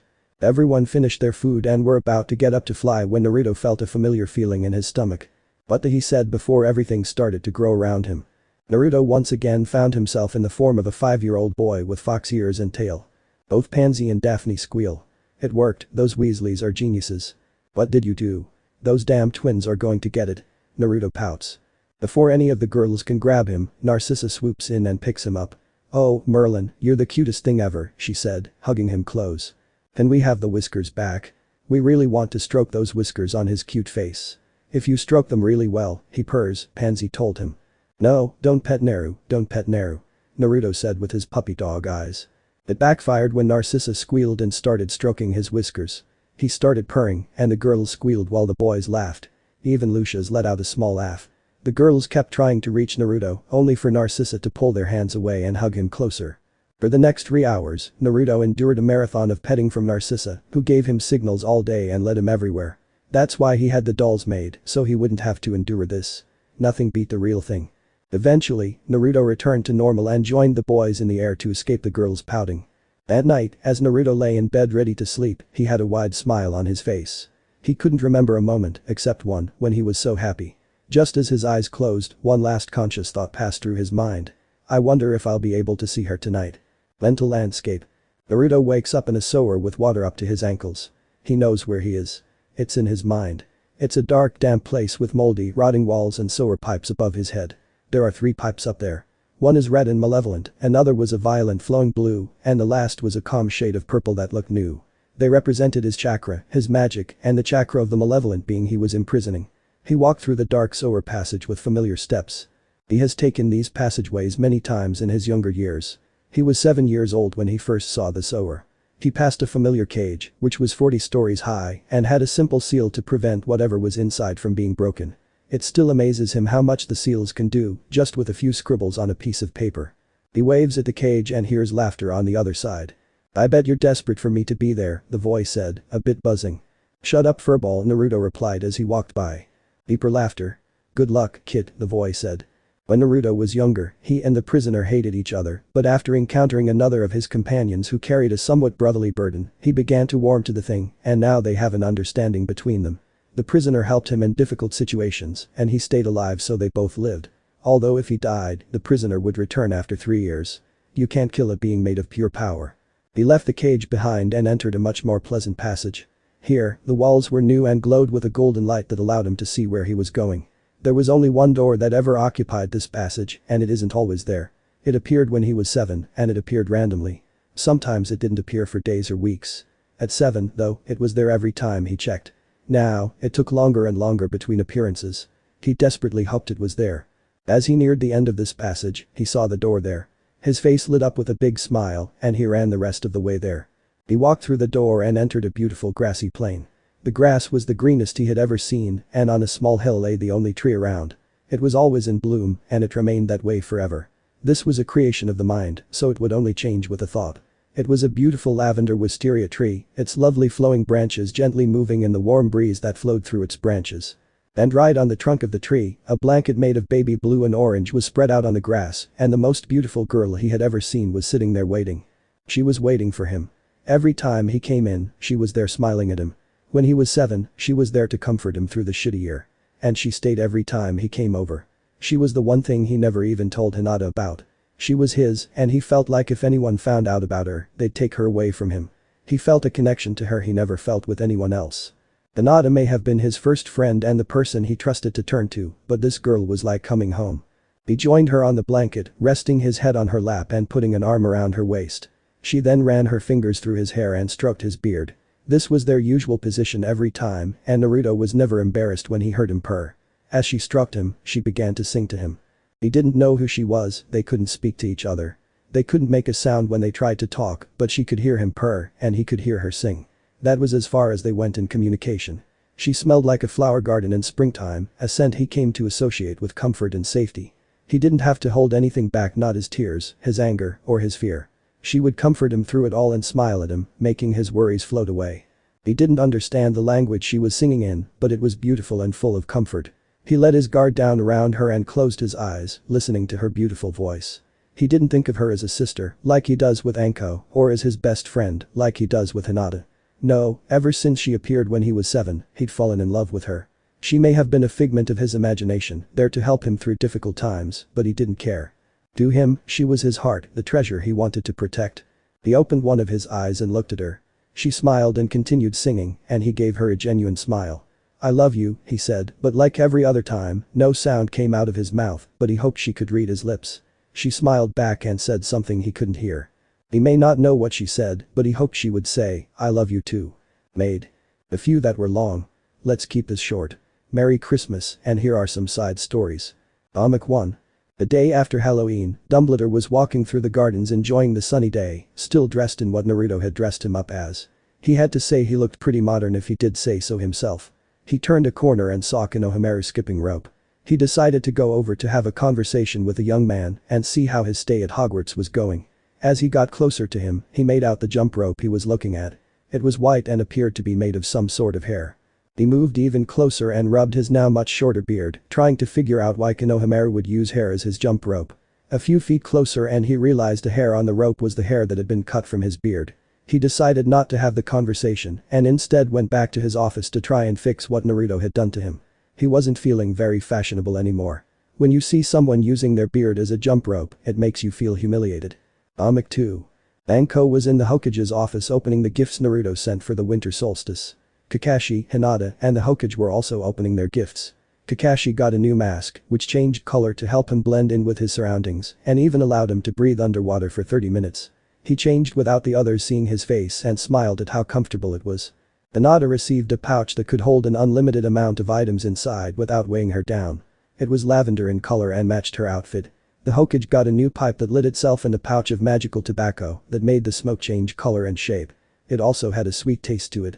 Anko received a potions book about what wizards use and more wizard candy. She also received muggle candy like Pop Rocks. She munched the Pop Rocks as she looked through her book and looked at everyone. "Do any of you want to try this amazing candy Naruto sent me? Wizards sure know how to make good, strange-looking food." They nodded, and she gave each of them some small stones to eat. As they chewed, all three began to feel a burning sensation on their tongues. Soon, a hole was burned in it, and everyone screamed in panic. Anko was laughing on the ground while even the Hokage ran with his hands over his mouth. "Don't worry, it's just sour soda. Wizards must be masochists to do something like this. I haven't tried it yet, but I'm sure your tongue will grow back." He turns the backpack over and sees a warning. "Oh, what's this?" he said, looking at the warning label.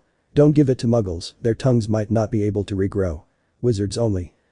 Hey, are they shinobi magicians, man? The Hokage's head jerked up, his eyes wide, and everyone panicked even more. Bah, I guess we'll take a trip to the hospital, Anko said, still laughing at their horrified looks. After that incident, the Hokage forced Anko to take a month of D-rank missions as punishment. Damn cat, how the hell can it breathe fire? I bet that idiot Naruto taught it that for a laugh. Anko yelled. She then retreated when the cat started chasing her while shooting fireballs at it. Finalamic. The very young Itachi walked into a clearing with a purring Tora in his arms. When he reached the center of the clearing, he set the cat down and smiled at it. Now, Tora, if you're going to keep running away, you're going to need some skills to evade your retrieval squad. So make sure you pay attention. And for the next week, he taught Tora how to attack, defend, evade, and was even somehow able to make the Hellcat shoot fireballs. The genin squads of Konoha would forever curse the name of whoever taught that damn demon cat. Chapter 5. On the train ride back to Hogwarts, Naruto sat with the boys playing with magical candy. Konohamaru refused to play due to what happened the last time he tasted candy. He swears he still can't feel his tongue. Whiskers, are you still mad about what happened at Christmas? Pansy asked. Ever since Pansy and Daphne turned him back into Chibi Naru, he'd gotten used to sitting away from them for now. Yes, was his brief reply. We're sorry, we really wanted to see you like this again. However, that hitch Narcissa kept you away from us. Daphne speaks. Hey. That's my mom, Draco says. So? She took little Naru away from us, she's evil. She replies back. The reason I gave you those dolls was because I never wanted to do that again. Naruto told them, still not looking at them. But they don't purr when we rub their whiskers, Pansy complains. Suddenly, Konohamaru holds up a 2-foot-long Chibi Naruto doll. Here you go, girls. Naruto 2.0, these new versions purr when you stroke their ears or whiskers. Unfortunately, these go for a whole galleon. He told them, demonstrating that he actually purrs when petted. They didn't hesitate, bought 3 each, and spent the rest of the trip snuggled up with their new Naru doll. The boys just shook their heads and continued their round of explosive snapping. And, of course, Naruto won every round. Damn ninja, they complain. Great Hall. Everyone was in the Great Hall for dinner, having just returned from their holidays and settling in for school. Naruto appeared at the Gryffindor table between Hermione and the twins. Hey guys, how was your holiday? He asked. Nothing too much, just wandering around causing mischief as usual, Fred said. By the way, thanks for the bag full of goodies and those amazing kung fu books you gave us, George said, holding up one of the books. Thanks again, Naruto. After you gave me mine, I started on it as soon as possible, Neville said from the other side of Hermione. Hermione was still engrossed in the book he gave her and continued to ignore everyone. You're still reading that? I thought you'd finish it by the end of the 2-week break. Naruto asked curiously. She would have, but since you gave her that, she missed her train, and Professor McGonagall had to drive her to the station to meet her parents. Thanks for the new glasses, by the way, Harry said, wearing a fancy new pair of glasses Naruto had given him. Ugh, don't remind me. Hermione said.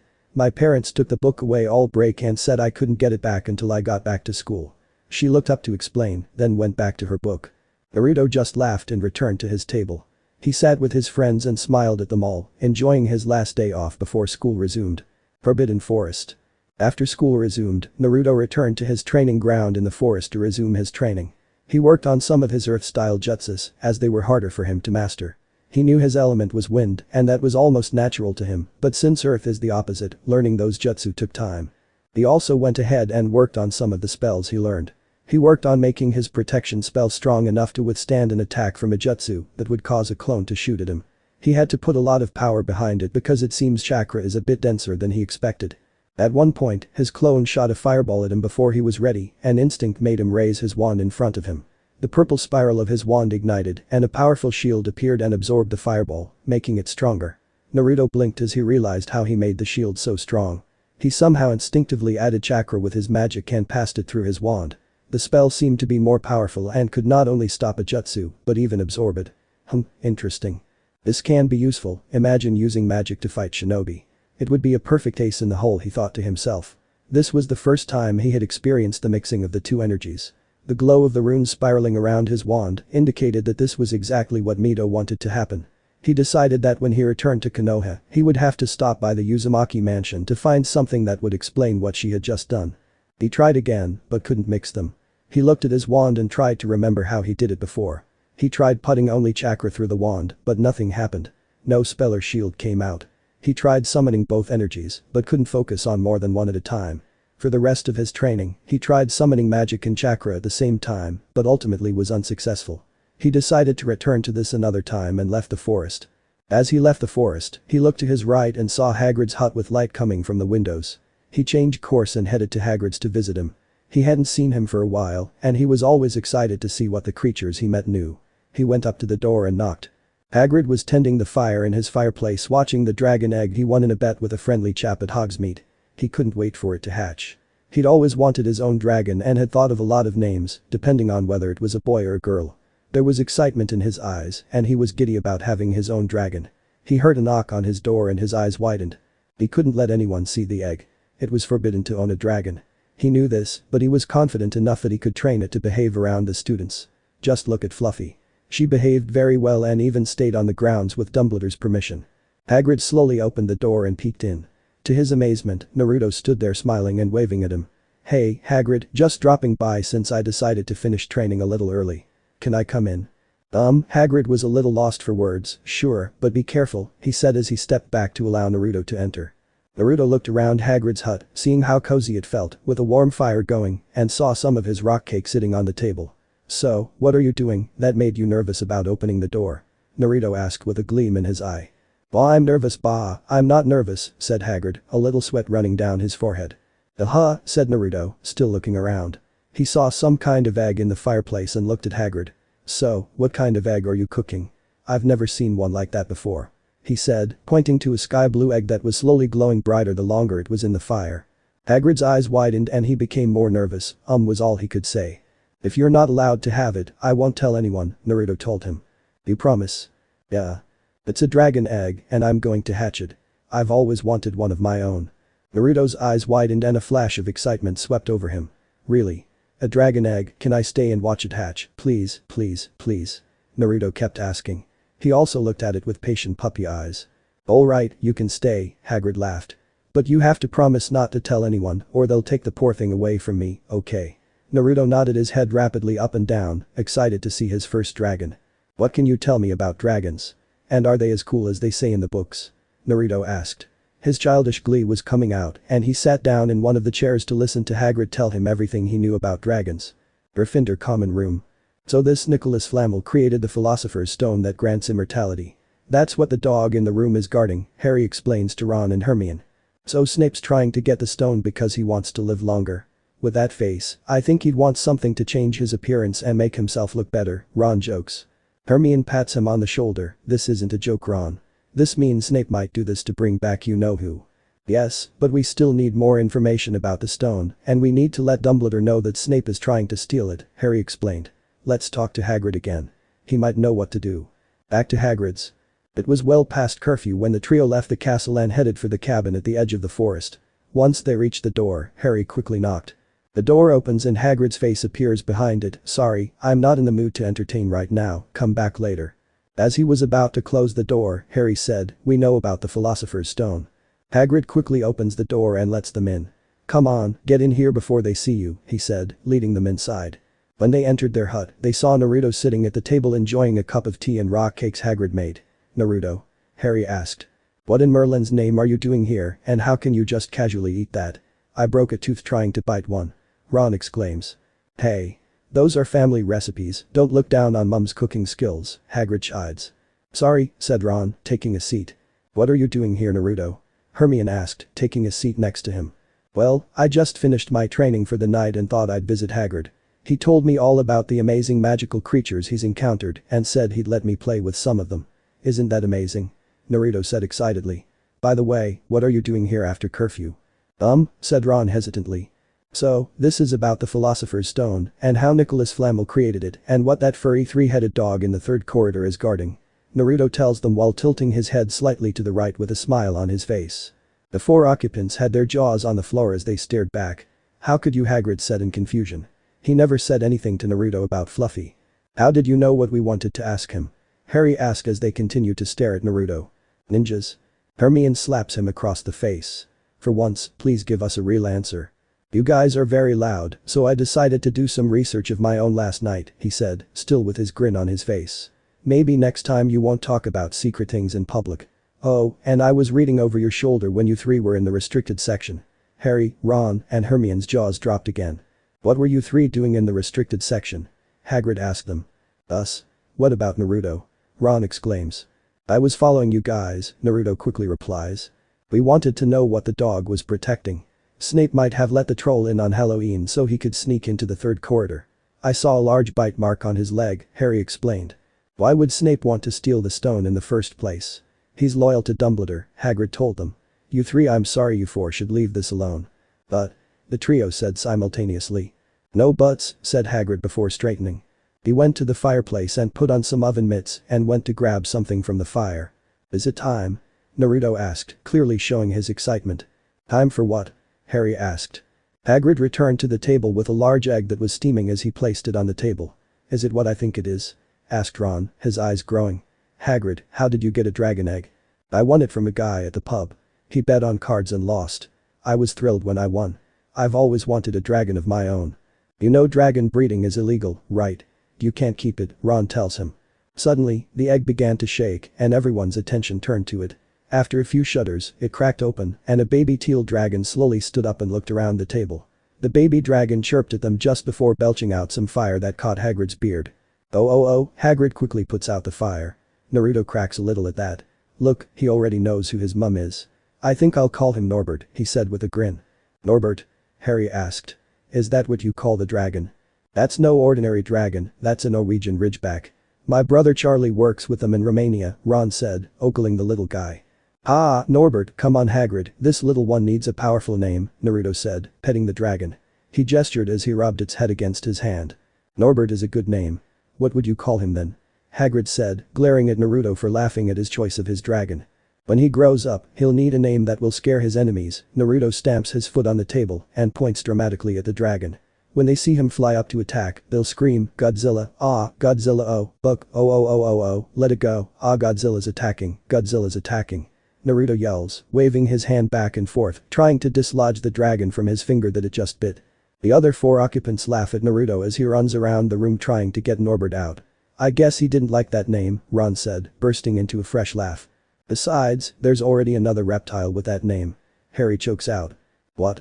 There, where, show me, please, please, please, please, please." Naruto begged on his knees. Hermione finally caught her breath from laughing to answer him. "I'll tell you what, if you visit me during the summer I'll show you," she said quickly, turning away from them to hide a red face. "Promise?" Naruto said with a twinkle in his eyes and a pout. "Yes, yes," she said answering. "Well then, I'm glad that's all sorted out, this little one's name is now officially Norbert," Hagrid said, grinning. He looked at them all and spotted something just outside the window. "Who's that?" he asked as a blonde head shot up after being spotted. "Draco," Harry growls. "Oh no, he knows about the dragon. What if he tells one of the teachers?" Hermione said with panic in her voice. "We'll stop him," Ron replied as the three of them ran after Draco. As the trio left, Hagrid looked back at Naruto, who was feeding Norbert one of the rock cakes. "Aren't you going with them?" "No, I'm fine. I still have Dumbledore's permission to be out this late," Naruto said, pulling his finger back before it was bitten. "So, you really can't keep it?" "That's bullshit." "No pardon, the only way I can keep him is if I can prove I can train him well and that he's not a danger to the students. I'd need the headmaster's permission, of course, but the hard part would be finding a sponsor who's influential enough to sponsor me for owning a dragon." Hagrid sighs and munches on a pastry dejectedly while scratching behind Norbert's great horn the way everyone in his class likes it. Naruto just tilts his head thinking. Dumbledore's office. The next day, Naruto was called to the headmaster's office. It seemed they couldn't prevent Draco from alerting a member of staff in time. Naruto stood in front of the giant desk, staring at the old man sitting in the chair behind him. He didn't look angry. In fact, Dumbledore looked like he was trying not to smile at an inside joke. If he was, Naruto really wanted to hear it. "It has come to my attention that Hagrid has found a dragon somewhere.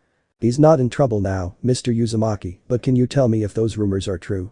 "They are, he won it in a poker game in Hogsmeade," he replies. "Really?" Dumbledore said, laughing a little. "I know Hagrid really wanted a dragon for a long time, but unfortunately there are some obstacles in his way. He told me he just needed your permission and a sponsor to back him up. He seemed to know what he needed to solve the problem." "True, and you have my permission, of course. I've seen you work a great deal with animals and I know you could certainly care for a dragon. Unfortunately, there's no one to sponsor you. A sponsor would have to be a member of great influence in the wizarding community. As headmaster, I cannot be that sponsor," Dumbledore said, popping a lemon sorbet into his mouth. "Would it be possible for me to be your sponsor?" The name Uzumaki sounds like a big deal, so it wouldn't be a problem. Dumbledore studies him for a few moments, wondering what he's thinking. That's true, but you're not of age, and no one would believe in the confidence of a young wizard. Yeah, about that. Where I'm from, I was considered an adult the moment I graduated from the academy. Shouldn't I get the respect adults get? That may be true. Let me look into that and schedule a meeting with the minister to see if there's anything we can do. Dumbledore told him as he led the way to the door. As for Norbert at this, Naruto snorted. Dumbledore continued, we will keep him safe until this can be resolved. By the way, you weren't involved in having 4 students out past curfew, were you? Dumbledore just smiled at him. No, sir, I was just visiting Hagrid after my training session, he said. I suppose Draco got caught too. He snorted a little as he walked down the steps. Slytherin common room. Draco sat in one of the armchairs in front of the fire, contemplating what happened last night. He saw the dragon, and he even caught those 3 damn Gryffindors there past curfew. It was easy to rat them out, but he didn't notice the fact that he was out past curfew too. He even saw Naruto there, and he knew he wouldn't get in trouble for being out, but it only got his friends in trouble. Naruto was his best friend, but he was still worried that Naruto would be upset with him for it. He turned his head to the couch where Naruto was sitting, reading a little while Pansy and Daphne did their homework, occasionally asking for his help. I'm not mad at you, Draco, Naruto said, still reading his book. In fact, I find it funny that your plan failed. You should talk to Fred and George about planning ahead before you execute your plan. Naruto smirks as he finally looks at Draco's surprised face. Yeah, well, I would have gotten away with it if Snape. He was quickly interrupted by the girls. Professor, they both said at the same time, looking at him. It's Professor Snape, Naruto said, both he and the girls smile. Draco just rolled his eyes at them. Professor Snape wouldn't have punished me like that old witch McGonagall did. Yeah, I would have. You would have gotten a lighter detention. Naruto said, closing his book. He stood up and stretched his arms above his head until he heard a snap, then walked toward the boys' dormitory hallway. Konohamaru, let's go. He yelled before heading toward the entrance. Are you training tonight? Draco asked. Like every night, yes, but this is a lighter exercise. Do you think you'll be back in time to come with me to my arrest? I'm forced to head to the Forbidden Forest to help that gardener. What, are you scared, Draco? Pansy said, laughing with Daphne. Yeah, are you afraid you'll get bitten by a beast and somehow end up becoming a deformed monster who walks around the woods hunting others and you can't go home because your family would kill you? Oh, do you think they would bury you or have you cremated? Daphne asked, tilting her head very slightly, and smiled at Draco. I have to go, Naruto said, quickly grabbing Konohamaru, who had just gotten off by the scarf, and ran out of the room towards the forest for his training. And I need to go take a bath. Pansy jumped out of her seat and ran out of the room too. Draco watched both friends rush out of the room to avoid dealing with the nonsense Daphne was spouting. He thought it would be a good idea to head to his detention a little early. He didn't want to deal with this crap too. He got up and headed for the entrance. He was about to leave when Daphne spoke again without turning around. Don't worry, Draco. If anything happens to you, Naruto will simply save your reputation by ending your life. Do you want a grave with a view or just lying in the ocean? You might as well feed a lot of hungry animals. And with that, Draco abandoned all his pride and ran down the corridor screaming, oh shit, I'm going to die, I'm going to die, I'm going to die. Back in the common room, Daphne bursts out laughing. Oh, that was so nice. I wonder who else I can scare. I think I'll keep Blaze and Theo company. Just outside the forest. Draco stood next to Hagrid and his great hound Fang and waited for the others to join them. He had a constant scowl on his face as he stared at the half-giant, and it only deepened when he saw the others following Filch towards them. He spotted one other person in the group, Longbottom. What on earth did he do to get stopped? Probably tripped over his own feet and one of the teachers. My money's on Snape. Professor, said a voice in his head. What the hell? Draco thought as he looked around for the voice. As the group drew closer, Draco caught Filch's last little rant. I still keep the chains well oiled just in case. When the group reached Hagrid and Draco, Filch turned to Hagrid. I'll be back in the morning to collect what's left of them. Filch smiled when he saw the children go slightly pale. He walked back to the castle to see if he could catch the twins up to their usual antics. They always seemed to be a few steps ahead of him. Someday I'll deal with those blasted Weasley twins and their conspirators, he thought. Just as he entered the school, Peeves appeared and handed him a piece of paper, then flew off as fast as he came. Filch opened the piece of paper and saw some squiggly lines written all over it. If he didn't know better, they looked a lot like runes. His eyes opened, but it was too late. There was a puff of smoke, and Filch was faced with a large pink dress with a large breast barely contained in a corset, and the dress spread out like a bell. Her face was covered in white powder, and 2 large red blush spots were on each cheek. Finally, he placed a tall white wig on his head and looked like he was one of the ghosts that roamed the halls. He started running to his office to hide and find a way to reverse what happened to him. He was glad it was already past curfew and there were no students wandering the halls. He passed a few of the ghosts on his way. Some looked at him in disgust and others complimented him on his fashion choice. "I must say, it's a rather bold choice to go with Mr. Filch, but it seems to suit you," said nearly headless Nick as he walked past him into the stairwell. "Oh, shut up," Filch said without pausing. He reached his office and quickly entered, closing the door behind him. Once it was closed, he let out a small sigh of relief. Those damn twins must be behind this. "I'm glad they weren't here to see what their little trick did. I'd never forget this," he said, putting his head in his hand. In one of the many empty classrooms, two figures were laughing so hard they were rolling on the floor. "Merlin's long beard, did you see his face?" one said. "That has to be one of the best so far," said the second. "Your brother?" said the first. "Yes, dear brother," said the second. The first person held up a picture of Filch, fully clothed and with a look of complete horror on his face, and chuckled.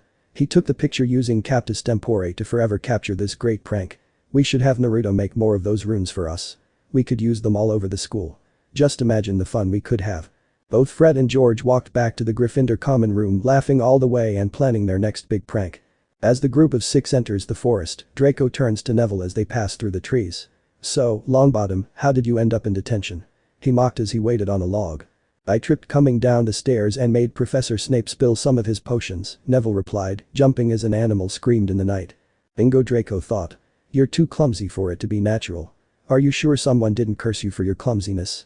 "Leave him alone, Draco," Harry said. "It's your fault we're in this mess in the first place. I wasn't the one who went past curfew while harboring a dragon. We weren't the ones who ratted out a teacher," Ron said. "By the way, Hagrid," Hermione said, interrupting the boys' discussion. "What's going to happen to Norbert now that the school knows about him?" Draco snorted at the name the half-giant gave to a dangerous creature. "Norbert? Ha, that's a stupid name." "Well," Hagrid began, ignoring Draco's comment. "Dumbledore said he'd speak to the minister about allowing me to keep Norbert as long as I can prove I can train and care for the little fellow." "Like anyone would volunteer to be your sponsor," Draco snorted at Hagrid, calling the dragon a little man. "Why would he need a sponsor if Dumbledore is already on his side? This is his school, shouldn't that be enough to let him keep the dragon?" Hermione asked.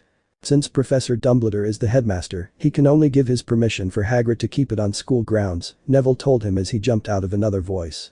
"Since dragon breeding is technically illegal throughout the wizarding world, for him to keep it, he would need someone very high up in society to sponsor it. Technically, they would own the dragon, but Hagrid would be allowed to care for and raise it, as long as he proves he can train and look after Norbert," he finished. "Like I said, no one would bother sponsoring someone who isn't worth their salt." Draco sneered again. "Actually," said Hagrid, gaining their full attention. "Naruto volunteered to sponsor me. Back home, he's considered of age, so he's entitled to claim sponsorship." "That's brilliant, Hagrid," Hermione cheered. The other Gryffindors smiled too. "He probably just wants his own dragon." Draco laughs. "Not everyone is as selfish as you, Draco," Hermione said, turning to him. "Naruto's helping because Hagrid's a friend and he knows that Hagrid knows what he's doing and only wants to help him." Then she turned and marched on ahead. After taking a few more steps, she stops as her head tilts slightly to the side as if having a quick thought. Then she turns quickly and looks at Hagrid. "I don't think you should tell Naruto he has a dragon," she said as she looked at everyone else. The boys and Hagrid nod. Even Fang nodded as well.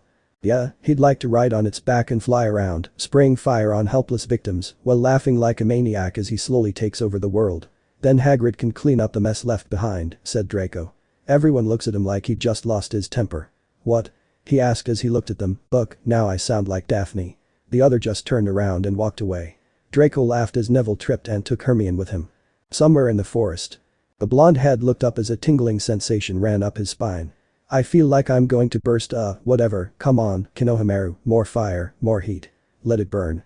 He laughed maniacally. In the boys' room. "So I asked Draco if he wanted to be cremated or buried. I said Naruto would save him the humiliation by killing him.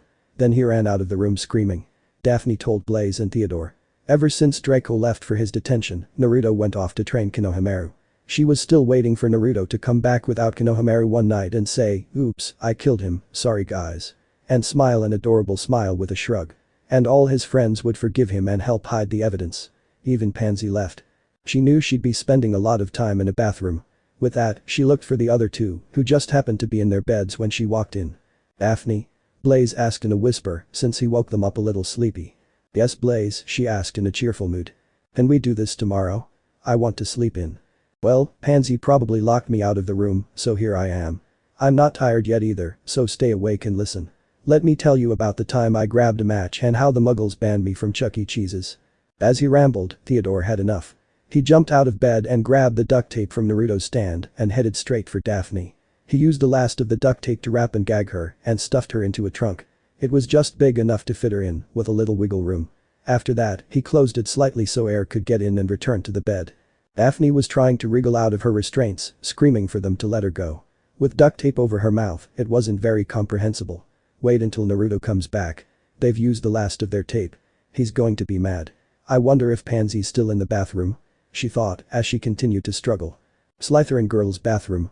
Pansy continued bathing, waiting until she knew Daphne was about to fall asleep. The girl can be downright terrifying when her comments are directed at you. Once the time came, she got out and got ready for bed and headed to her room, which she shared with Daphne and 2 other girls they got along with. She walked into the room and headed to her own bed. She didn't even look toward Daphne's bed to see if she was in it. If she had, she'd see that no one was occupying the space. She climbed in and curled up with her little Neris and proceeded to fall asleep dreaming of the most adorable and cute thing she'd ever seen. The little fox Naru purring as she stroked his whiskers. He would curl up against her and they would play house, where she would simply signal to him. Forest. The group of 5, along with Fang, walked through the forest until they came to a spit on the road. Alright, we'll split up here and see if we can find the injured unicorn, Hagrid told them. What do you think is hurting the unicorns? Company, could they be werewolves? Draco asked, looking around as if they were going to jump out and attack him, turning him into one and wandering the forest forever. I really need to stop listening to Daphne. There are no werewolves in the forest. Well, not at the moment, the moons aren't full yet, Hagrid replied. It didn't make any of the 11-year-olds feel any better. Neville jumped as another animal made a noise in the distance. Harry, Draco, and Neville, you 3 go to the left, and me, Ron, and Mine will take the right. If you find the unicorns, just send out a green spark so the others can find you. If you find trouble, send out a red spark. Does everyone know how? He asked. Everyone nodded. Wait a minute, why did you put that clumsy Longbottom in with our group? If anything, I want Fang, Draco demanded. Fine, but he's a damned coward. Hagrid said as he and his gang took the right path. The 3 children and the dog started down the path on the left, keeping an eye out for anything that crossed their path. If we find a werewolf here, I'll push you in front of me, Potter. I'm not going to get bitten by a stupid unicorn. Draco said, his face furrowed into a frown as he looked around. Don't worry, Malfoy. I doubt that arrogant idiot is on his diet, Harry retorted. What about the clumsy, scared first years? Neville asked hesitantly. The best of your favorite food choice. Draco said with a laugh as Neville gulped and paled even further. Leave it, Malfoy. Neville, Hagrid said there are no werewolves tonight, there's no full moon, Harry said reassuringly. The 3 children and Fang continued along the path for another hour when they came to a clearing. Suddenly, Fang stopped, lifted his head slightly to the right, and groaned. The boys stopped as well and drew their wands as they looked in the direction Fang was looking. They heard hooves hitting the ground, and a few seconds later, a beautiful horse with a horn growing from its forehead arrived at the clearing and stopped in front of the children. The unicorn walked around the clearing before collapsing sideways by a fallen tree trunk. They all saw a large wound along its side, and it was bleeding profusely. Harry stepped forward to go help the beautiful creature, only to stop again when everyone heard a hiss. A hooded figure seemed to glide across the clearing and head straight for the poor unicorn. The hooded figure slithered up to the fallen unicorn and began drinking the blood from the wound in its side. Back up slowly and don't make a sound, Harry told the others in a very low whisper. They slowly took a step back. It seemed like it would take me forever to get out of the clearing. The sharp snap of a twig broke beneath one of Neville's feet and the sound echoed through the forest. Damn it, Longbottom, every damn time, for once you can't screw something up. Draco yelled at him. If the sound of the twig didn't get the creature's attention, then Draco's scream certainly did. The hooded figure spun around to face them and let out a loud hiss. As it began to move toward them, both Draco and Neville let out a girlish squeal. They sound more like girls than Hermione, Harry thought as he froze in place. Both boys turned to run, but Fang punched them as he ran back the way they'd come.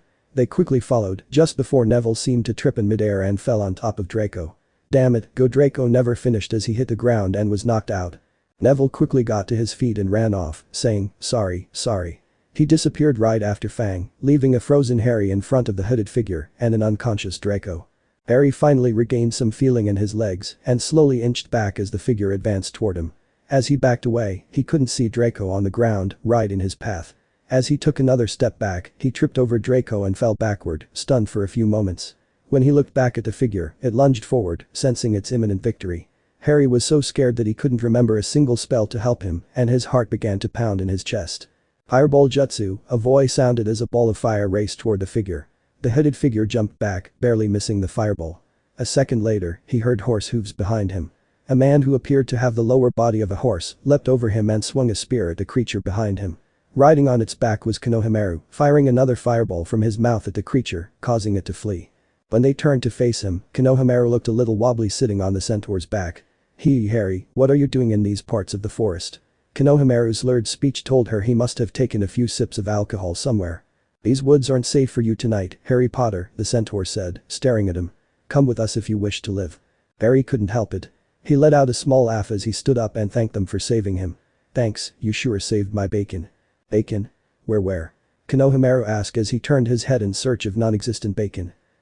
We'll take you to the safety of Harry Potter," the centaur said as he walked past him and headed back the way Neville and Fang were running. "What about Draco?"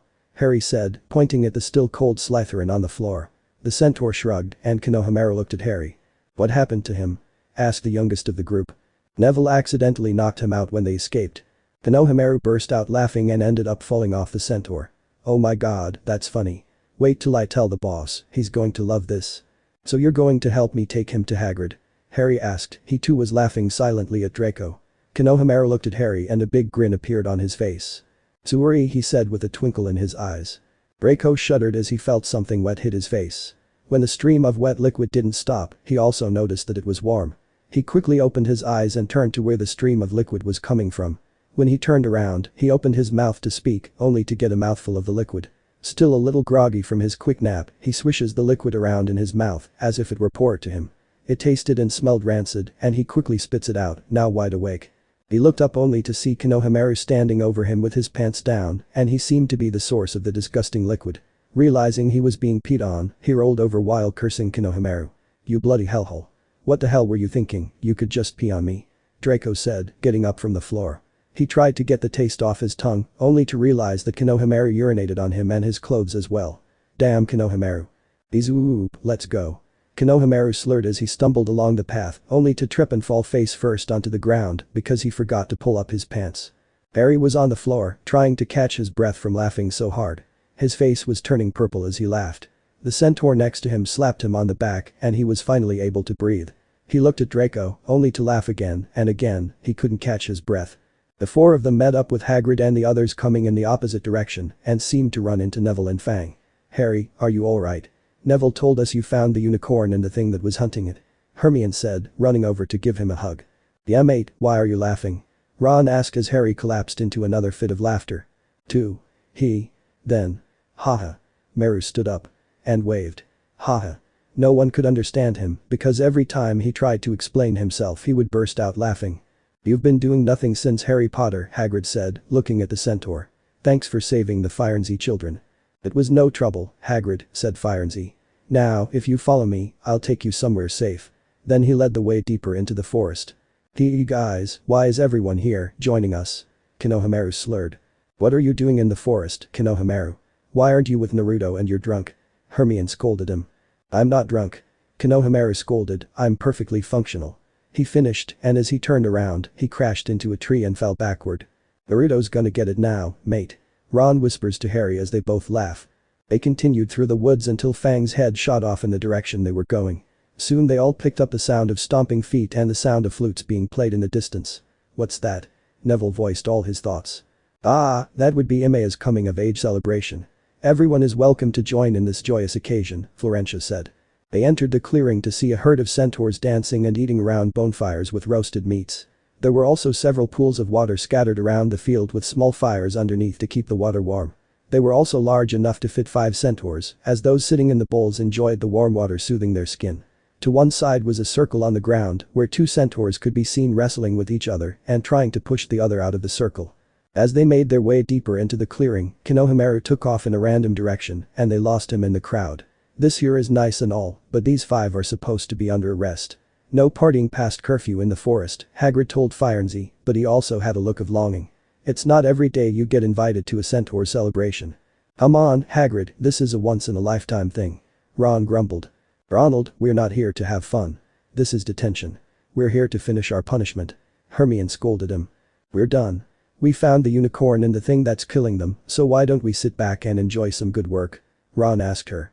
Since it's past curfew, if we're done here, we should head back to bed immediately. A blonde head appeared from one of the pools and turned toward them, revealing whiskered cheeks. Hey guys, I see you made it here safely. Want to join us? The now revealed Naruto asked. He was only in a swimsuit, his upper body bare. For a 12-year-old boy, he had a lean, muscular body. It was the kind of body that was used to moving fast and hitting hard. Male centaurs were muscular, and even some of them would be a little jealous of such a body. When Hermione turned to look at Naruto to give him an idea of what she thought about getting Konoha drunk, she was distracted by his bare torso. She might only be 11, but she could appreciate a well-toned man when one was present. It was even better when he was her age and friends with her for now. She turned to Hagrid and used her puppy dog eyes that always worked on her parents and seemed to work on Hagrid too. That big softy. Can we stay just a while, please? Not before you drink our people's ceremonial elixir, Firenze said, handing it to Draco first. Draco took a small drag because he was squirming at the strong fermented smell. It's not urine, is it? He asked, his face scrunched up. Hagrid, Hermione, Ron, and Neville looked at him in confusion. And Harry fell to the floor in a fit of laughter again. Woohoo! Hermione shouted as she danced around the bonfires with some of the centaurs. After drinking the fermented beverage from the ceremony, their minds were blown. Hagrid and Harry joined Naruto in one of the hot tubs, though for some reason, Harry keeps laughing, and no one seems to know why. Hermione danced all night and Ron was where the food was.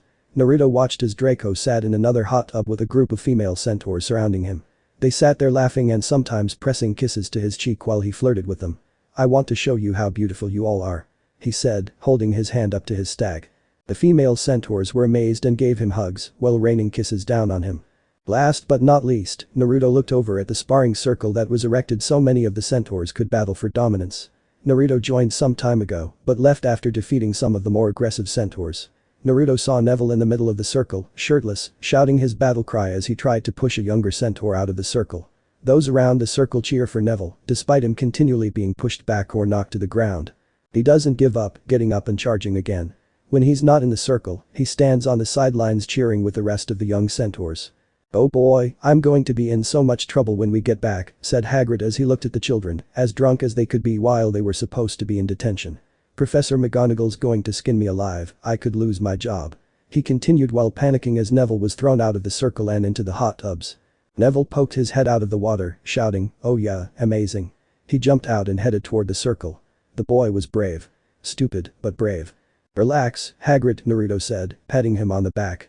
I'll help you sneak into the castle tonight and anything after that, you denied. But it would be irresponsible of me to do that. At that moment, Neville landed in his pool only to get back up screaming and run back to the battle circle. Do you really want to be responsible for that? Naruto said, pointing at Neville. Hagrid could only shake his head. Castle. As the party began to wind down, Naruto helped Hagrid sneak the others into the school without alerting the astonished teachers. The first stop was the Gryffindor dormitories, as there were more of the group. When they got inside, Neville didn't want to sleep. In fact, he kept trying to wrestle Naruto, trying to knock him down. Come on, I'm ready. I've got you this time. Neville said as he tried to put Naruto in a chokehold. Naruto grew tired of him and punched him right in the temple. Neville fell like a sack of potatoes and didn't look like he was getting up anytime soon. His next problem was that Hermione, much to his annoyance and delight, kept trying to undress him. Come on, take off your shirt, I want to see those delicious abs again. Hey, what about those pants, take them off with you. She giggled as she tried to get his clothes off. He kept pushing his hands away, but he came right back at her. He didn't want to do to her what he did to Neville, so he improvised. If you sit down, I'll give you a striptease. He smiled flirtatiously, and she bought it. She quickly jumped onto the couch and was vibrating with anticipation at the sight of him undressing. As he watched her sit up, he quickly grabbed Ron and threw him on top of her, before running out the doorway. He grabbed a laughing Harry and threw him off before the fat woman's painting closed in. Few knew a drunk Hermione was such a pervert. She could give the old man and Kakashi-sensei a run for their money. Anko might like her. He put one of Draco's arms around his shoulders and headed towards the dungeon. He turned to Hagrid and winked, remember, don't let the other staff members know you're letting the students get drunk. Hagrid nodded, and they parted ways during the interval. Hagrid returned to his hut and Naruto helped Draco down to the dungeons. Merlin, what a party. Draco said as Naruto helped him walk. You know, that wild-haired girl who was there at the party tonight was really cute. Do you think she'd like it, mate? He asked, turning his head to look at Naruto. Naruto chuckled quietly. It seems Draco might be interested in Hermione. I don't think you're her type, Drake, Naruto told him. Come on, look at me. To emphasize this, Draco turned away from Naruto and gestured towards himself. Who wouldn't want this? Naruto simply lifted his shirt, revealing his rigid muscles and the six-pack of a 12-year-old boy. He then gestured to himself, why have that when they could have this? He laughed as Draco lowered his head. Pat. Naruto said to Draco when he heard a noise coming from around the corner. He led Draco to the wall in the corner and looked around. Professor McGonagall was walking down the hall, looking for any students wandering around. It was 1 in the morning, and Naruto knew he wouldn't be in any trouble, but he wanted to get some sleep before the day started. As the professor approached, Naruto had to think fast. Pish, what's up, mate? Draco tried to whisper. He failed, and the sound drew her into position. She started walking towards them at a brisk pace. Just as she turned the corner, Naruto seemed to have vanished, and Draco stood there, dumbfounded. When did he get an invisibility cloak? Mr. Malfoy, what are you doing in the corridors right now? If your detention with Hagrid is over, you are to head to your dormitory immediately. She sneered at him. But, dear professor, we just finished the detention we were given, and I was heading there now, when I got into your good graces. You seem to have done something with your hair, you look simply radiant, Draco said flatteringly. McGonagall blushed at the compliment. Well, yes, I did. Thanks for noticing. Go ahead and go to sleep, she said, shooing him down the corridor. Well then, Professor McGonagall, have a nice day. Draco said, walking down the corridor and turning the corner. Once Draco turned the corner, he leaned against the wall, trying to steady himself as the world spun around him. Good job keeping a cool face, Naruto said as he squatted down parallel to the ground. Draco jumped back in surprise when he saw Naruto on the wall. How are you standing on the wall? He asked. Naruto just raised an eyebrow at him. Good stupid question. They returned to their room and saw that Theo and Blaze were still asleep, which didn't surprise them at all. After getting dressed for bed, Draco slumped down and got out before his head hit the pillow. Naruto went to pack his training gear into his trunk. When he opened the trunk, he saw Daphne inside. She was tied up with duct tape and looked to be fast asleep. He was going to feel it when she woke up. Naruto closed the lid, left a crack, and decided to deal with it in the morning. As he laid down to sleep, he looked over to his nightstand and saw the roll that stated there was no more duct tape. That roll was the last one until he could get more when he returned to Konoha or have Anko send more. He looked at the empty roll, then his gaze turned to the sleeping Theodore and Blaze, then back to the roll, then looked over to his trunk which was full of Daphne, and back to the roll that used to have duct tape on it. He laid his head back on his pillow and closed his eyes. Just before he let his mind wander, he had one last thought. It's going to be early in the morning, that's for sure. The next morning, the sun was rising in the sky and the light filtered across the lake, illuminating the Slytherin dormitory. Blaze and Theodore sat up at the same time, stretching their arms above their heads and shaking off their drowsiness. Did you have a good night's sleep? A voice asked. Yeah, it was actually pretty good, Theodore replied instinctively. Good, the voice said again. Both Blaze and Theodore looked over to see who was asking them when they froze at the sight of Naruto standing between the foot of their beds, holding his left arm up while twisting a stiff roll of paper that looked like it had been wrapped with something. Standing next to Naruto was a very angry Daphne who was rubbing her neck since she spent the night in Naruto's trunk. She smiled knowingly at them. They slid back into their beds, cautious at the look on Naruto's face. You know, if I were going to punish you, I'd tie you both up with duct tape and leave you hanging in the common room in a humiliating position for everyone to see. They both flinch at the mention of being wrapped in duct tape again. But, since you used all of mine to tie Daphne up. By the way, your wrapping skills suck balls and shove her in my trunk, I'm currently off the product. At this, they both let out a small sigh of relief. Of course, it was for Naruto, short-lived. So, I've decided to give you both a different kind of punishment. You can now decline this, though doing so would mean I'm going to make Peeves, the twins, and Lee sick and make next week worse than hell for you. So, what would it be? Naruto asked them with a, you'd better take me up on my offer, face. Everyone hears a loud snort coming from the bed next to Naruto. They all look over to see Draco roll onto the side of his bed and let out a snore. Naruto walks over and uses a foot to push him completely off the bed. Draco let out a grunt as he fell to the floor. He instantly woke up and sat up, staring at Naruto. What the hell was that for? It's time to get up, let's go. Naruto told her. After everyone got ready, they met up with Pansy and headed to the Great Hall for breakfast. Naruto had both Theodore and Blaze become Daphne's personal servants for the day. She somehow owned a saddle and hooked it up to Theodore and had him carry it around the castle. Blaze ended up carrying her bag for her and seemed to struggle with it. What do you have here, is it so heavy? He complained. Needs, Daphne said. Pansy looked around for a second, noticing something was missing. Hey, Naruto, where's Konohamaru? Naruto also looked around. He didn't notice Konohamaru was gone. His eyes widened as he remembered where he last saw Konohamaru. Oops, sorry guys, I might have left him in the woods. He then smiled adorably at Pansy and Daphne. Daphne's eyes widened at what he said. She quickly reached for her bag that Blaze was carrying and grabbed one of the 7 shovels he'd packed inside. I knew it. If we hurry, no one would notice the body yet. Naruto shows us the way. She then hit Theodore in the rear with her shovel and tried to hurry him along. He's not dead, Daphne. He'll probably find us at the breakfast table. Naruto spoke to her before she could get too far. Oh well, I guess we won't be needing this, Blaze catch. He said before throwing his shovel towards Blaze. He tried to catch it but missed and got hit on the head. Rubbing the bump on his head, Blaze took the shovel and stuffed it back into his bag. He wanted to complain about all of this, but he and Theo were afraid Naruto would do something worse than this. Somewhere in the forest. Konohamaru slowly opened his eyes as the morning sun rose in the sky. He sat up and looked around the clearing, noticing how empty it was. After a few more seconds, he commented, I can't believe Naruto Nai left me, that team. It was then that he felt something soft under his hand. He looked down and noticed he was squashed between 2 topless female centaurs who had turned toward him. A small amount of blood escaped from Konohamaru's nose as he looked at them. Best morning of my life, he said, his face red. Great hall. Harry, Ron, and Hermione sat at the Gryffindor table with their heads in their hands. All 3 of them had massive hangovers from last night. They couldn't remember much, but one thing was clear to each of them. Ron remembered copious amounts of food and a relaxing soak in a hot tub. Harry remembered what happened with the unicorn and Konohamaru peeing on Draco. He laughed only to groan as it made his headache worse. The only thing Hermione remembered from last night was her friend Naruto's naked torso. How someone as young as him could have such ripped delicious muscles, she could only hope to see again. Her face remained red at the memory. Hey guys, morning, last night was great, wasn't it? A cheerful Neville asked as he sat down smiling, looking normal and seemingly not hungover. Hermione looked up to tell him not to when she noticed his right eye was black and blue.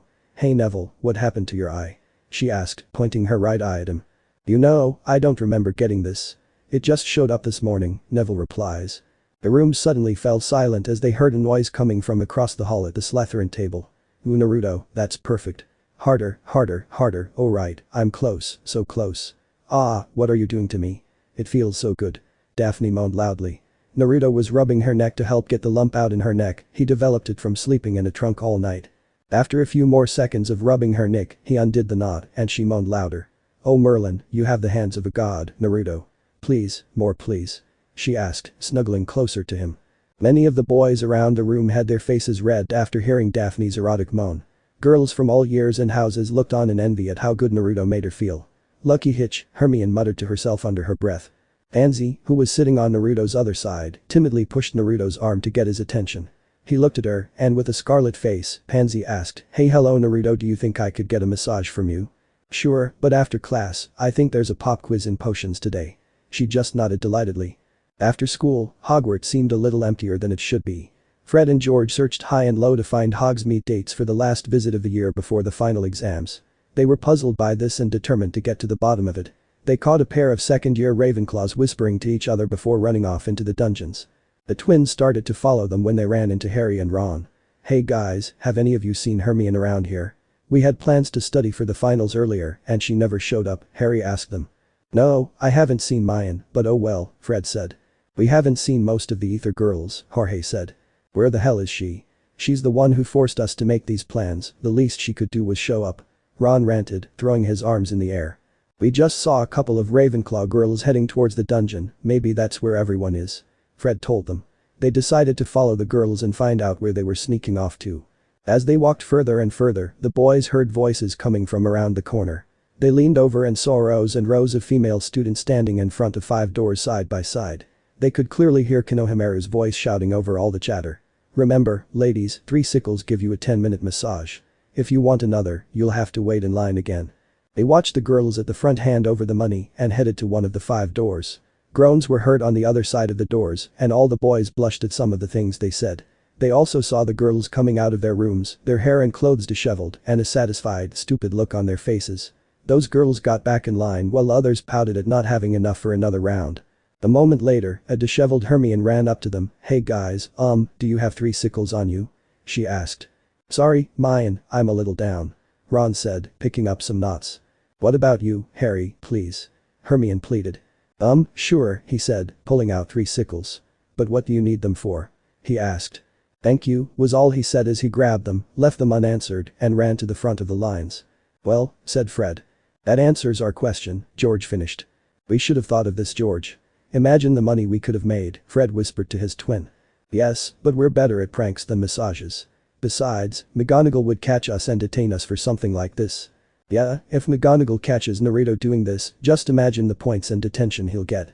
Points taken from Slytherin. That's probably the best thing I've heard all day. Ron spoke. Guys. Harry spoke up to get their attention. Once they turned to him, he pointed at one of the doors. I don't think that's your problem. The Weasleys looked at him in amusement and turned to where he was pointing. The door on the far right opened and Professor McGonagall herself walked out. Her hair and robes were in disarray.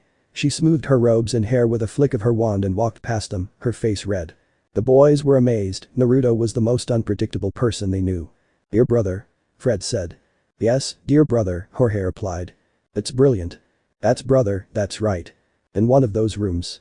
Oh yes, right there, right there. Hermione moans loudly as Naruto massages her back.